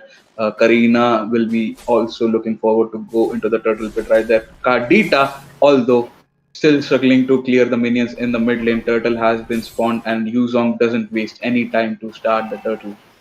Smiling, what do you think about these rotations that you see in the early game? They have a pretty good rotation, but obviously both the teams are waiting for one of them to initiate that turtle so they can go in for that team fight. It's just a turtle rotation in most of the places, but this time looks like GPX don't want to waste any time and go in for the turtle. They don't want to sit there and beat around that one turtle because that will delay the timing of the other turtle. Yes, the fight has started. And Grok picks up the turtle right there. Even though GPX were the ones who were starting the turtle, Grok comes in with the steal right there. There goes down Grok, picks up a kill onto Ash as well. Team GPX, even though they lost the turtle, they are ahead in the fight. They have lost a lot of HP though. Valentina comes in, so they retreat all of them. They did get 2 picks, but they lost the turtle. So it's just not a really good trade for the side of Team RRQ. You took the turtle, but you lost 2 picks in the early game. It's gonna come back to hurt you. After taking the turtle, it's back to stalemate there. Top lane is the next area where the turtle will be spawning, and the gold lane is where now the roamer and the mage will be focusing for the next minute or minute and a half. Yes, I feel once the turtle is taken and the hyper is dead with along with the tank, the turtle is gone for waste basically. There is no value of that turtle in that game, so I feel that was not needed since they both died. The turtle had no advantage to them. But yes, GPX did have that little advantage. Looks like Hayabusa is trying to jump in, Irithel using her ulti. There is a 4v2 situation on the top. There is a backup right there. Yeah, coming in from the side of Team RRQ here. Heavy crossbow used by Irithel trying to get a pick onto someone, but unfortunately Hayabusa uses his shadows to disengage and they have to retreat. Chasing chasing Valentina is Karina and Chow. Valentina manages to escape without any scratch. Instead, bursting the other team in reverse. Turtle will be spawning soon, so every single person of the opponent team is going in. There will go Kadita. Kadita using her ultimate along with Hayabusa. Drop picks up a kill onto Hayabusa. Their heavy crossbow comes in to try and damage Thol, but Thol will escape right there. Team GPX unfortunately lose one of their main players who will be the roamer Chow. Grog beating the Lord to their side of the map so that it can't be easily secured by the enemy team by using a retribution, just a simple retribution instead of overextending. So yeah, Irithel and 3 others from the side of Team RRQ will be coming here to secure that turtle. Hayabusa using the retribution at the perfect time will secure this turtle. Grok with low HP will run away. Karina trying to look for Grok and pick him up as he is low HP.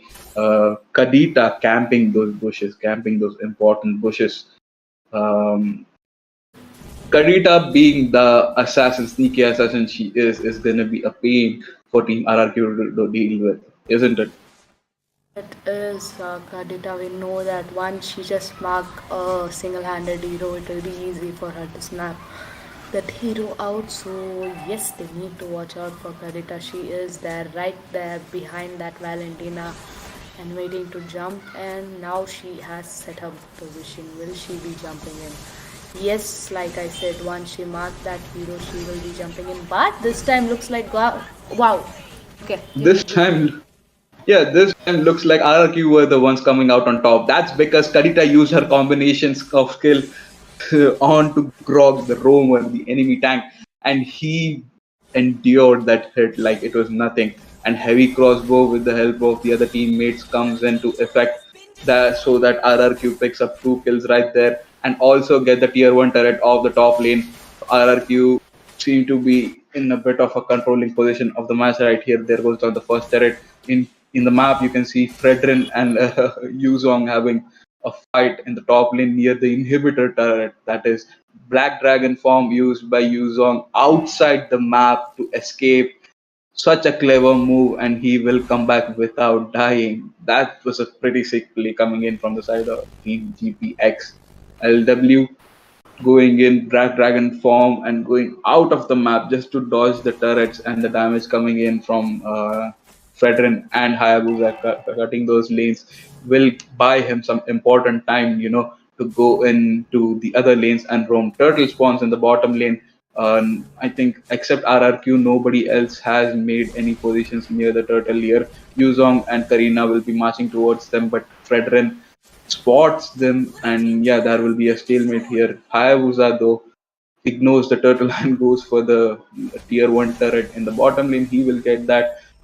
Grok continuously spotting where Karita is and ruining her plans is going to be something to be looking for. And the Conceal comes in with the Petrify combination onto Valentina. Valentina survives using the flicker, saving herself just by the skin of her teeth. Barely, and the turtle contest will start as RRQ will be taking on the lead for this turtle contest. So yeah, Smiling, take it over. Yep, the turtle contest is started, and looks like the second turtle is going to go for Karina with a kill as well. Karina will be retreating. Looks like Chow is almost low, will be running for his life. Will he manage to? Yes. That was a turtle with a trade of 1 kill, so definitely a plus point for GPX. But they are going to turret dive in and go in for those kills.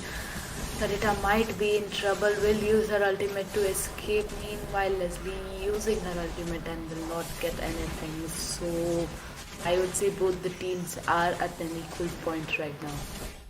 Yeah, Chow has to make sure that his third form of Jeet Kundu, the knockup, gets actual value and gets to uses it with the combination of Shanpo to exactly mark out the mage and the MM of Team GPX, Team RRQ. That is, my bad, Team RRQ are doing an amazing job to be safe from Chow at every single team fight so far. But Chow is one of that potential game changer like Franco, who can turn the tide of the game any way around whenever it needs to happen. Right now, the game is pretty balanced. Looks like the bottom lane tier 1 for the side of team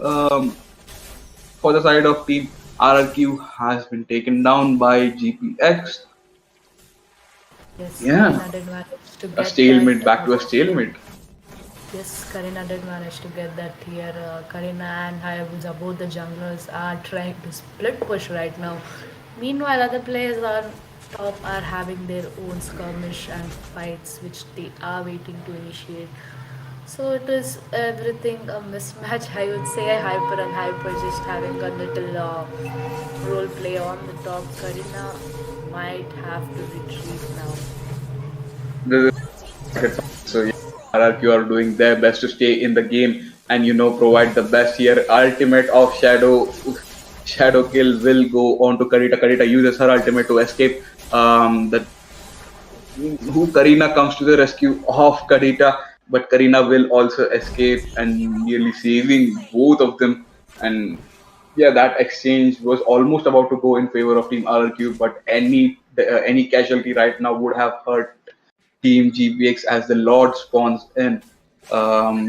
Team RRQ have already made their position around Lord, and I don't know why, but GPX are ignoring objectives this game and kind of losing the discipline that they need to win this game. Yuzong goes down there as well with the way of dragon that Chow uses to kick Yuzong, not allowing him to escape. The Lord is in with Yuzong down. GPX are in a bit of a tricky situation here. There goes another way of dragon to get a kill onto Grok. Leslie picks up that kill.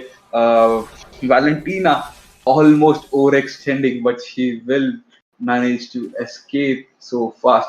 And yeah, 2 people down for the side of Team GPX, and one person down for the side of Team RRQ.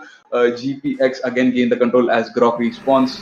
The Lord will be waited to get enhanced. Okay, he got reset and the Lord enhanced. Habuza goes in with the shadows trying to poke some damage. Out, yeah, smiling. Yes, What do you think of this match so far? I mean, both the teams, I feel both the teams are confused and confusing because they have been just playing up and down. They are playing the poke game. They're just poking each other but not really going in for it because the gold is equal, the kills are equal. And meanwhile, Karita was taken down and Chow will be taken down as well. That comes in a double kill for Irithel and a triple kill coming in for her. Okay, now it changed. Okay, now they definitely changed a triple kill using the heavy crossbow. Irithel went on a rampage there with the perfectly timed wild charge coming in from Grok. The Lord has started. Irithel is going wild on the Lord. She won't care while the Grok actually zoning out the rest of the team from the side of Team GPX. GPX did a huge mistake there, getting caught off guard with a flicker wild charge, even though they were the ones initiating an aggressive against the side of Team RRQ there.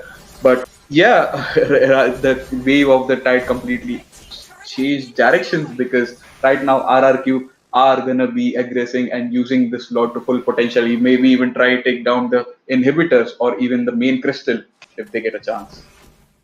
If they get a chance, surely they will be looking for that. But yes, the Lord is marching down from top, and knowing RRQ, they are not going to let it waste. They are going to make sure they get at least 2 of the inhibitor turrets, or 1.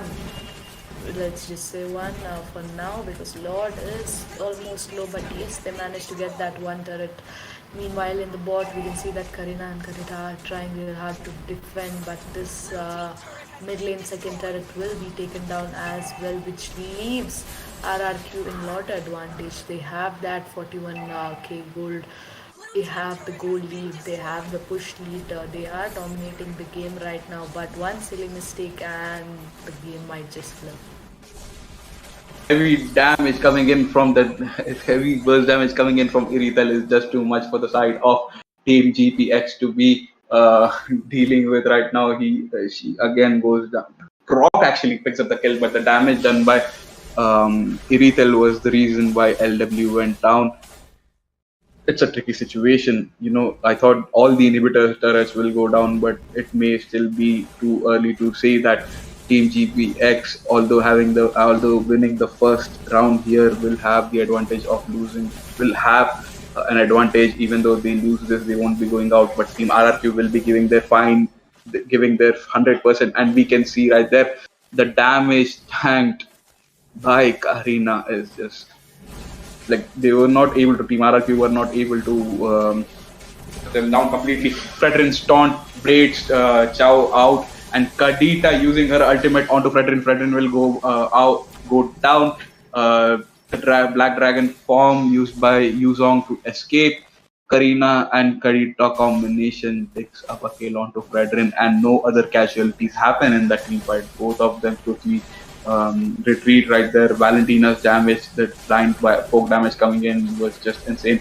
Wild charge from Grok trying to escape. Chow chasing them. Valentina will be able to. Yes, Valentina's crowd control is also something unexpected, and it hits you just when you don't want it to hit.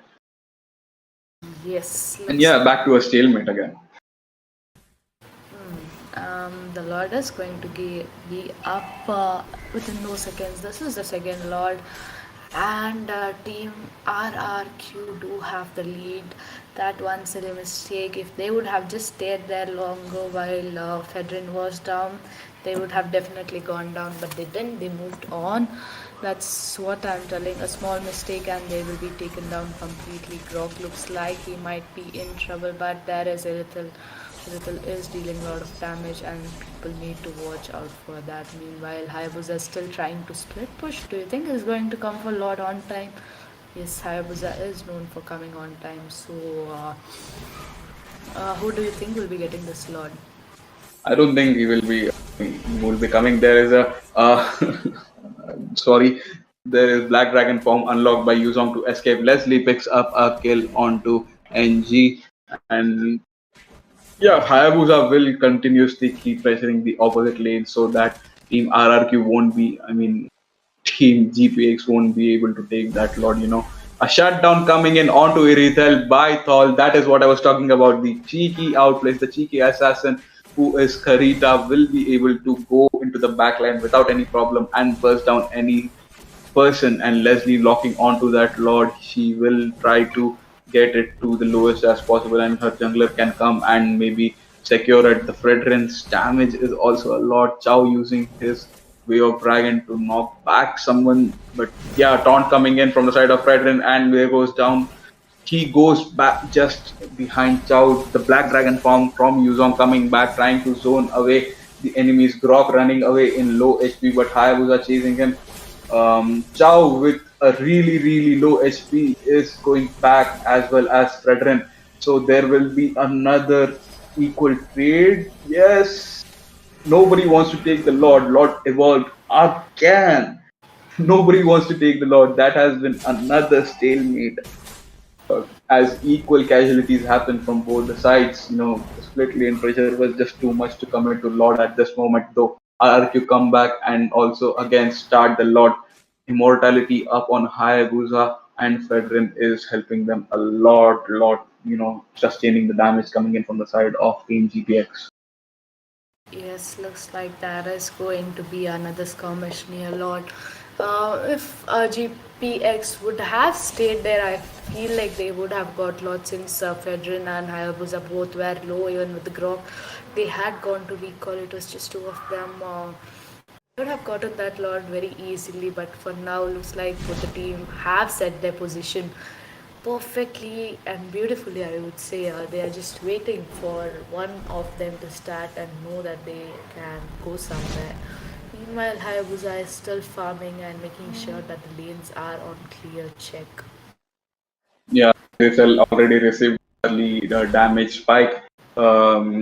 So she would be the ones to watch out for by Team GPX near the Lord. I think this Lord, whoever gets it, wins it. Even though Team GPX are behind a lot of turrets, still they will be able to catch up to all that goal difference. The both teams have almost equal amount of goal difference here. Chow goes and tries to pick out Valentina into the front line, but he fails and retreats. The lowest HP Hayabusa ever running away using his shadows. Chow goes in there. Black Dragon form pops up for Yuzong there. Fredrin is low as well. Leslie picks up a kill onto Grok there. Even Irithel is low. Fredrin goes down to Leslie. Leslie picks up a double kill. There goes Hayabusa's immortality. Actually, Irithel was zoned out by Kadita, and Irithel will be going down to. Kadita will be going down to Irithel, and Irithel will pick up a double kill onto Karina as well. Leslie is still alive. Irithel is going straight to for the Lord. She has the immortality, though. Leslie might be able to turn the tides here because she has the penetration used by penetration that she has with true damage. Um yeah, Chow goes in, tries to do his Jeet Kune Do combination. Another Black Dragon pops up by the side of Team GPX, trying to zone out, not letting Team RRQ take the Lord. Even Hayabusa goes in, tries to poke. A Way of Dragon comes out onto Hayabusa, but Hayabusa gets a kill onto Chow instead. Now they are going to commit. Irithel is continuously bursting down the Lord. This intense contest of Lord, both the teams not letting each other take that Lord, is such a fun match to watch. What do you think, Smiling? Definitely, it is very fun to watch both the teams, just baiting around the Lord and waiting to know who will be getting that Lord. They did wait complete whole 5 minutes to just stand and watch who is going to come in and take away that Lord. So yes, Team RRQ did manage to get the Lord. They do have the goal lead. They do have the pressure on GPX right now. This is a perfect chance for them to come back with this Lord if they are managing to end this game. It would be a great victory coming in for RRQ. And if you take a look at the builds of everyone, look at how many people have immortality. The whole team of Team RRQ has immortalities up, and also 4 members out of 5 people from the side of Team.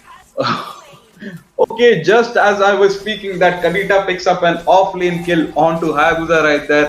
Lord marches in, already enters the base. Irithel takes down the inhibitor turret for the side of Team GPX. GPX seems to be in trouble right now as Irithel hit her spike. Wild charge coming in from the side of Brock onto Yuzong. Yuzong will escape though. The insane sustain coming in from everyone from the side of Team RRQ. Team GPX are not able to burst anyone down.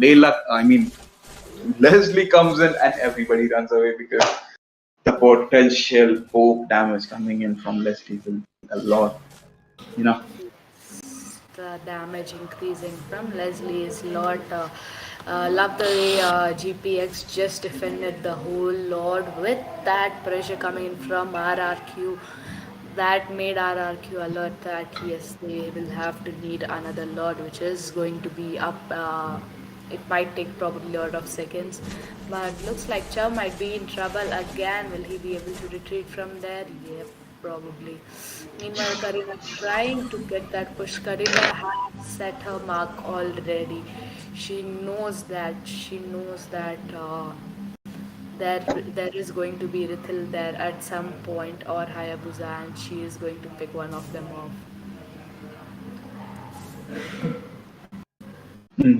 Patiently waiting for the Lord to arrive. Both the teams, Team RRQ, have already made their motive clear that they are going to go for Lord. Kadita seems to be in trouble here. She overextended. Kadita's immortality gets used up, and Team RRQ takes the advantage and get a kill onto Kadita there. Kadita unfortunately did overextend a little bit. Nobody from her team to back her down right there. She tried to pick up a kill onto Irithel, but she failed. She failed miserably, and even with immortality, she goes down. So everybody at this point from all the teams has immortality. Leslie using her ultimate to scout who is sitting in the bush, trying to provide some vision to her team. The Lord finally spawned here in the bot lane side. In the bot lane side, Yuzong struggling to clear minions. The powered up minions without inhibitor turrets is just too much. Heavy bow going down, another immortality popping in. Chow goes down. Erethel's damage is just too much. Cleanup coming in from Hayabusa.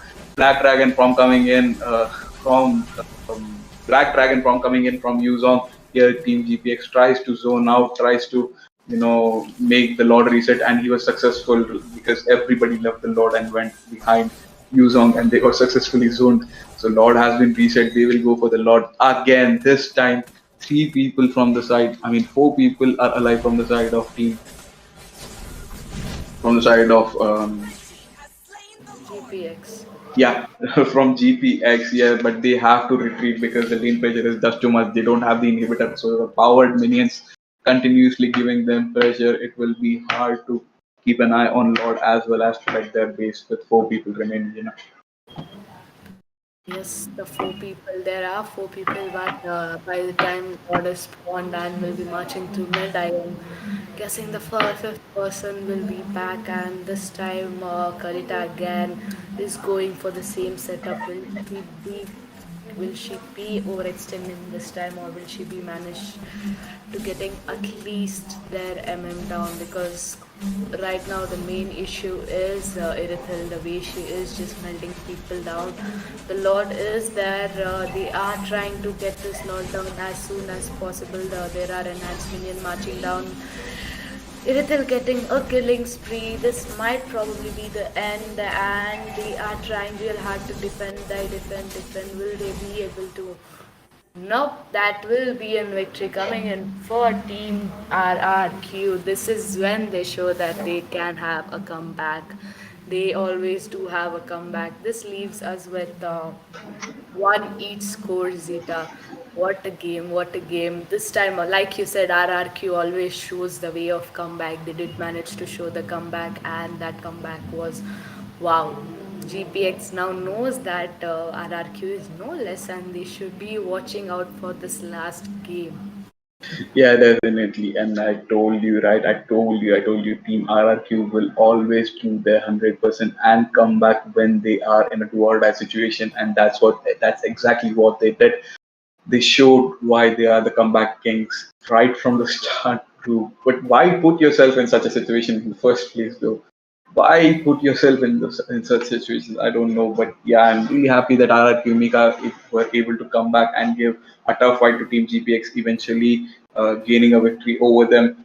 The best of three is going to go to the last round of this best of three. The last round will give us the next match's winner will be the grand finalist of SEA Championship, while the other team will unfortunately end their journey right here.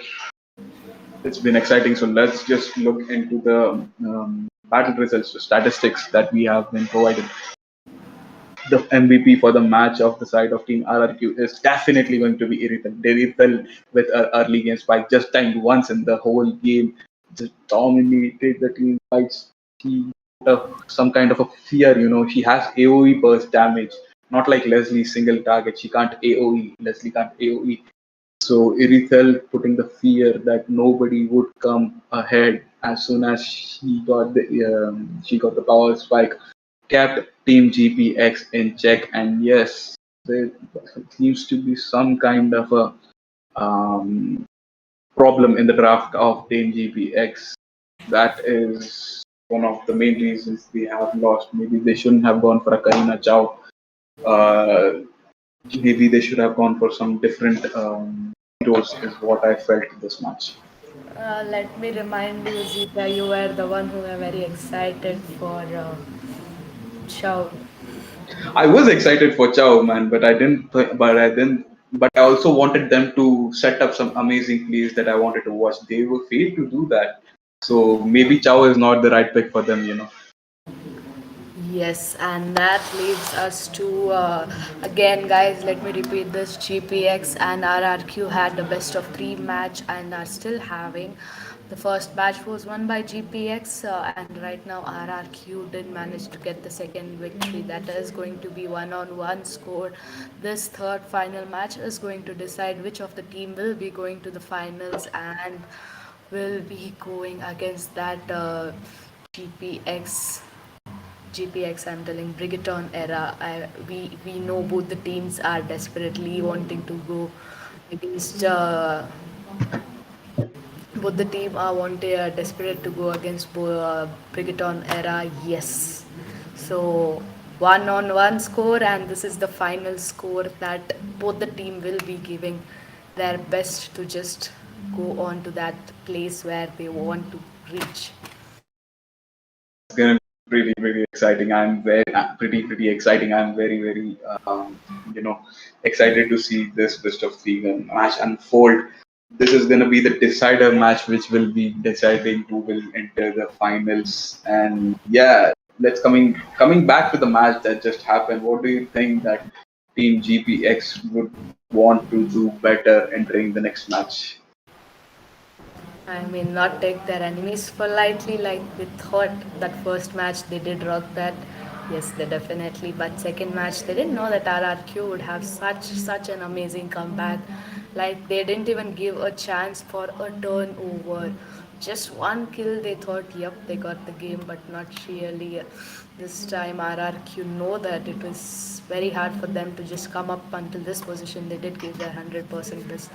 So who would it want to lose right now? So I don't think so. But yep, there is a break, and we will be seeing you back within no time. So please hold on your chairs with us and wait and watch.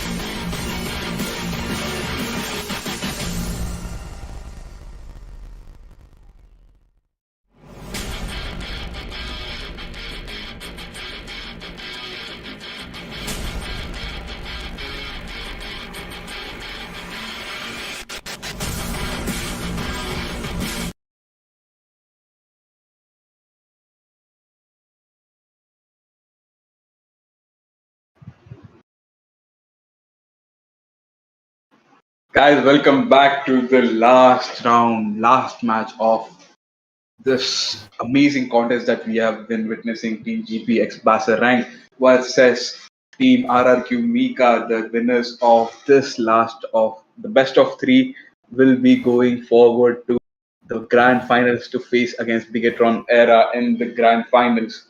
Yeah, the score right now is 1-1 for GPX Basreng and RRQ Mika. What a contest it has been!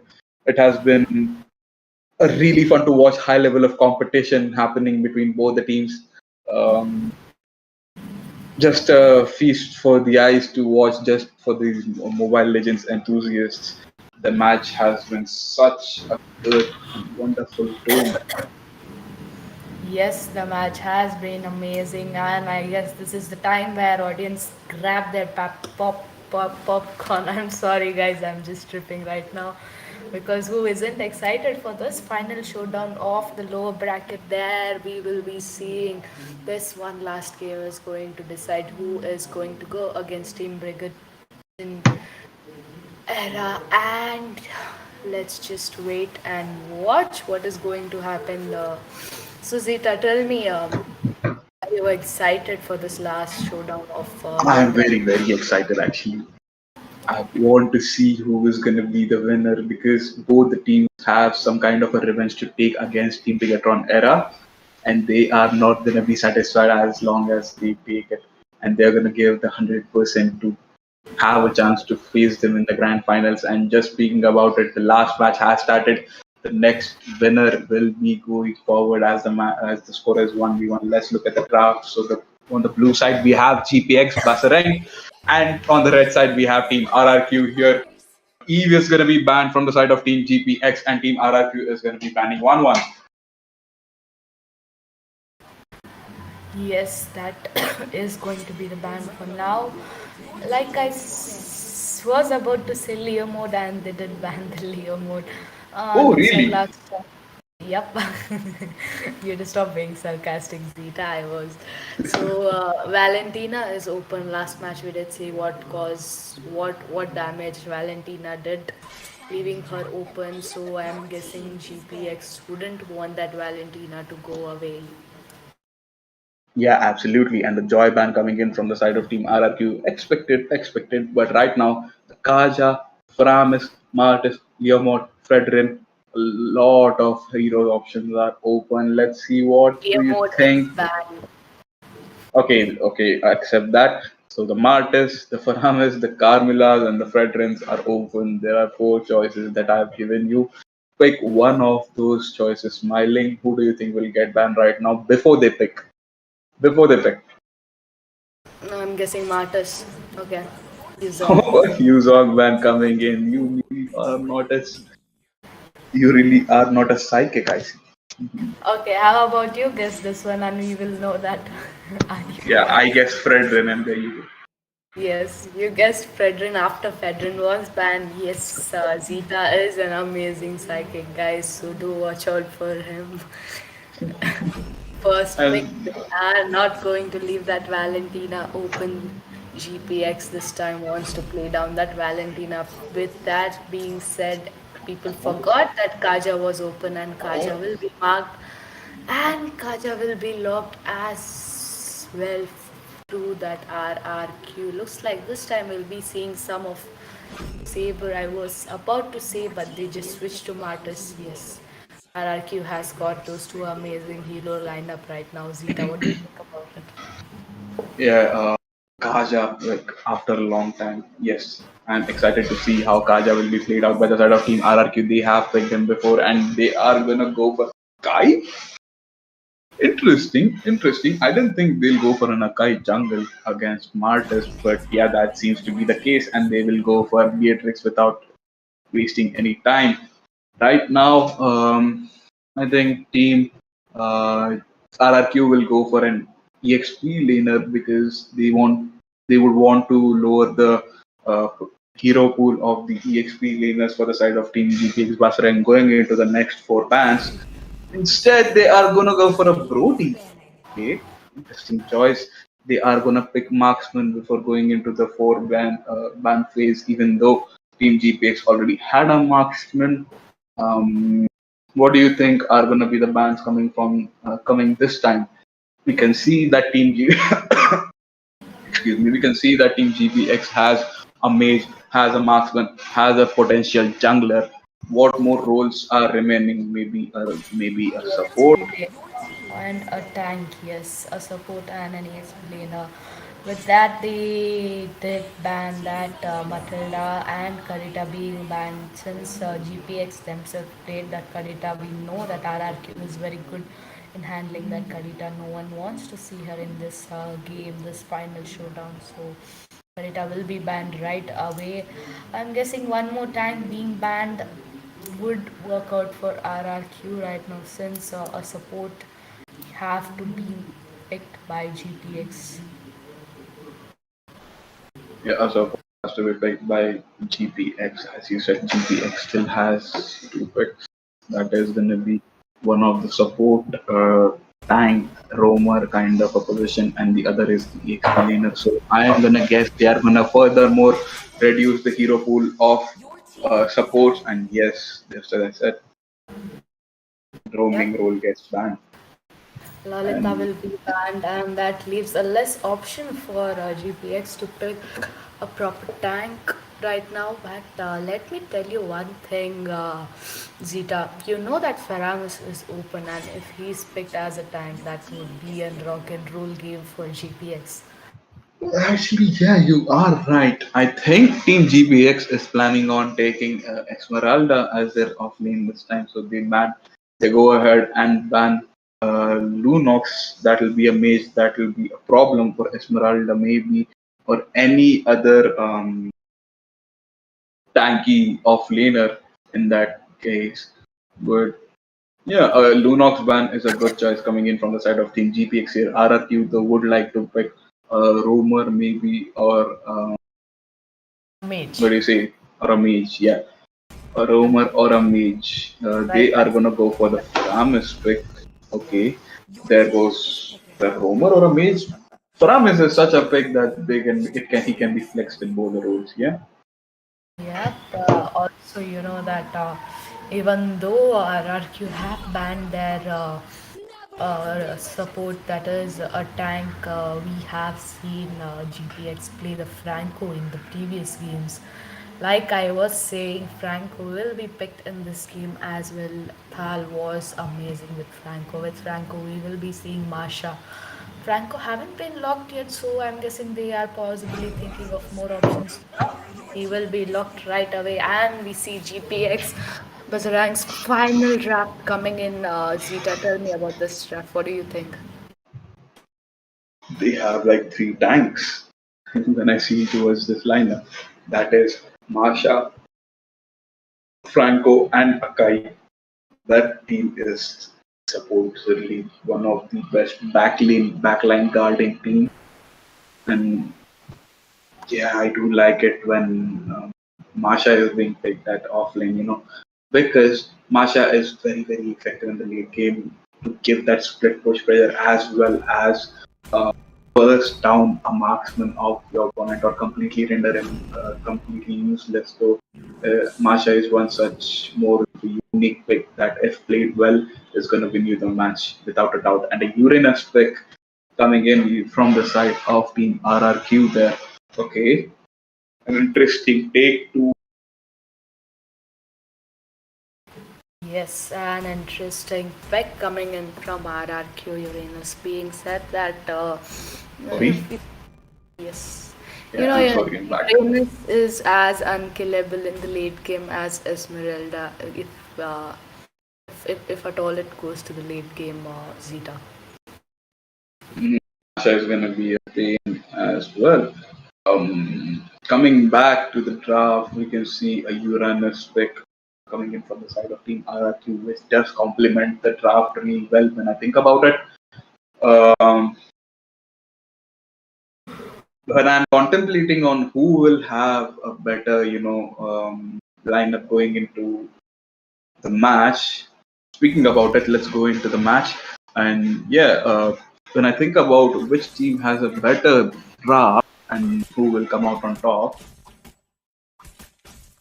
I don't see any shortcomings in any team except that maybe team RRQ may have some regarding the marksman, but maybe I don't know. But looking at the composition of team RRQ, they don't seem to be pretty good at the late game basis. But yeah, the Franco hook coming onto Brody right there, telling him that hey, I'm right here with my marksman. Be careful, be aware, stay alert all the time, so that all heightened senses gameplay, heightened senses pressure. That's going to be important on Brody. It will Yes. force him to slip up a lot. Yes, Brody is having a lot of trouble. We have seen Franco land that hook perfectly twice, and that gave a lot of benefits to Brody. Right now, we see that Kaja is the roamer for the RRQ right now. So on the top, it's going to be Masha against Uranus. Also, the first turtle is going to be up in less than 20 seconds. But for now, both the tanks are there with the gold laners, and Kaja was forced to use his flicker to just get into the turret, or he would have died right there. Looks like there is a proper backup coming in. This is going to be a 3v2 fight, but nope, they will retreat. Yeah, it's an interesting take onto the match. Turtle has spawned in the top lane, and there is a contest from both the sides. Team GPX already with Team RRQ contesting for the top turtle. Maybe not Team GPX have backed out. They have given the side of Team RRQ the free turtle here. Um yeah, looking at both the teams in the top lane as well, Masha doesn't seem to be worrying much about Uranus. Both are both are at a stalemate here. The double pull coming in from both Faramis and Kaja is something to worry about when they overextend. In fact, the game plan of Team RRQ will be that Team GPX will overextend and Team RRQ might be able to catch them off guard. That seems to be exact strategy that they were going to running for. And in the bot lane, we can see that somebody is getting hurricane dance to the wall, and there goes down the first blood straight to marksman. Actually, good for her that she will get some extra gold, and feeding a kill to the marksman is gonna be costing them pretty badly in the late game. Team RRQ, that was something that they might not have expected. Martis went for a invade on the red buff, but he was caught off guard with three tanks running towards him. Yeah, that's the story there. Um, Yes, looking forward, Martyrs shouldn't have gone there at the first place, knowing that this time the jungler is Akai, and Akai is not going to leave it simple. Masha is having a little tough time with that Uranus. Uranus has been teasing that Masha from pretty long. Now he's just cutting off the lane and trying to clear up those minions. Also, the Lord, the turtle is going to be up in less than 10 seconds. In the board, we can see there is 3v1 fight right now. There is a backup already coming in by GPX. All they need is a perfect positioning. And yes, Franco jumps in. Franco Johnson uses his flicker combination to try and get a kill onto Brody, but Paramis has perfectly timed ult saves him. The ult coming in from Brody takes a major chunk out of every single person's health right there. They will back out as well as the turtle spawns. Team RRQ don't want to have an engage right here again because Faramis doesn't have his ult anymore. Akai seems to be in trouble as Uranus goes for the turtle. Uranus secures the turtle, but Akai fails to do so with his retribution, and he will barely escape that fight without getting killed. Yep, that is one advantage of Akai using his ultimate. He can just escape through any situation given in hand if he has his ultimate ready on hand. Meanwhile, in the bot, yes, it is still Franco babysitting that Beatrix right now. They know that Beatrix whole lot of damage. I don't know that for this game both the tanks are in the bot. It's probably not just tanks, even the mages all are looking to mark their gold lanes. They don't want them to get farmed and hyped up pretty quick. Yeah, Beatrix pretty efficient in clearing lanes. Franco still hiding, not revealing his position, using the conceal, trying to go in. Beatrix ult, the barrage of Urets comes in. Paramis uses his ultimate to protect his team. Unfortunately, still he could not protect Brody, and Brody goes down. And Valentina picks up a kill onto Brody. That was a pretty clever ult coming in through Valentina. Though Kaja did pick up the fight, Brody was taken down, which they need to watch out for. Meanwhile, Masha and Uranus, they are still having their cut lane conversations right there. Matrix going Hurricane in. dance coming in from Akai in the top lane, forcing the team of Team RRQ to exit from the tier 1 turret. Unfortunately, there is no minion wave backing them, so they have to retreat. That is a field engage coming in from Team GPX. Everybody from the side of Team RRQ is going to retreat. That will be a quick clear up of the lane for the side of Team GPX, and they will be safely able to take down the tier 1 turret here. Although on the top, Masha almost goes down to Uranus as he turret dies, almost killing himself to pick up a kill onto Masha. Both of them survive, not overcommitting their blue is going to be contested by both the sides for the side of Team RRQ, though RRQ will be able to take blue buff without any contest anymore as they back out. So smiling, look at the damage coming in from Beatrix slowly. The sniper rifle ultimate on point onto Paramis, I guess. Yes, Paramis is shown us what Beatrix is capable of.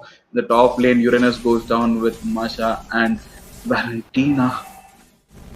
Yep, Valentina did give a pretty standard entry right there and took down that Uranus, which leaves Masha to take down the top lane turret, which is for almost free until Uranus respawns. Meanwhile, in the mid, Martus and Paravis trying their best to clear out that minion wave. The bot lane turret is gone, as well as the top lane for the team RRQ. They need to watch out. Franco diving in and using ulti on Brody. They will have to retreat, and Franco will be paying that price to dive in and take a lot of turret damage as well. Exactly, Franco got punished for that flicker ultimate. Paramis coming right on time, using his ultimate to save Brody, though Brody would have gone down if it wasn't for Paramis there. Pretty good backup coming in from both the sides here. We can see in the bot lane, though, Akai and Valentina go ahead onto Brody and pick up a kill and also destroy the tier 2 turret here. The efforts of Uranus went in vain as he tries to protect the bottom lane turret. Yes, that was barely a chance where they could have managed to save that turret if there was a proper backup, but no. Looks like Team GPX is taking all advantage and going for a split push. They did manage to distract them in the board. Meanwhile, took away the mid lane. Martus might be in trouble, will retreat. Beatrix getting that Paramis by just using her ultimate. That's the amount of damage she is holding right now. Actually, that is a pretty clever move. You know, Franco got a hook onto Paramis, and Valentina quickly copied the ultimate of Paramis to use that to their advantage and survive that team fight, that turret dive as well. It was such a good combination and a demonstration of teamwork shown by the side of Team GPX to pick up a kill onto Paramis. Although Paramis is back, it wasn't a pretty huge pick. They will be able to comfortably take the Lord without much of a contest here. Paramis uses his ultimate again. Beatrix using her high DPS to burst down everyone. Valentina using Faramis's ultimate to her own advantage and picking up a double kill onto the side of Team RRQ. Only Faramis and Martis are alive at this point. The three kill pick. Valentina is playing pretty amazing against Faramis. You know, it's like both the teams have one coverage to dive into the team fight, and both of them are using it at the same time. Who will come out on top is the question. With the heavy CC coming in from the side of Team GPX, till now it is evident that Team GPX are the only ones coming out on top. If Valentina keeps continuing these plays and getting the ultimate of Faramis again and again, I think it's going to be hard for Team RRQ to come back in this game.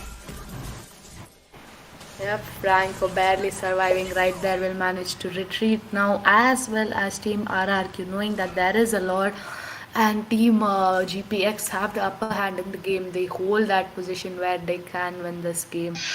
Given the circumstances right now, Beatrix damage is wow. I mean, she has mastered the damage in this game. Like the last game, Irithil, this time it's going to be Beatrix holding the most insane amount of damage, where she is going to melt most of it down. Lord is down, but looks like Team GPX will be taking the first main inhibitor turret from the bot and will manage to get that as well. Meanwhile, Masha and Uranus still having their chit chat on the top. Will someday figure out when to have that fight there. The Lord is down, but they did have the advantage of getting in. A flicker divine judgment coming in from Kaja on to Valentina, though Valentina using her flicker will escape there. A team fight does break out, but the high DPS coming in from Beatrix and her team GPX will force Team RRQ to go behind, and there goes down the mid inhibitor turret successfully with the poke on of Beatrix. Just